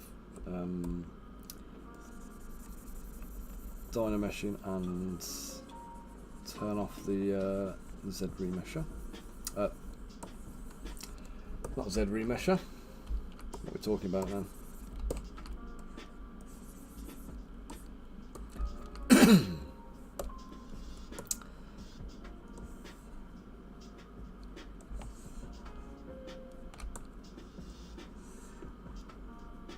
Yeah, Raphael, I suppose you're right. I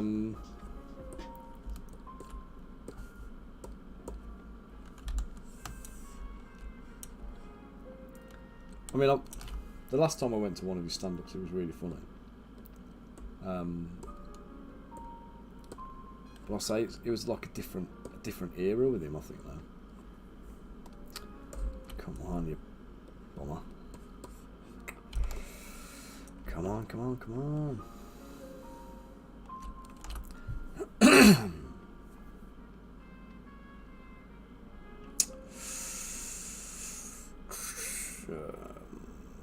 That's the one. Try and remember what to do then.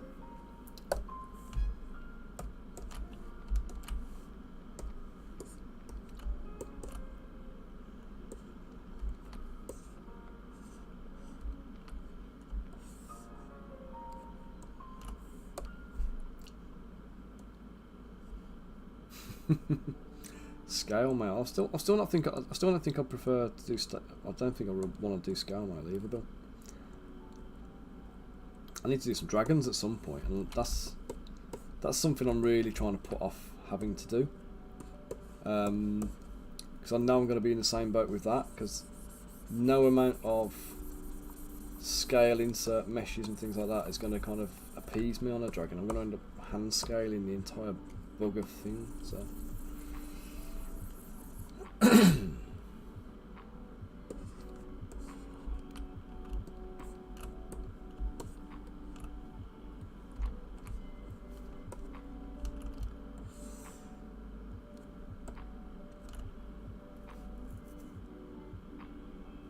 Oh yeah, and there's all these kids who got no humour, have they? They've got no sense of humour about anything.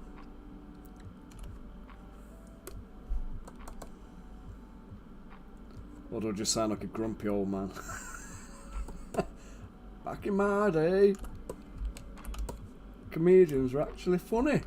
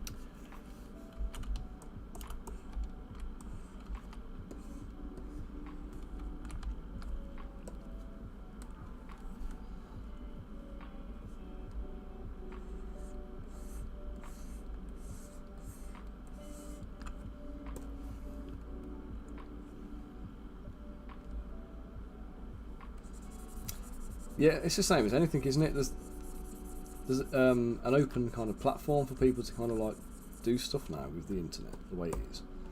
So anybody who's got any kind of like desire to do something can just do it and do it online, to varying degrees of success.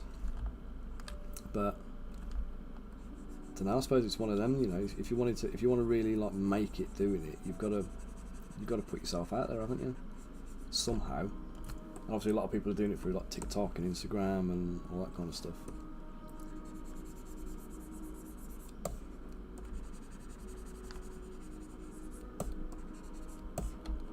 Yeah, it's like I suppose it's like miniatures and STLs, isn't it? Same kind of thing. You know, you're all out there in the same arena. There's no barrier to entry, so there's nothing stopping you from kind of just having a go.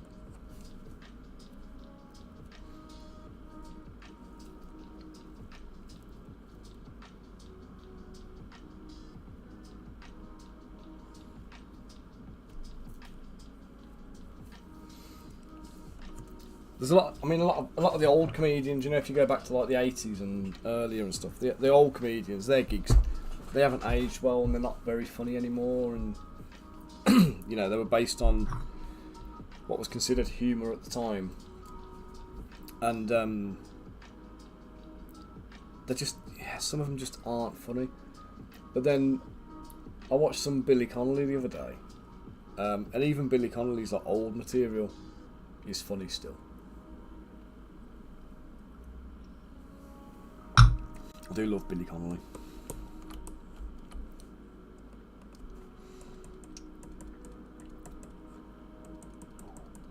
I think the closest you got to Billy Connolly these days is Mickey Flanagan, isn't it? So he's like the modern equivalent, I think.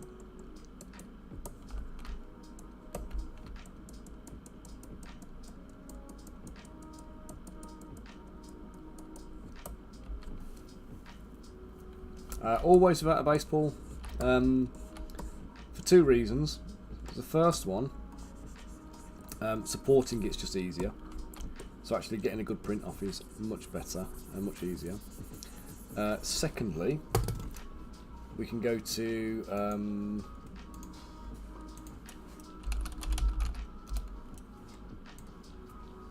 these lovely fellas, and you can buy 25mm round bases for £2.50 for 32 bases, which works out not a lot. If like me, you're doing it as a business, you can get a trade account with them and you get them even cheaper. So you can buy massive amounts of bases in bulk and just supply them to your customers, and they've got a simple base to work from. Let me just take you to.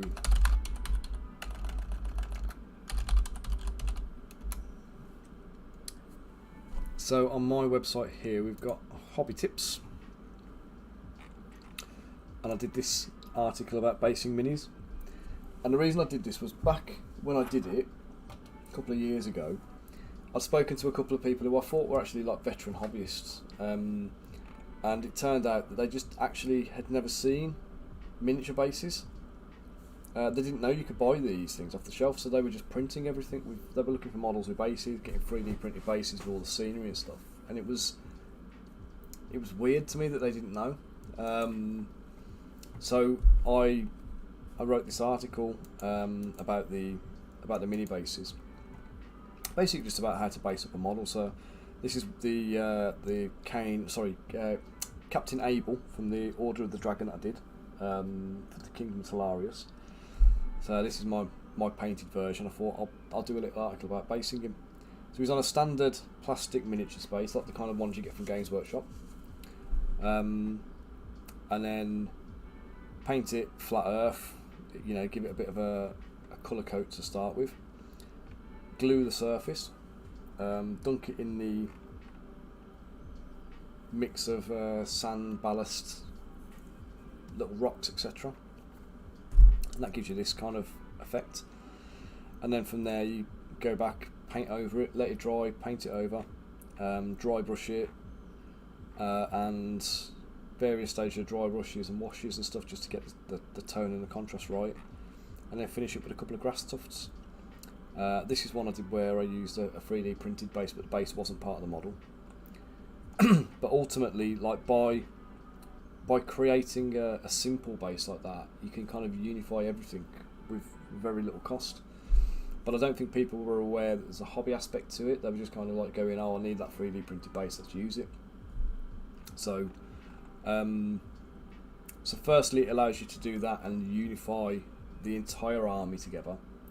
So if you give somebody a very bespoke base, but it's part of a whole army, they either have to cut that base off and remove it to do their own thing so it matches the rest of the models, or bring all of their other models up in line with whatever you're supplying them. And most people aren't going to want to do either. So, the best way of doing it is to not put it on there and let them just do something themselves. If they want to add a custom base, they can go and download one and put it on, or they use like an MDF type jobby like this. The second reason is 3D printing. 3D printing is it is 3D printing. What am I on about? The cost of 3D printing. So if you're going out to a third party service, like Shop 3D for example, if they do your 3D printing, they're basing it on the volume that the model occupies on the build plate, not based on the amount of volume of resin that's included. So when you're based on volume of there's a factor of volume of resin, but there's also a factor of volume of model. If you've got the model volume in there increased because of having the base on there, a model that could have cost you £2 to produce may cost you like £3 or £4 to produce, and that's then going to cut into your profit margins for the sake of something that customers may or may not want. So you're better off supplying bases as a separate thing and let people buy the base. If you want to do a base, fine, but don't include it and don't fix it on. Sell the base as a separate thing, and then people can choose to use it if they want to. And yeah, just encourage them into the hobby side of things. Tell them, link them back to my article if you want to, and just say go and have a look at this. Here's a thing to how to base models nice and quick and easy. Or do your own, or just do something that kind of it opens it up to them and encourages them to be creative and include it in the hobby. But like I say, it's mega easy. The weirdest one was it was Ty at Table Flip Foundry. Actually, I was talking to him, and he knows his models. He's into them. He's really kind of into his minis now. Fantastic bloke, and he's a brilliant. He's fantastic at doing supports. But But he saw this one here, and he's like, why are the holes in the bases? And it had me reeling a little bit, because like, I'm 34 years of hobbying. Most of my models back in the day were metal miniatures with tabs on the feet, and obviously these are the slot bases that you use for those models. And it was new to him. He had no idea that was how models came. He'd never dealt with models before 3D printing, and I didn't realise at the time, or until that point, that it was. There's now a different type of hobbyist who doesn't have that kind of, like, you know, long-standing background that I've had. Yeah, it kind of opened my eyes a little bit, to be honest. And I thought we need to cater for these people and make sure that they're. Yeah, I'm not taking for granted the 30 odd years of hobby articles I've read and things I've tried and trialed and, you know, done through trial and error and all that kind of stuff.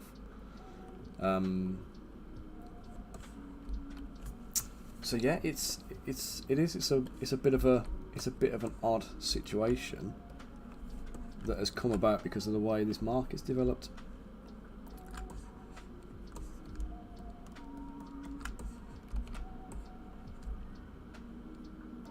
Yeah, that was a really long way of saying, you know, it's making my point, really, wasn't it? But, or answering your question at least.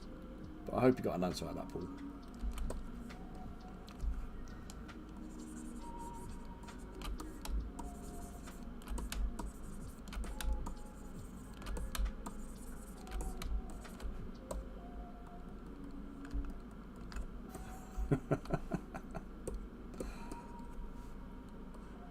Right, I need to hide this ruler because I don't need it. It's getting in my way.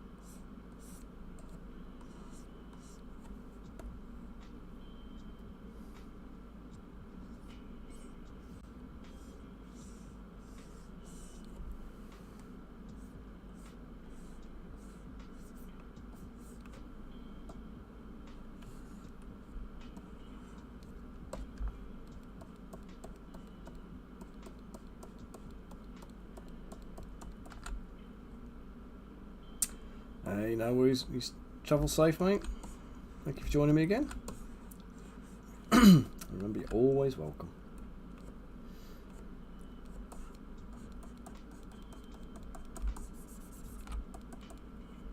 And they were much appreciated as well.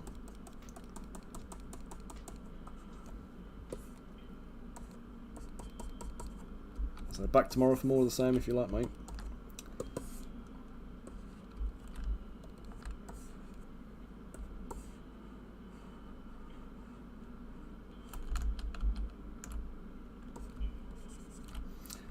Well, what I'm trying to do here?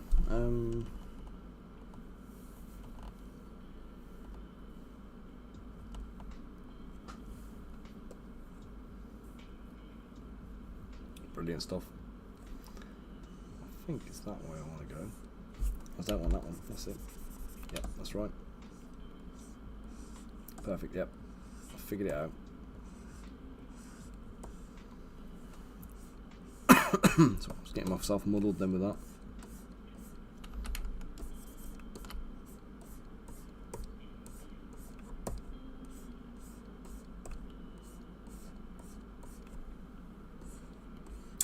Hey Michael, how you doing, matey? Keeping well, sir?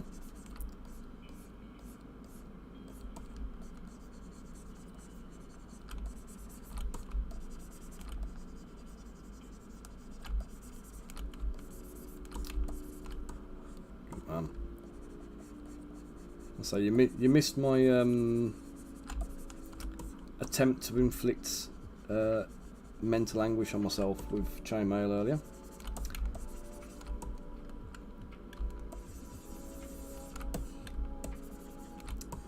Day job, mate. Is the day job not sculpting?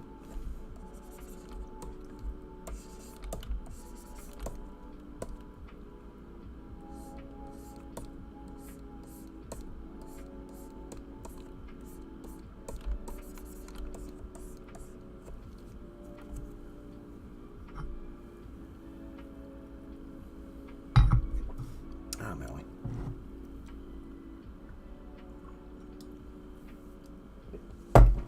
Oh, nice. I'll be honest, mate. I thought you were the same boat as me with the full-time sculpting. To be fair, fair play on you if you're not.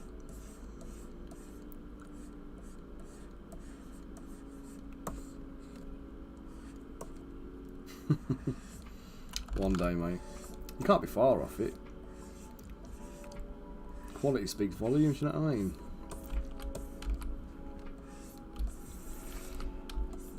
You're certainly kicking out quality, matey.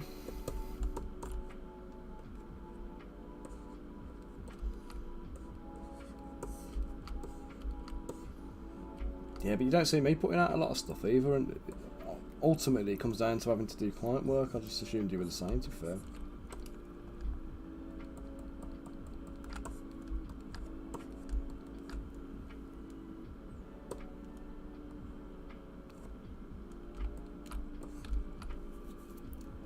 You're welcome, mate.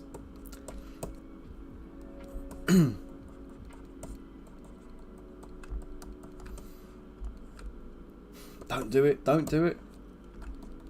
It's a rabbit hole, mate. You'll end up going back and redoing all your old stuff and not producing any new content.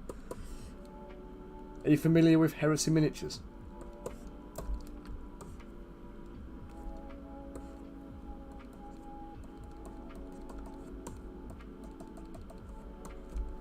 Because I love Heresy Miniatures, I love Andy, but there are some real lessons to be learned from him.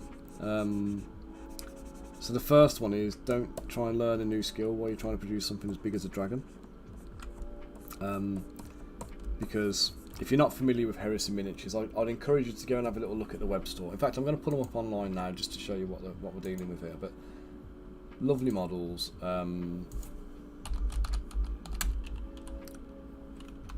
Proper old school sculpting and stuff like that. So, you know, you're talking proper...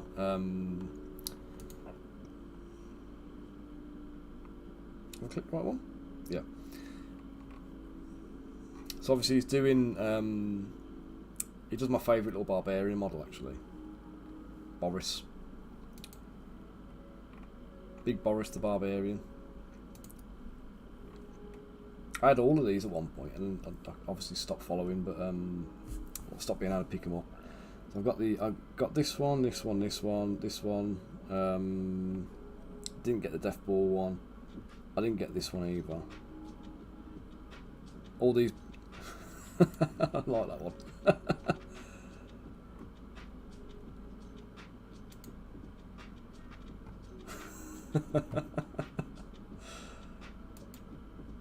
So yeah, cracking sculpts anyway. But Andy, the sculptor and the owner of the company, he did a dragon. In fact, I wonder if the dragon's still on here. I bet it's not. I bet it's been resigned to history.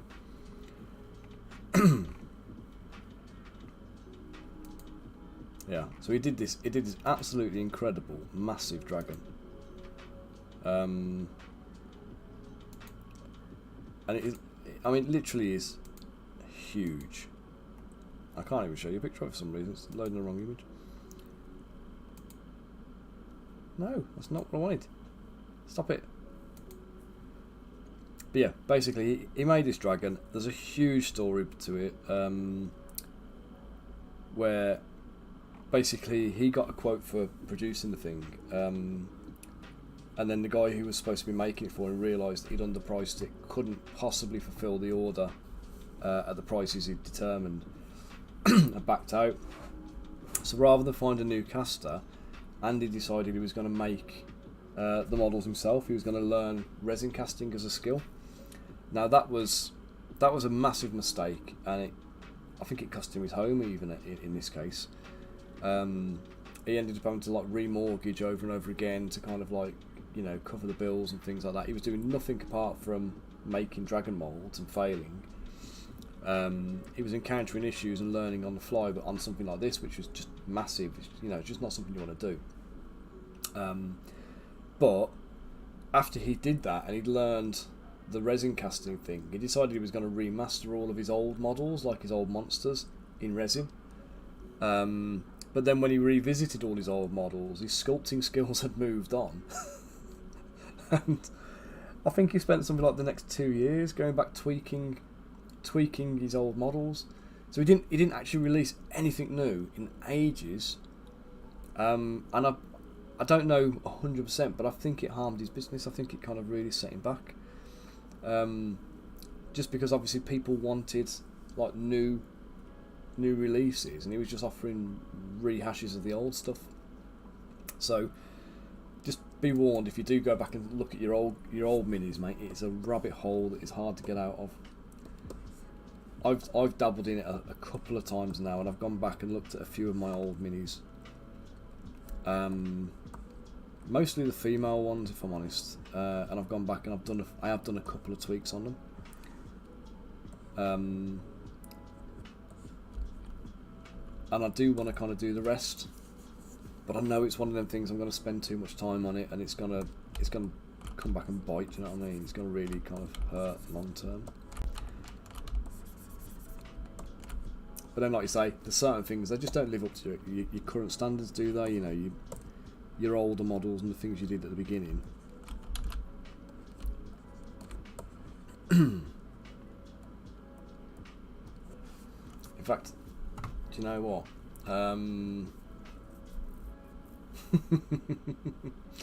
Yeah, there is that, mate. Yeah, but again, even just that's like, oh, it's only a little job. It's a little job. But while I'm in here, I'll do X, Y, and Z. I'll tweak this. I'll just adjust this.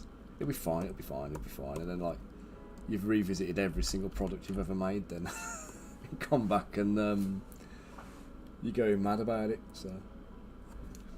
Okay, in the 3D print hub, I click check for volume, and it prompts that it's not solid. Does it mean I have a pocket issues? I've never done it. Oh,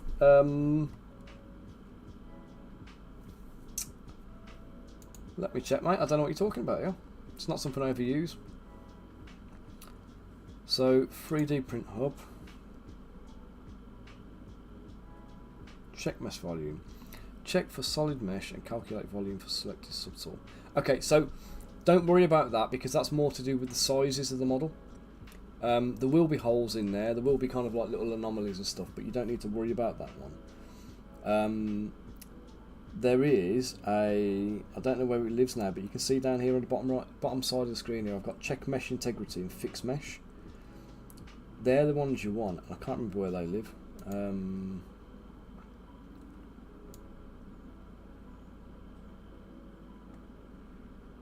But even if you do that, you still end up having to do that the netfab process I was showing you earlier. But honestly, just for what it's worth, mate, just dynamesh the model, export it. Dynamesh it, decimate it, export it, and oh yeah, you're right, mate. Yeah, mesh integrity in geometry tab. There you go. Yeah, so check mesh integrity there. It's completely successfully. It's fine. Fix mesh integrity is. You don't really see it do anything. Yeah. So you export you get the STL file, the final one you're going to use, correctly scaled and everything else. You load it into, drag and drop it into the netfab window, and then just process it like I showed you earlier. So just run an automatic fix. It'll say the word repaired after the file name, and then once it says repaired, right click on the file name, export as STL, and you don't need to do anything else. That's it. But then I say, when you put it in the slicer, load your slicer up, pop it in, and then just do the thing here where you drag it all the way up, and just look at the white silhouette. The white part is what's going on there? Ah, there you go. Yeah, so the white layer is the bit that is actively printing right now. So you want to make sure there's no grey parts appear in the middle of that white section. And if there are, you'll be able to trace it back to exactly where it is. So say here, for example, I think with these guys, originally this knee pad here that I've got on, some of these had at the top of the knee pad here, this bit here, they had little gaps in, and I went back and I filled them. But obviously when you're scrolling up and you're seeing this is where you kind of have a chance to kind of fix it.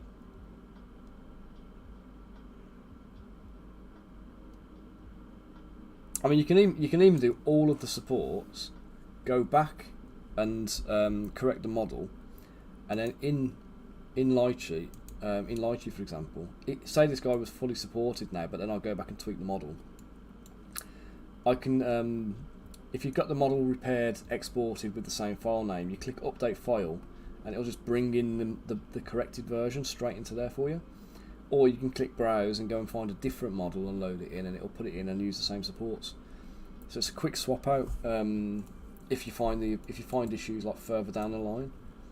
So it's not a big drama whatever happens. You know what I mean? So and you're welcome, Paul.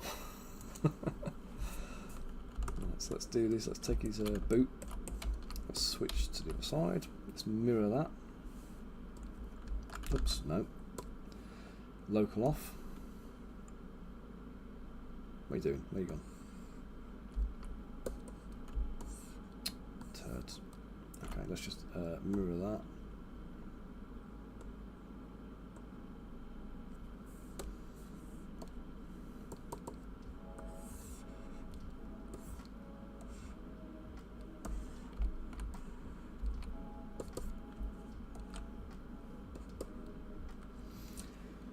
Aventura Tom, how come I print at angle?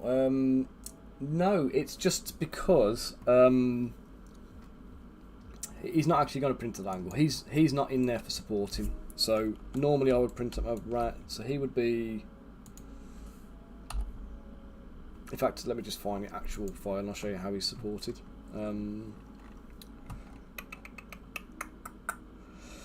Oh, where do you live? Captain Zed's Mercenary Company, here we go. So Mercenary is, so if I load him in, there you go. So that's him actually supported. So that's the angle he stands at. It's 53 degrees, give or take. So it'll vary from model to model. I always try and rotate them so that the face is facing upwards. So I don't want supports going on the face if I can help it. And you want him kind around about 45 to 50 degrees, 45 to 60 degrees, somewhere in there, just so you can kind of get some supports going up the back. But it also stops the, what do I call it now, the weird little lines, voxel lines.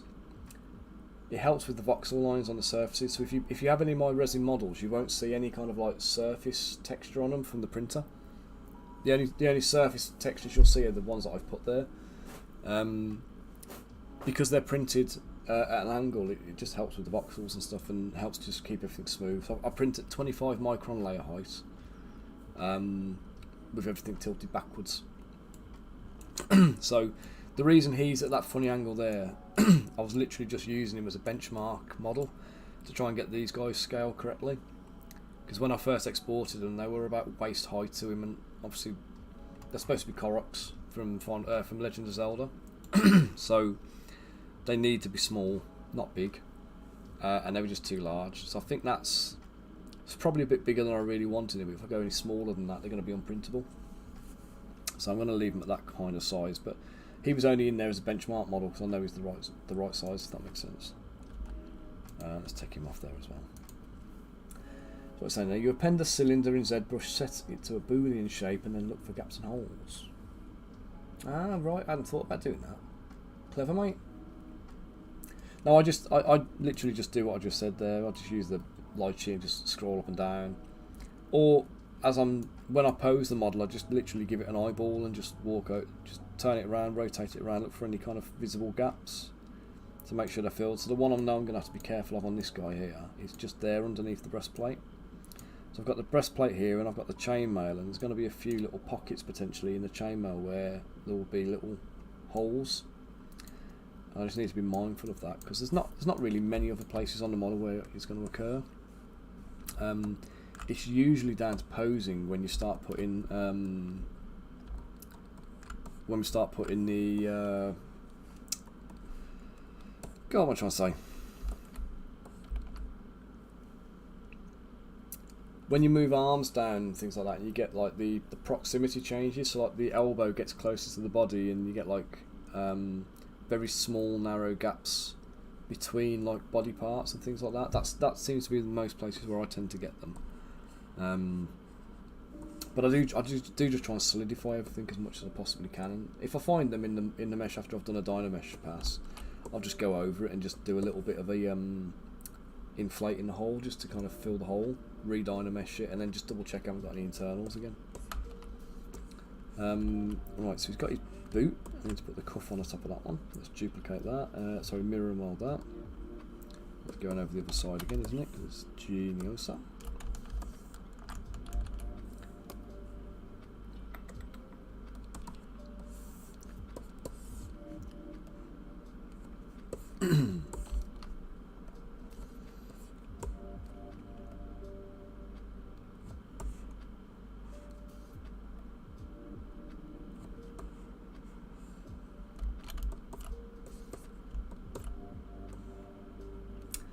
Yeah, that's why I do chainmail the way I do there, because it avoids these little holes and cavities. Doing it in the donut fashion means that you're in control of it. It's just a 3D texture on the surface. Right.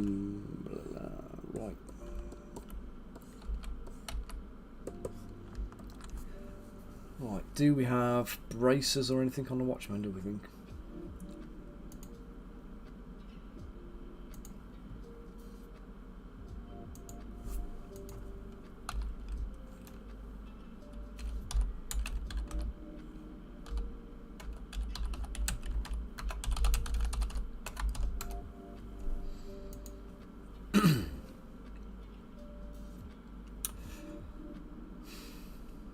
No mention of anything like that. There are no there's no braces or anything like that in the actual official stuff.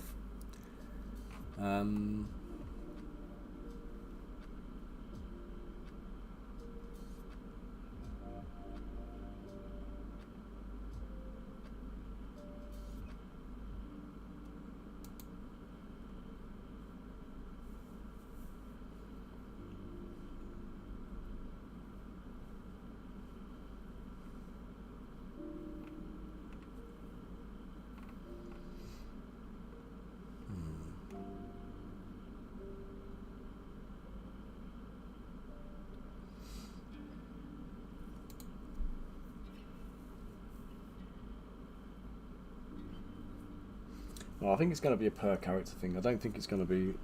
There's not going to be a uniform aspect. So I am going to mix up the various uniform elements per character. So we. Oh, come on, Elson. Even though I have sculpted a uniform, if you like. Oh, cheers, Mike. I do try, mate, I do try.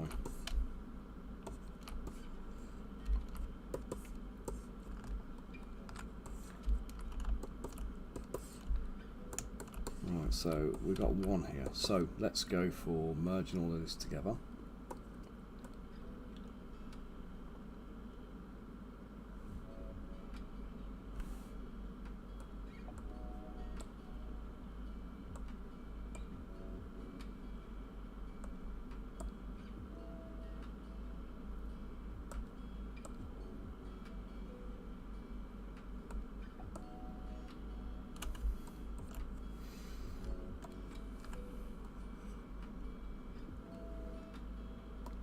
Belt, merge, merge, merge.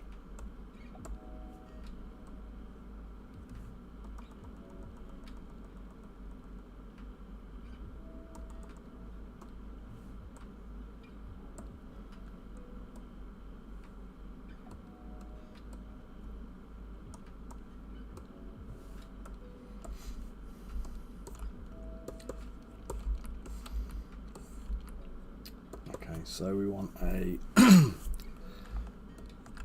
crossbow on the back.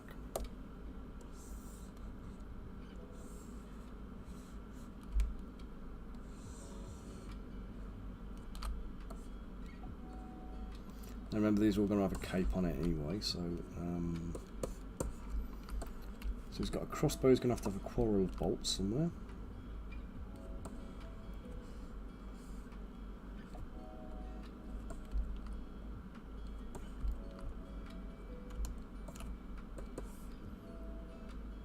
Hey, no worries, mate, no worries. You take your time, do what you need to do. I'm going to duplicate that. We're going to pop that over here. Let's give him a little.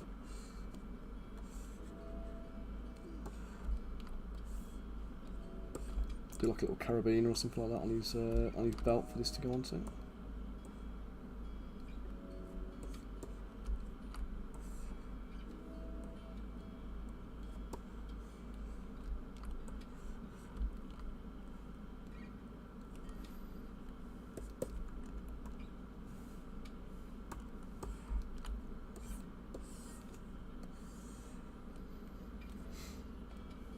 Bell. Where do I put the bell?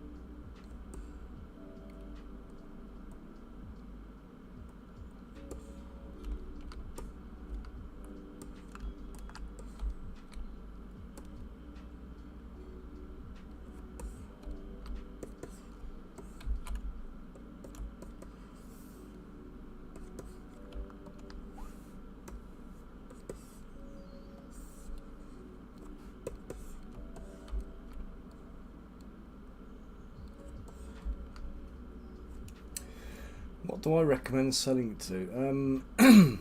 So, okay, so you've got a couple of options. Your first one would be Cults 3D. You've got Drive-Through RPG you could go to. You could go to My Mini Factory, but they charge $25 a month as a store fee, no matter how much you sell. And I'm not a huge fan of their business practices, and I would steer clear of them if I had an option. So there are a lot of different mini hoarder you can use. Ultimately, wherever you put them, you got two factors you got to consider. So the first is that you're going to get some passive footfall from existing customers. So what is their from the platform's existing customers? So what's their customer base like? My Mini Factory's probably got the biggest.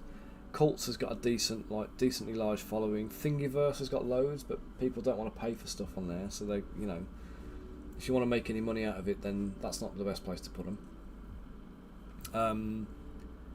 But you could always put free stuff on Thingiverse and try and draw people into your site by kind of putting all your links and stuff on the products. Or you can go for CG Trader,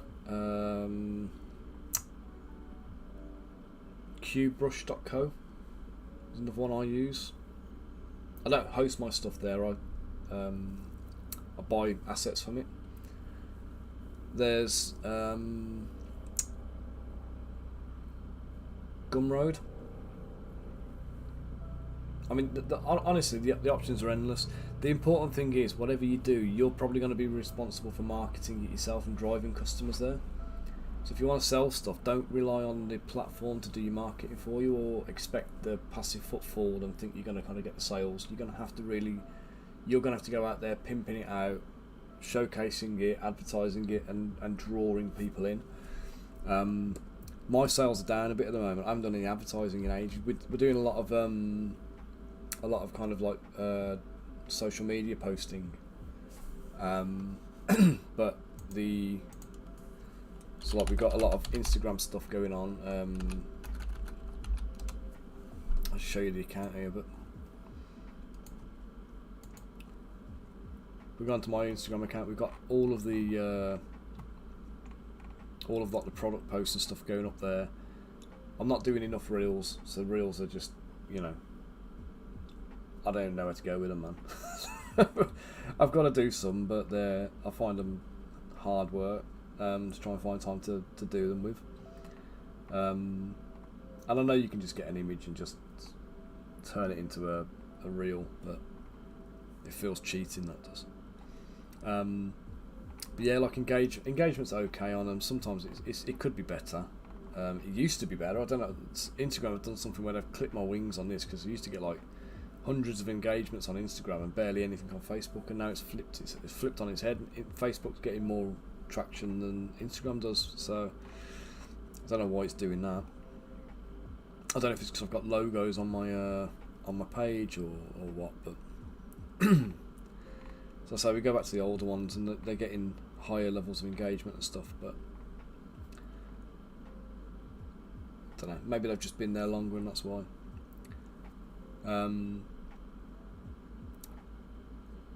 But yeah, I don't know, it's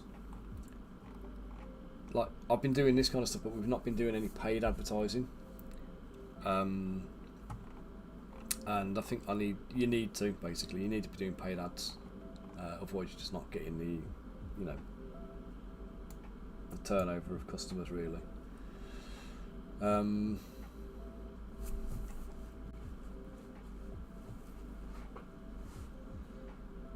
Yeah, I actually had a message from Instagram telling me that my account was limited in terms of its reach to customers, because I needed to do more reels and interact with more people's posts, and that means commenting and not just liking a post. It means going on there and commenting on a post.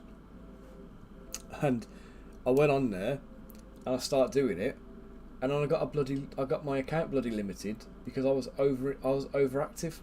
I was engaging too much, so they limited my account for 3 days, I think it was. I could barely do anything on it. I was allowed to post new posts myself, but I wasn't allowed to like or comment on anybody's thing. So it's exhausting, man. They tell me to do something, and then they penalise me for doing what they told me to do. So I don't even know where to go with it. It's a minefield of crap out there trying to suss this out. But okay, so I said I was going to do a sword for you, didn't I? So let me just do the thing and I'll show you a sword. Hopefully you'll like this.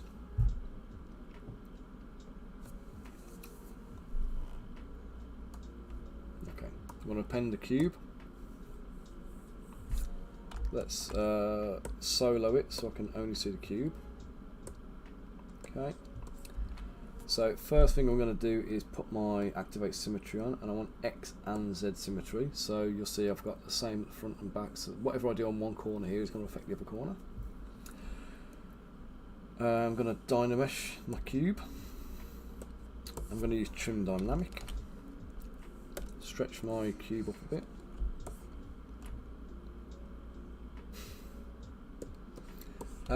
Kind of. It's even weirder than that actually. So let's shape it into a billet shape. So if we're forging it, let's think forging fire.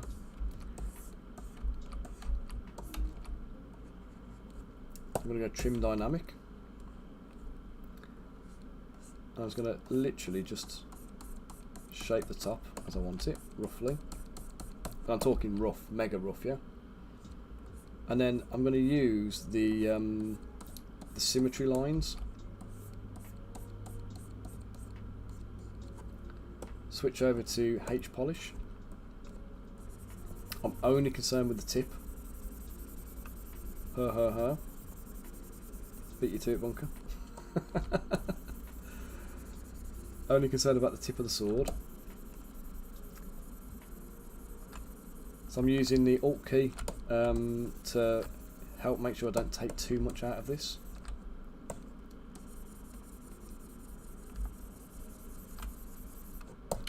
Okay, and then I'm going to do planar. I'm just going to bring the middle back up a little bit to give me a little bit more depth to it. Create the kind of centre part of the sword. So again, this is just trim and H polish at the moment. Trim, H polish and planar. Let's polish up these edges.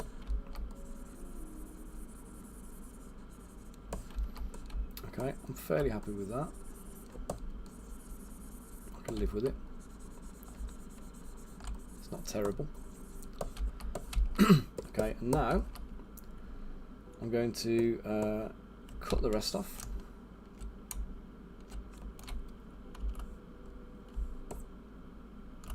Oops. I'm going to mask the very bottom.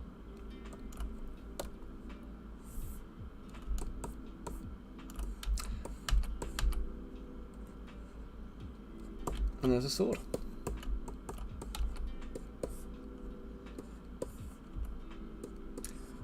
And if I want to put a fuller in there, then what I would do is I'll do the fuller at this point when it's shrunk still.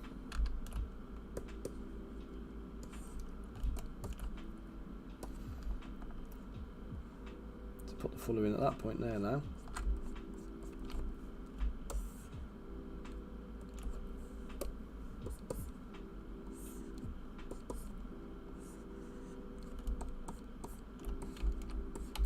Repolish and what you call it, and jobs are good. There we go.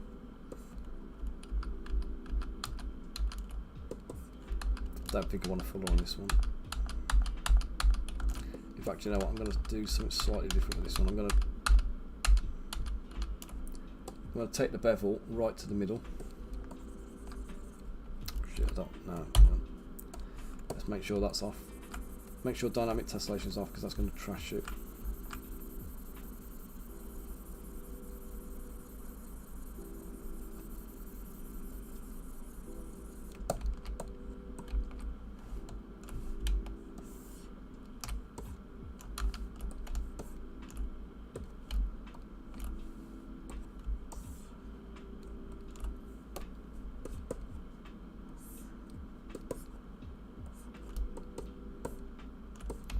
There we go.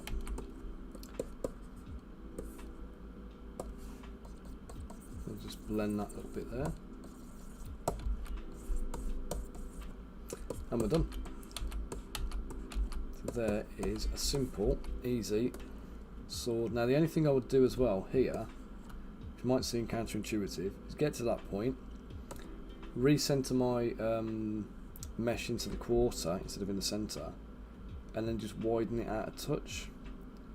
It's going to add thickness to the edge of the blade, and you actually want a bit of a flat edge. You don't want it to be completely flat, because what will end up happening is the edge of your sword's going to get all nibbled and weird as it goes completely, you know, when it goes down to 0 pixel edge or 1 pixel edge, you're going to get a weird edge. So you want to kind of thicken it up just a touch, and that will just help with the printing side of things.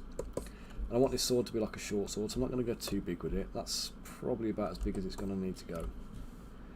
Then we're going to add a handle to the bottom, which will be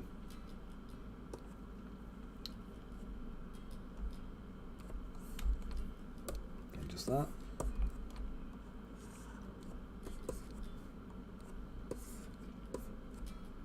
Doesn't need to be a massive handle. It's a short sword. Group polish, and then I'll go for my radial symmetry on this one. Crank it up. Let's just do a little. Let's put a swell in the middle of the handle.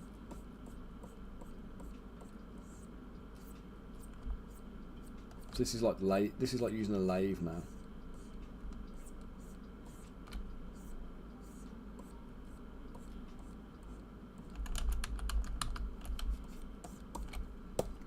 Okay, we're going to use the orb cracks.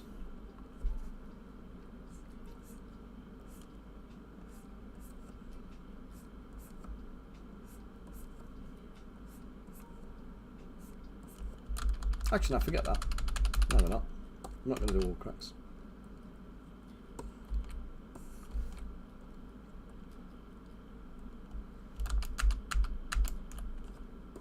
Now that I've made it kind of like roundish, we'll turn radial off. We're going to go back to X and Z. In fact, just Z for this bit. I'm going to flatten it down. In fact,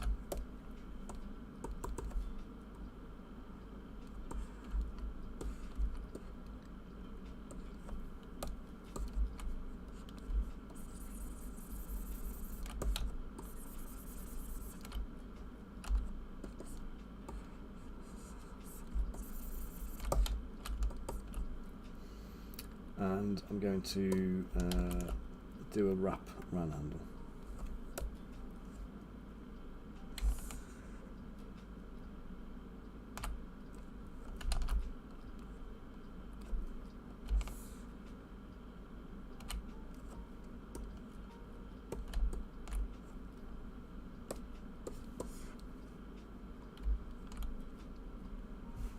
Yeah, if your handle was round on a sword, it would spin in your hand and you'd never be able to hit it. You'd be slapping people with the flat of the blade rather than cutting them in half with the actual edge. But I think a lot of people make that mistake. It's just easier to make a round handle sometimes, isn't it? So depends how accurate you want to be with it.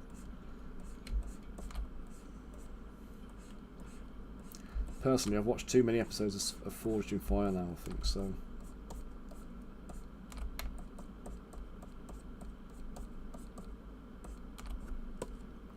Just going to put these little stitches in.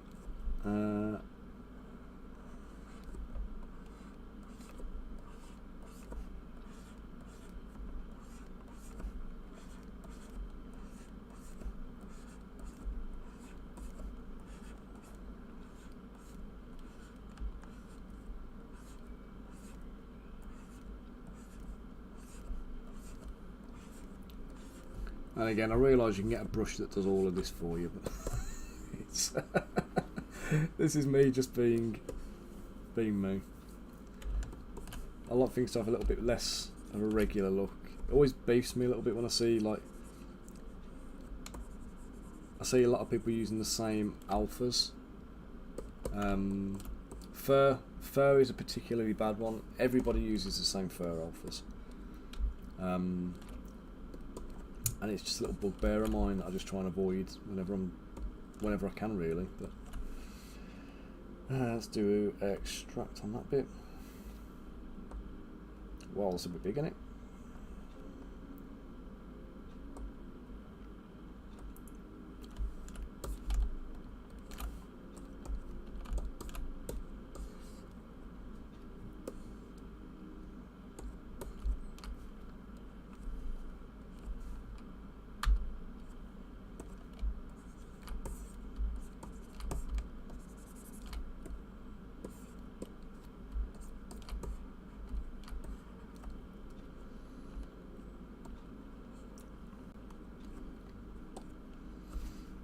Yeah, they're supposed to be a little bit ragtag, the City Guard are, the City Watch. I don't know if you've read the Terry Pratchett books a lot, but the like budget's usually an issue, so they tend to do things on the cheap. So nothing's going to be kind of like overly produced to be like, you know, super design, or, you know, there's not a lot of design work going into stuff. Let's just do a little extract there as well.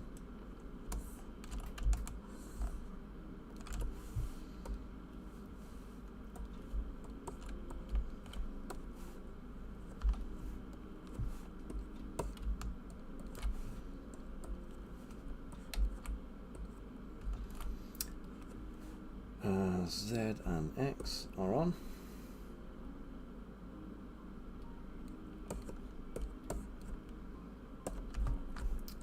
I'm just going to use the planar polish, not planar polish, H polish, it's alright, to get this little wedge shape in.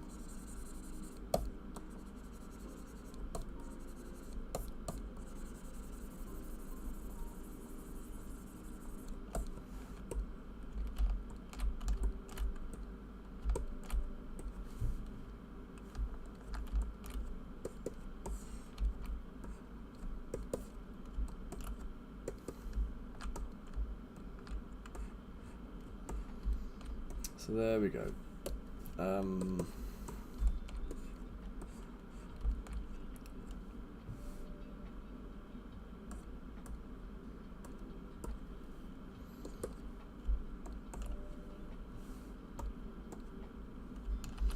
So there's my Watchman's sword. Oh yeah. Sorry, Bunker, I didn't realise I just impaled you, mate. So we'll shrink that down just a touch, and let's do a sheath on it as well, a scabbard.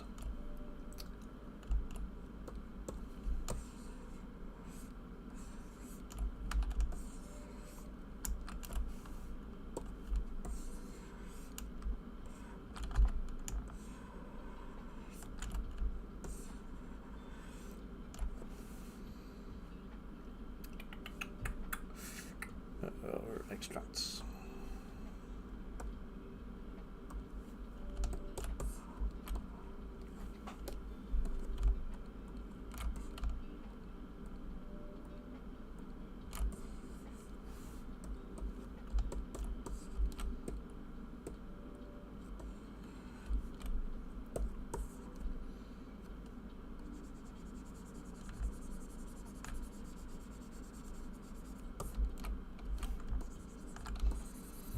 Okay, so the scabbard, I can just soften up the outside edge. I'm just going to mask the end like that.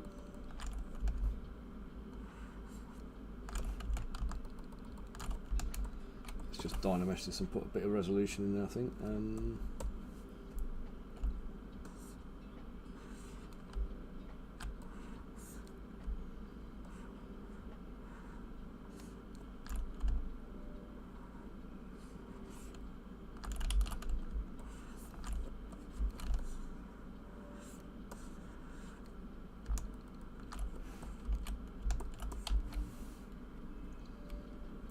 Inflate that a touch. And do the same at this end. So again, trying to just maintain some of these the shape language we've got going on.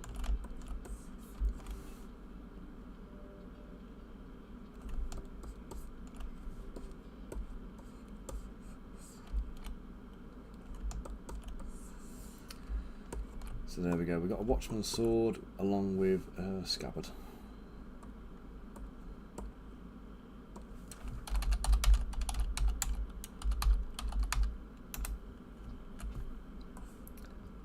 So let's just export that. Let's save that into the component library, so it's a new addition for this month.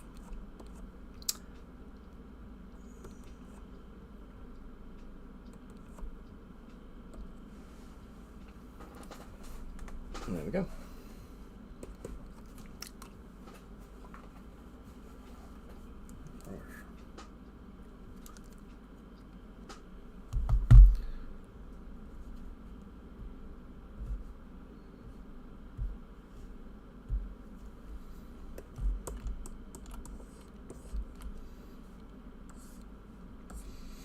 So duplicate the sword now, and we go and pop it onto the model. Oops, let's turn symmetry off first.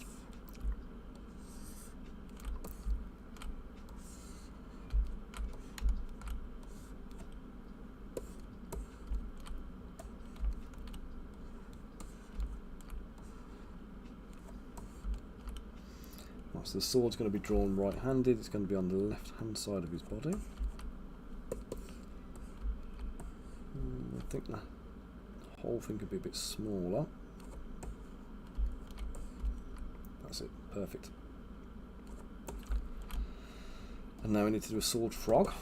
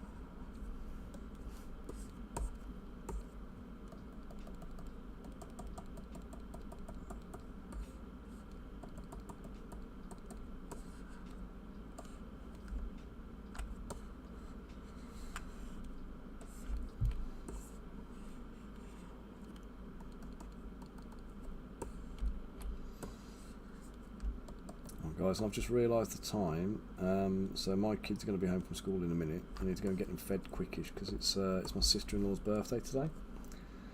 So I'm going to have to knock this on the head in a sec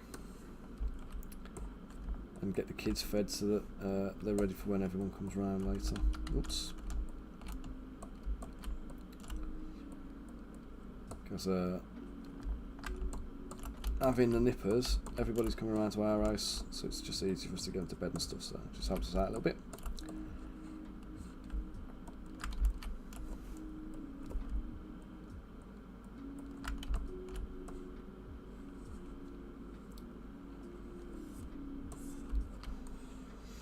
Right, so we've got a belt in, we've got a bit of division there. Let's just push that back into there.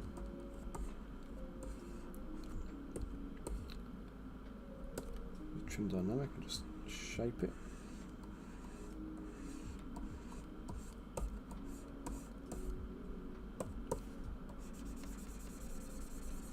And a H polish as well, just to help smooth it out.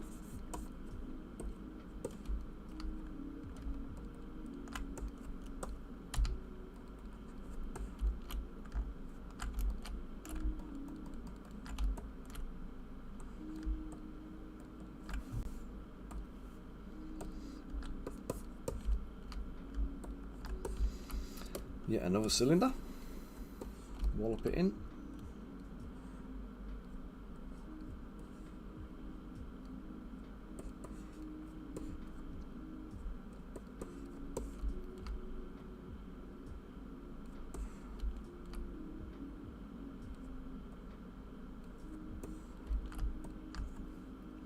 I think I'm just going to adjust this whole frog up a bit.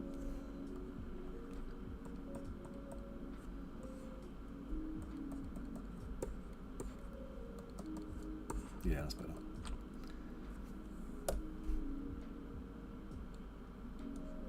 So I want that there, but I'm going to change the shape of the back.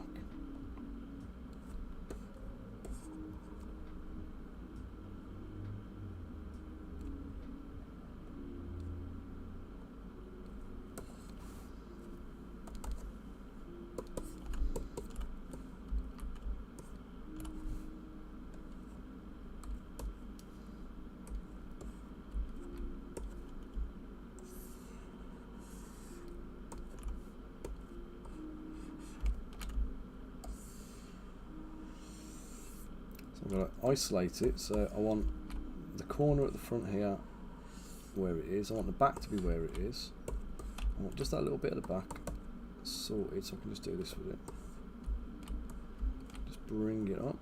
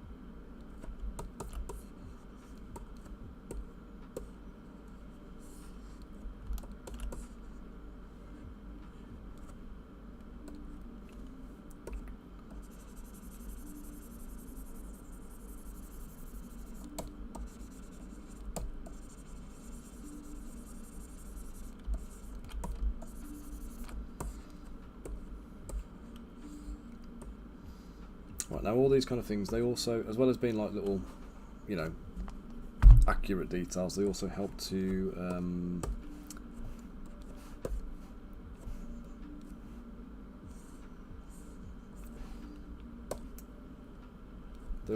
kind of like fill the gaps.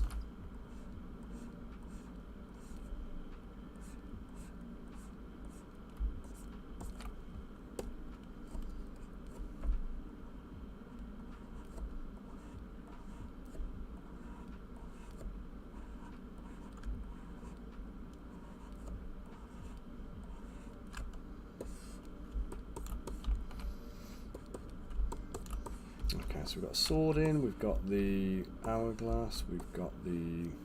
So these need another strap, which is going to hang off there, I think.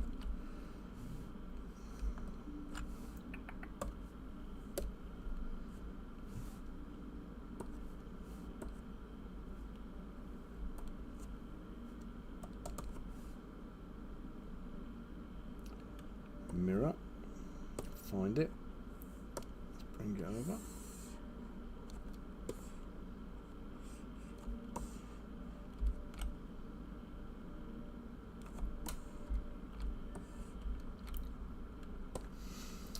This time I'm going to use the existing belt here as a level.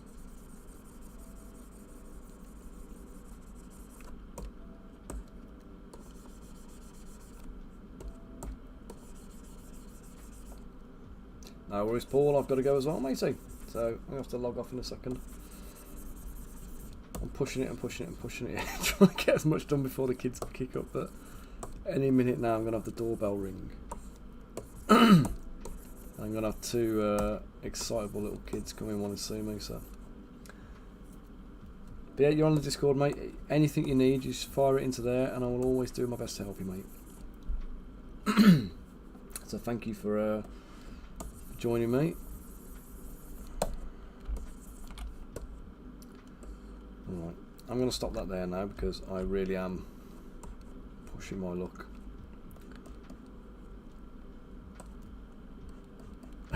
And as I say, that'll still carry on. Right, stop it. Go. Go, go, go, go. Stop. No. No more.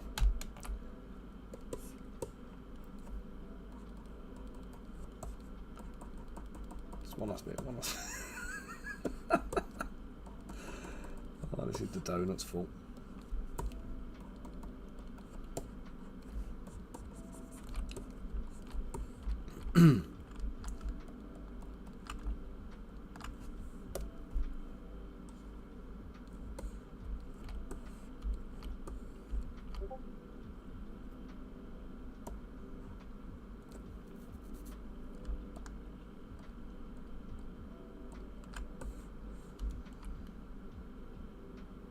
If the bell should be upside down.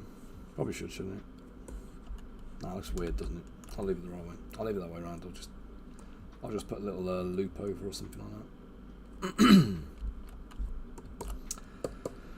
that. Okay, so a little crossbow quarrel, and he's going to be done. So guys, I'm gonna stop there for now. So that's been a decent bit of progress today, I feel. I'm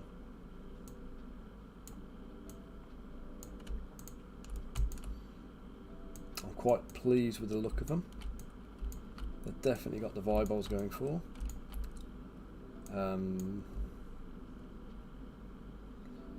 Let me just pop Kev's head in there for a second so we can see.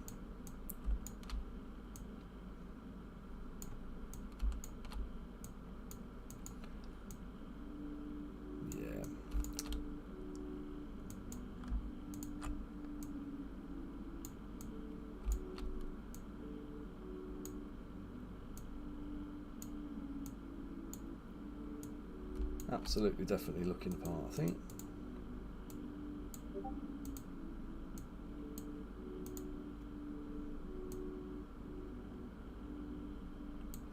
Thanks for joining in Adventure Time.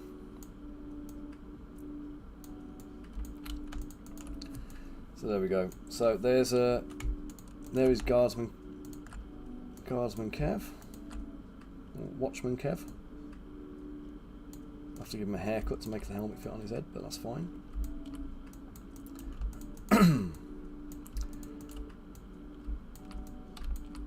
give him his cloak, get him posed up, and then we start working around the rest of them. I need to do a modification of this body to make it a gnome for Bunker and for Elston, because the smaller body will work there as well, and for Rich actually. And I'm going to need to do a couple of larger, more rotund versions for some of the other characters, and the female version for Strawberry. Red Straw Baby, sorry. Strawberry the gnome. Strawberry the dwarf, sorry. But I feel like we're in a good place to do this now, and it shouldn't be taking too long. I think the next 2 days, I think we should have most of this lot done. I'm feeling confident. So whether that confidence is misplaced, we'll find out later. I'm going to see if Mike Moans is on for a little quick raid. Or Red Straw Baby might be around. Let's have a little look and see what we've got. So, follow channels. Mike Moans is on. Well, guys, I'm going to go drop you in on Mike. So, thank you all for joining me today again. I'll be back again tomorrow morning, about 10ish.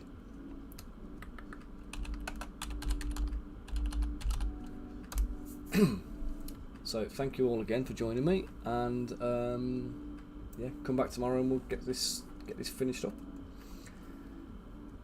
3 seconds, 2 seconds, 1 second, and off we go. Thanks again, and later, taters. You too, Mike. Take it easy, all.